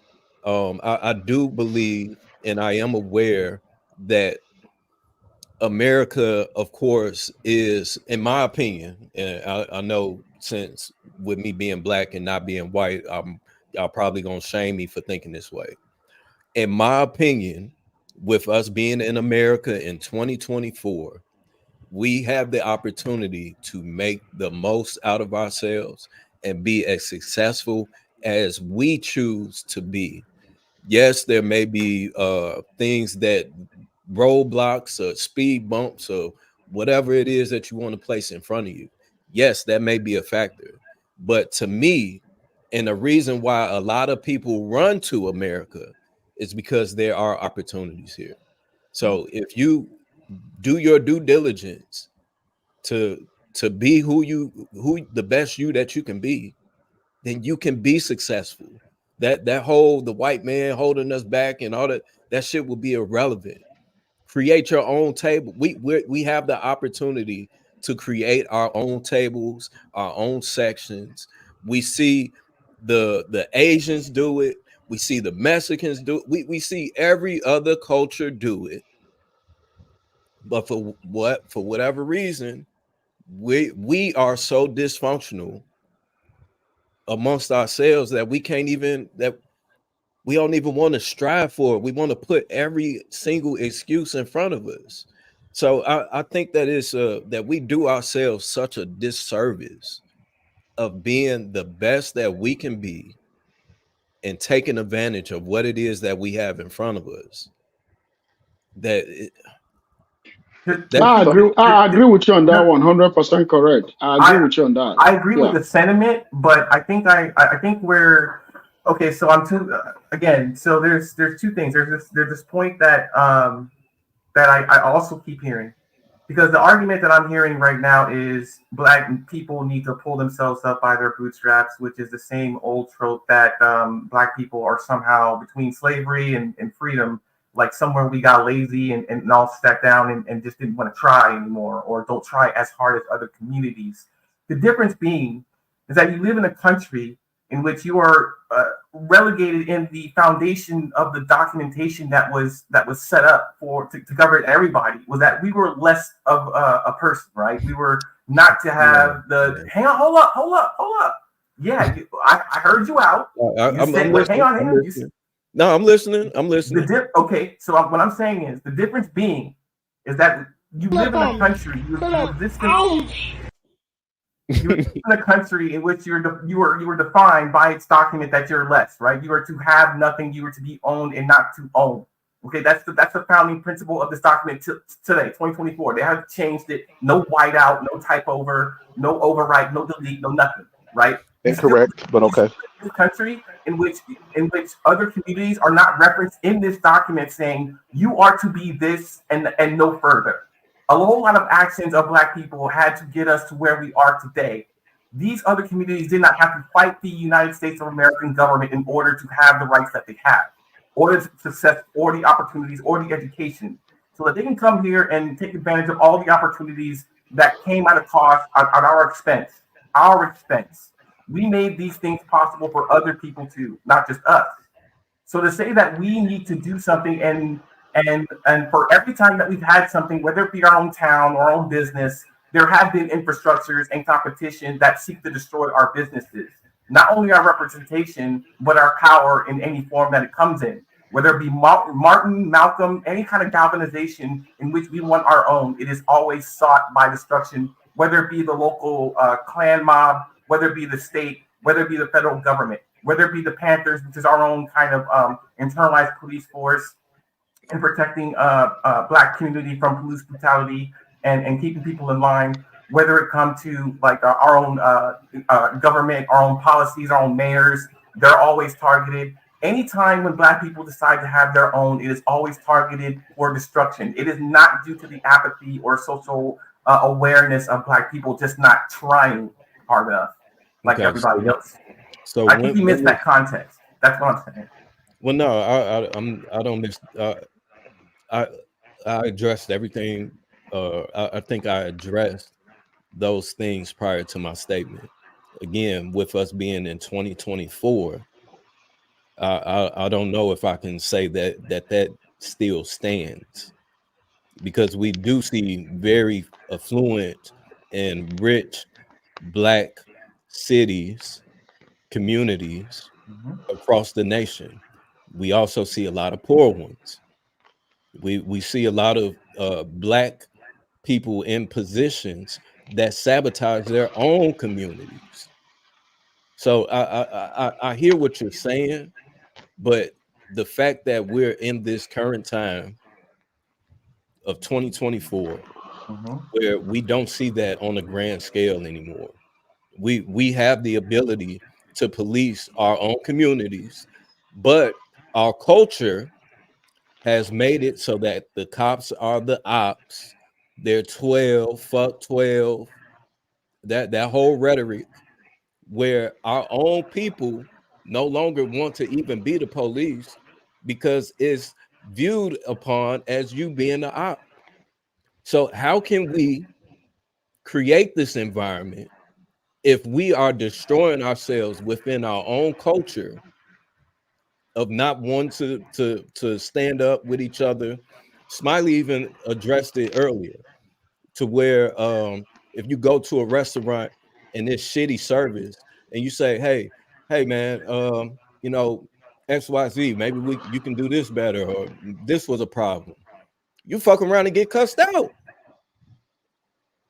So it's one of those things. In EBD. I mean, is that specific to black restaurants? I mean, yes, okay. yes. I am an avid. I am an avid fine dining diner. I love fine dining. Me Yeah. personally. Most fine dining ain't black restaurants, and you're not Keith Lee. Let's keep it a buck.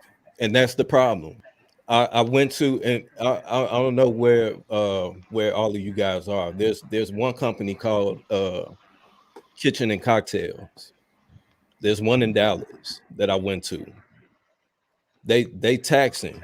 This is fine dining pricing, but the service was not fine dining.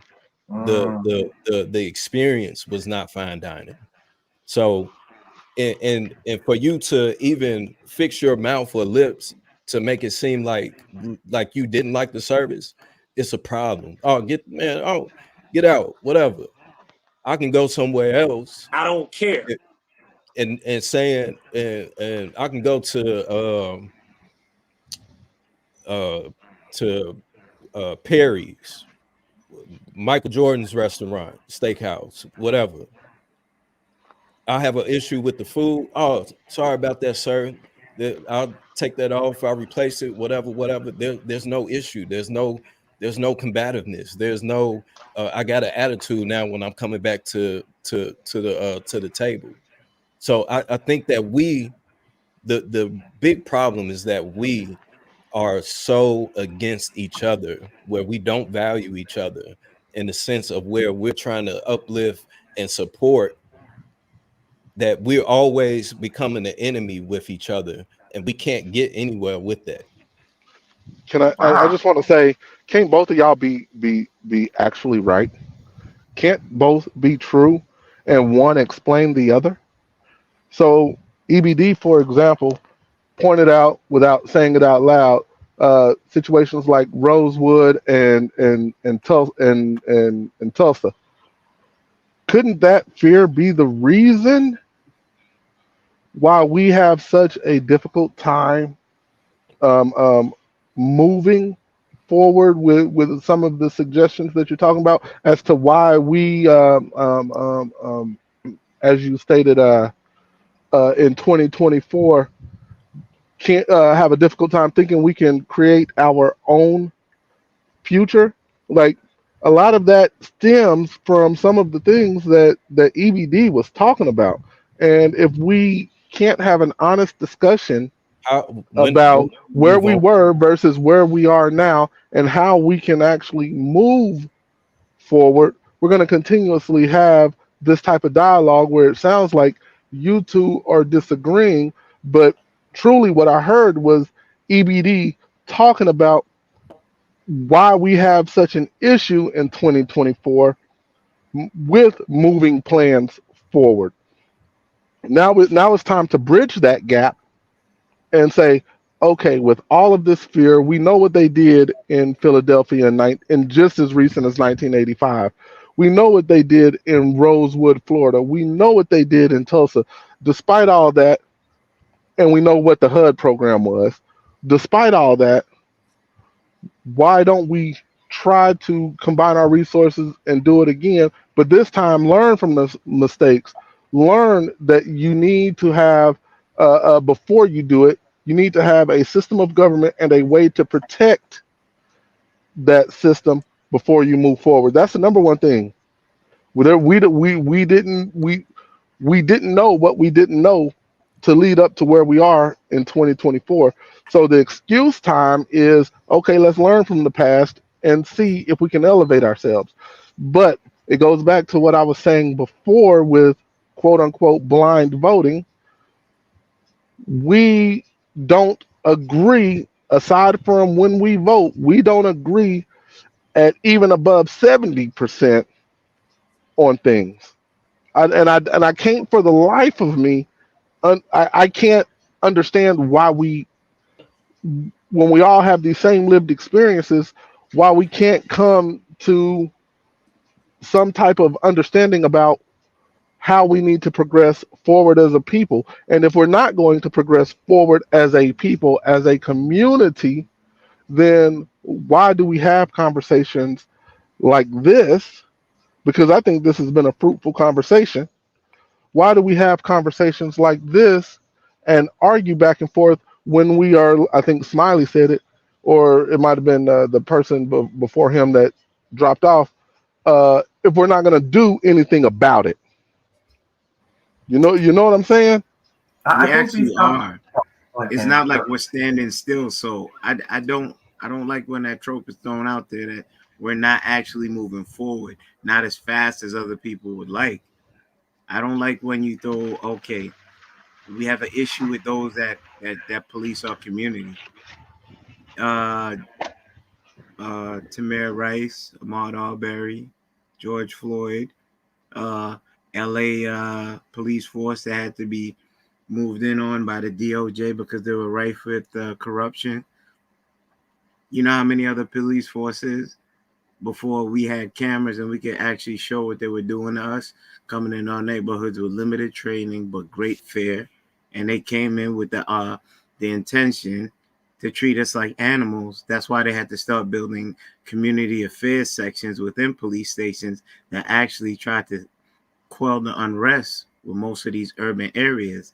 The cops that wear in New York, the light blue shirts that come in and talk to the mothers and grandmothers and try to rebuild and mend that fence where, when police come into the neighborhoods, now they can start being back on, patrol and being able to talk to the grandmothers and getting to know the communities rather than have the young bucks that got a badge and an authority to do whatever they want to you. I know about that personally, 44th Precinct, right precinct when I was growing up in the Bronx. I got snatched up a couple times, hit with a couple nightsticks just for being me. So when you say them calling them what they are, they don't perpetuate anything better, even though we're not doing as well as we should do in urban communities and we are committing crimes against ourselves because of vicinity, lack of resources, poverty, poor family structures. And that's not to make an excuse, but those are the cause and effects for what we see within our neighborhoods. So when Kenny, you just real quick before you go on, I want to say thank you. I hear you, and I stand corrected on the verbiage and the way I said that. I appreciate that. Go ahead, brother. okay, so we are moving on. It's just the steps that we're taking. It can get quantified more if more positive ears are listening and actually taking action within the community. I, for one, I am doing what I'm supposed to do, and I'm trying to get other people to at least see my vision. If they align with it, they do. If they don't, just push something positive. And you can only be each one teach one. We are divided. You see somebody that drive a better car than you, the first thing you do is twist up your face. Not saying that's everybody, but most do that. Brother got a better job than you. Oh, he speaks more eloquently like you. Oh, he's hostile. He this, that, and the third. No, step your game up. Run your race. And that comes back to what I said earlier. We haven't healed as a group. Our mentality, how we see things. You pointed out Tulsa and Rosewood. Those are examples of the powers that be buck breaking us again. Don't you get too far past your place. When I mentioned the thing about Trump emboldening those people, that the undercover people that didn't like us or our melanin, they got more emboldened under his watch. And we actually have examples of that. Has under his presidency done stuff that forwarded us? Of course. That Obama dropped the ball? Of course. But what would serve the country right? We need a figurehead that makes all nations unite with us as they once did. No matter the flaws of Obama, every leader was willing to sit down with him and try to at least come to some kind of agreement or have some kind of conversation moving it forward. Not all was successful, but the majority of the conversations were. Could we say the same under Trump? I would. Just me personally, I would. I would say Trump's biggest fault, Did we just my opinion, I'll cut out. during Uh, Trump? We my didn't. my biggest fault with Trump is the way, and I know we shouldn't talk about feelings, but the way a person feels about the president of the United States that is important. The way Americans feel about their figurehead, I would say that was and is his biggest fault. But when we're talking about other nations listening and having real conversations and moving needles, 150% yes, I believe Trump did do that. Just my opinion. We were. Hang on. For the past during the Trump administration, I remember hearing the chatter in UK, Australia, some other countries, and people who travel. And the number one thing that was asked was of all politicians and people who travel internationally was, "What's up with this? What's up with Trump? This is a joke. Are you serious with this? Like, has America lost its freaking mind? Like, how the hell could this country who has been through this many, the World War One, Two, Vietnam, that has held for world power and stability for so long, like someone who will say anything, do anything, so erratic, unknown, celebrity, has nothing to do with politics, has nothing to do with government, has no knowledge of the Senate or the House or the judicial system, has no relationship with any of us over here, has no decorum, has no respect, tweets all day. Like, how did this come to be? And this was a lot of things that we were getting for the last, under his administration. This is what we were getting. We were not getting this respectful, oh, well, he's in the office and we should listen to the crazy. No, none of that happened, right? He got along, he wrote a letter to Kim Jong-il, he had a meeting with Vladimir Putin, he got along with Viktor Orban, he got along with strong men and dictators. The world did not respect and listen to him. A few people did, a lot of people didn't. This is why you're wrong. Hold on. I'm sorry. This is why you're wrong. How did, when we're talking, let's just talk UN. How was it, would Obama or Bush or Clinton, and we can keep going back, could any of them have said either you pay your fair share or we're pulling out, and them believed it and bought it and sold it? None of them could have really pulled that off. But when Trump started saying it and Trump did it, guess what those nations did? They started to put in more money. At the end of the day, when we're talking about trying to reduce the deficit and trying to help Americans, the first thing you got to start is, where is our money going when it's not American, right? When it's not spent domestically. And we spend a lot of money overseas. The first thing he did, one of the first things he did, was to get France and Germany and Great Britain to commit 4% into the UN. Now, secondly, when we were getting bent over and screwed hard when we had NAFTA, was it great when it was first, when I believe it was Clinton first worked NAFTA? It was great for that time, but we had never adjusted. It had never been looked at until the previous administration. Did he get things done? Absolutely. Did he go to Mexico and work out the stay in Mexico policy with the El Presidente of Mexico? Absolutely. So for when we talk about the world stage, I liken it similar to their residents, as well as their citizens, as well as the United States citizens, had a hard time with Donald Trump. I personally have a hard time with Donald Trump, but did he get leaders of other nations to, I don't want to say fold, but to acquiesce to many of those demands? Regardless of what you feel about the man, they made adjustments because of him. Like, we can't ignore that. No, we're not. But he bullied his way and broke agreements that we have with other companies, because it was this for that as well within those agreements. Say, okay, what you said is true. He went and said, okay, we're going to be the bully of the world, as we usually are. We're going to make you pay more of your fair share, which you do. But the major correction, which could cure all poverty within the United States, is still sending all that money. And I blame to both the right and the left, still sending money to Israel. That money that they sent in the last 8 to 12 years could actually wipe out poverty in the United States. Man, that talking about Israel, that conversation can go on for another 4-5 hours. I got my own opinions about that. Keep cooking on it, brother. Yeah, that alone.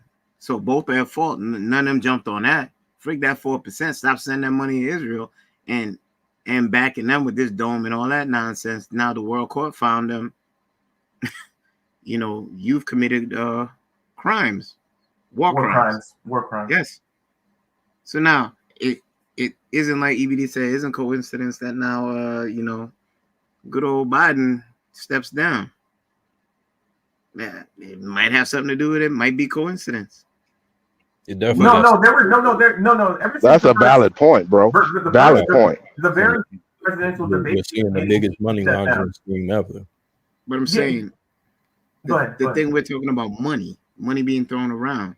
That 4%. If we stop giving money to Israel and tell them to tighten up and have, the world, the UN deal with that issue, and they're able to be stricter on that, that money comes back to us. We could have dealt with poverty.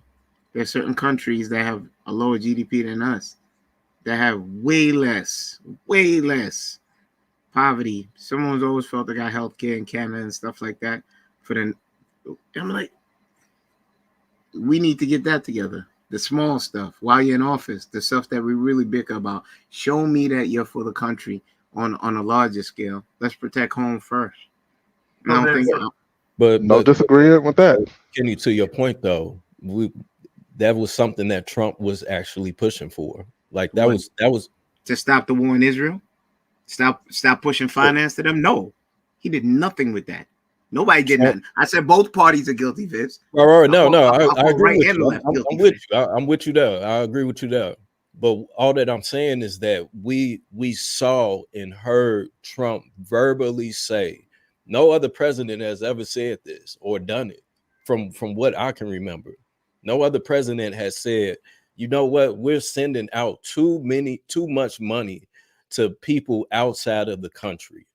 We're sending out money and aid to everybody else. We're paying the biggest piece for what? France isn't paying enough. This country isn't paying. Everybody is paying all this lower percentage than we are. We're sending out jobs across the country, outside of the country. Why are we sending out jobs when we can be producing it here?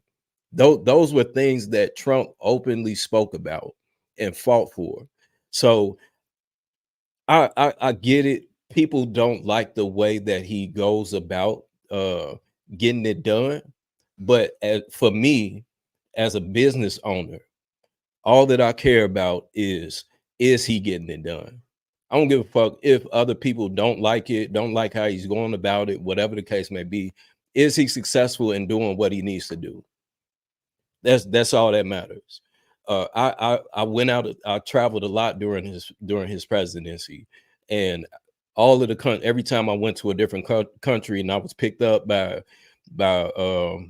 somebody or whatever, they will always ask about Trump. I agree. No, a lot of other countries didn't respect him, and that's cool. But I would say it's because he just simply went about things completely different from what other people were doing. And I think that even though people didn't respect him, they understood and knew that they had to stand down. And I can't necessarily say the same with the guy that's in office now. Well, I would say, okay, so I would say, like, if you're going to have the most powerful position in the United States and therefore a global world stage, I say at minimum, you have to at least be confident enough to win over more than the majority of the people in which you're going to govern, right? Whether they voted for you or not. The issue, well, one of the issues I say that I have with Trump is Like it's always under his administration. There's never been any reconciliation to say, okay, Democrats are part of this country too. It's always these people are the enemy. These people should be mistreated. These people are not to be respected or listened to or sat down, talked to, or negotiated with. That's the problem that I see. If you're going to run for the job, you have to know what the job entails. And when it comes to corporate America, there's a misunderstanding, right? If you're the CEO of a company, what you say goes as an executive within that company that you built, right? America is different than that. You have to actually collaborate with other people in order to get things done, whether it be the House, the Senate, any bill you want to pass. All of that takes collaborative teamwork. The only thing that the president can do by himself is either the commander-in-chief role, which is command our military, or sign executive orders that have limited scope in both size, power, and duration, right? So when we're talking about the job of the president of the United States, it's not just an actor going out talking a bunch of shit and then everybody buckling. It's more complex than that. It's about being a man of your word. It's about honoring old agreements. It's about establishing new agreements. It's about negotiating with people who don't like you or respect you very much. It is about being an adult and a grown-up at the end of the day who can stick by their word rather than flip-flopping every 5 minutes, tweeting every 10 minutes, and then insulting the leaders of the world every 30 minutes and thinking that, somehow you're bigger and better just because it's the last word rather than getting to an intelligent sentence out of it. Wait, so Dragon, I can't recall Trump saying that Democrats are the enemy or whatever. Yeah. How many speeches do you want me to go through saying Democrats the enemy or the terrorists or illegally or felon or should be locked up? Lock her up. So I mean, if did he though? Did he say lock her up? No, that's not the point I'm making. The point I'm making is when he had the opportunity, when he had the opportunity to push his DOJ to lock her up, he didn't. He actually said, no, let's not go after her. That was him.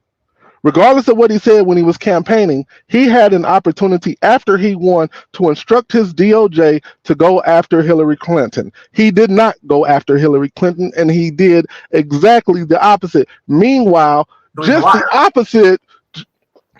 opposite of that happened as soon as Democrats took office. So let's call it like we got to call it right down the middle. I wouldn't necessarily say that's lying because I don't consider that lying. That he said he needs to be they all lie. Wait. The whole thing was a server. It was a server. It was her email. Here was her email. What she did with her email, lock her up because of her email. This is what. And he didn't go after her on it. He ran on Jesus it. Christ. He ran on it as a campaign promise. I will lock up Hillary Clinton for what she did with her email server. Is that all you heard? Is that all you heard? Wait. Is that all you heard during that first run? Because you didn't hear him. Investigated Hillary Clinton for her email. That wasn't under his whoa. That wasn't under his Department of Justice. When he took office, that was actually under that under his Department of Justice. He instructed them not to, unless Congress basically through their hearings, and they had tons of them, came up with probable evidence for him to have the FBI investigate her. He did just the opposite of lock her up, because he could have went after her hard and he didn't. He could have had the FBI literally go seize everything that every device that she's ever had, and it was actually Congress that put in the subpoenas to really try to lock her up, and he didn't. He literally did the opposite of that. Well, if you want to call that lying or trying to unify or whatever it is you want to call it, he didn't go after her. He made several other promises while he was campaigning in that first time that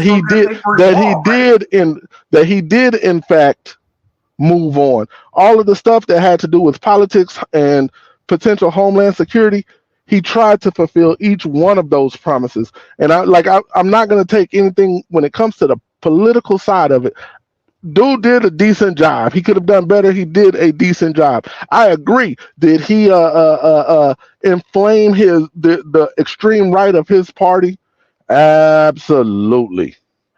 Which is one of the problems that I have, because you're not president for the right, you're president for America. But what I will say, if you're not willing to work with me, if you are absolutely unwilling to work with me, I'm going to go around you however I need to do it.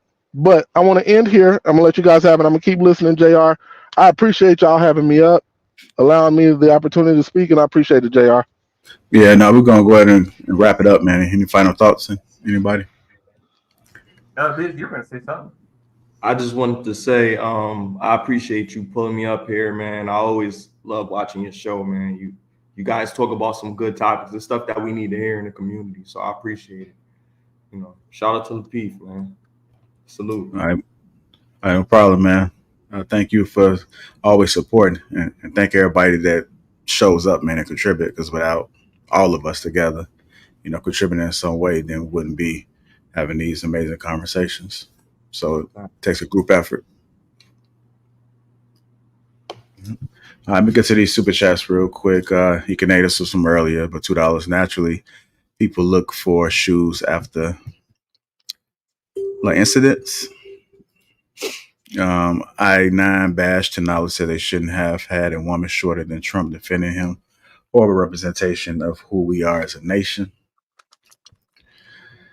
Big at 11 $10 says they told us 30% of Secret Service is of military background, and like $5 of that is of special forces. Ikane again says she is not automatically the nominee. She still has to fight for her delegates on the convention floor. The delegates are free to vote for any candidate. Dedicated to my children's future, thank you. But you get the 5 Lapeef Network memberships. Advanced Perception, $2 says Viz is right. The left and the right media misinforms.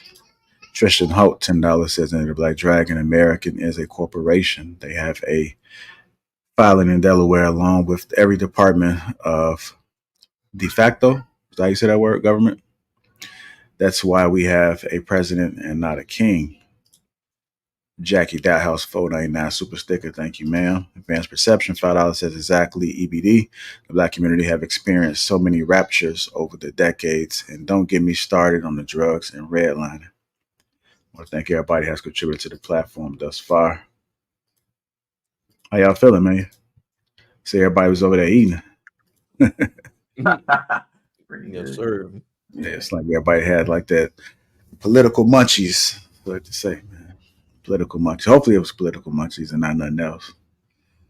You just never know when somebody dip their head to the side, come back, and then you see the smoke blowing. It's like, oh, where's the public going to the side? They're looking like a chimney, man. Yeah. Hit the like button. Also, make sure you subscribe to the channel, man. We out. Appreciate it.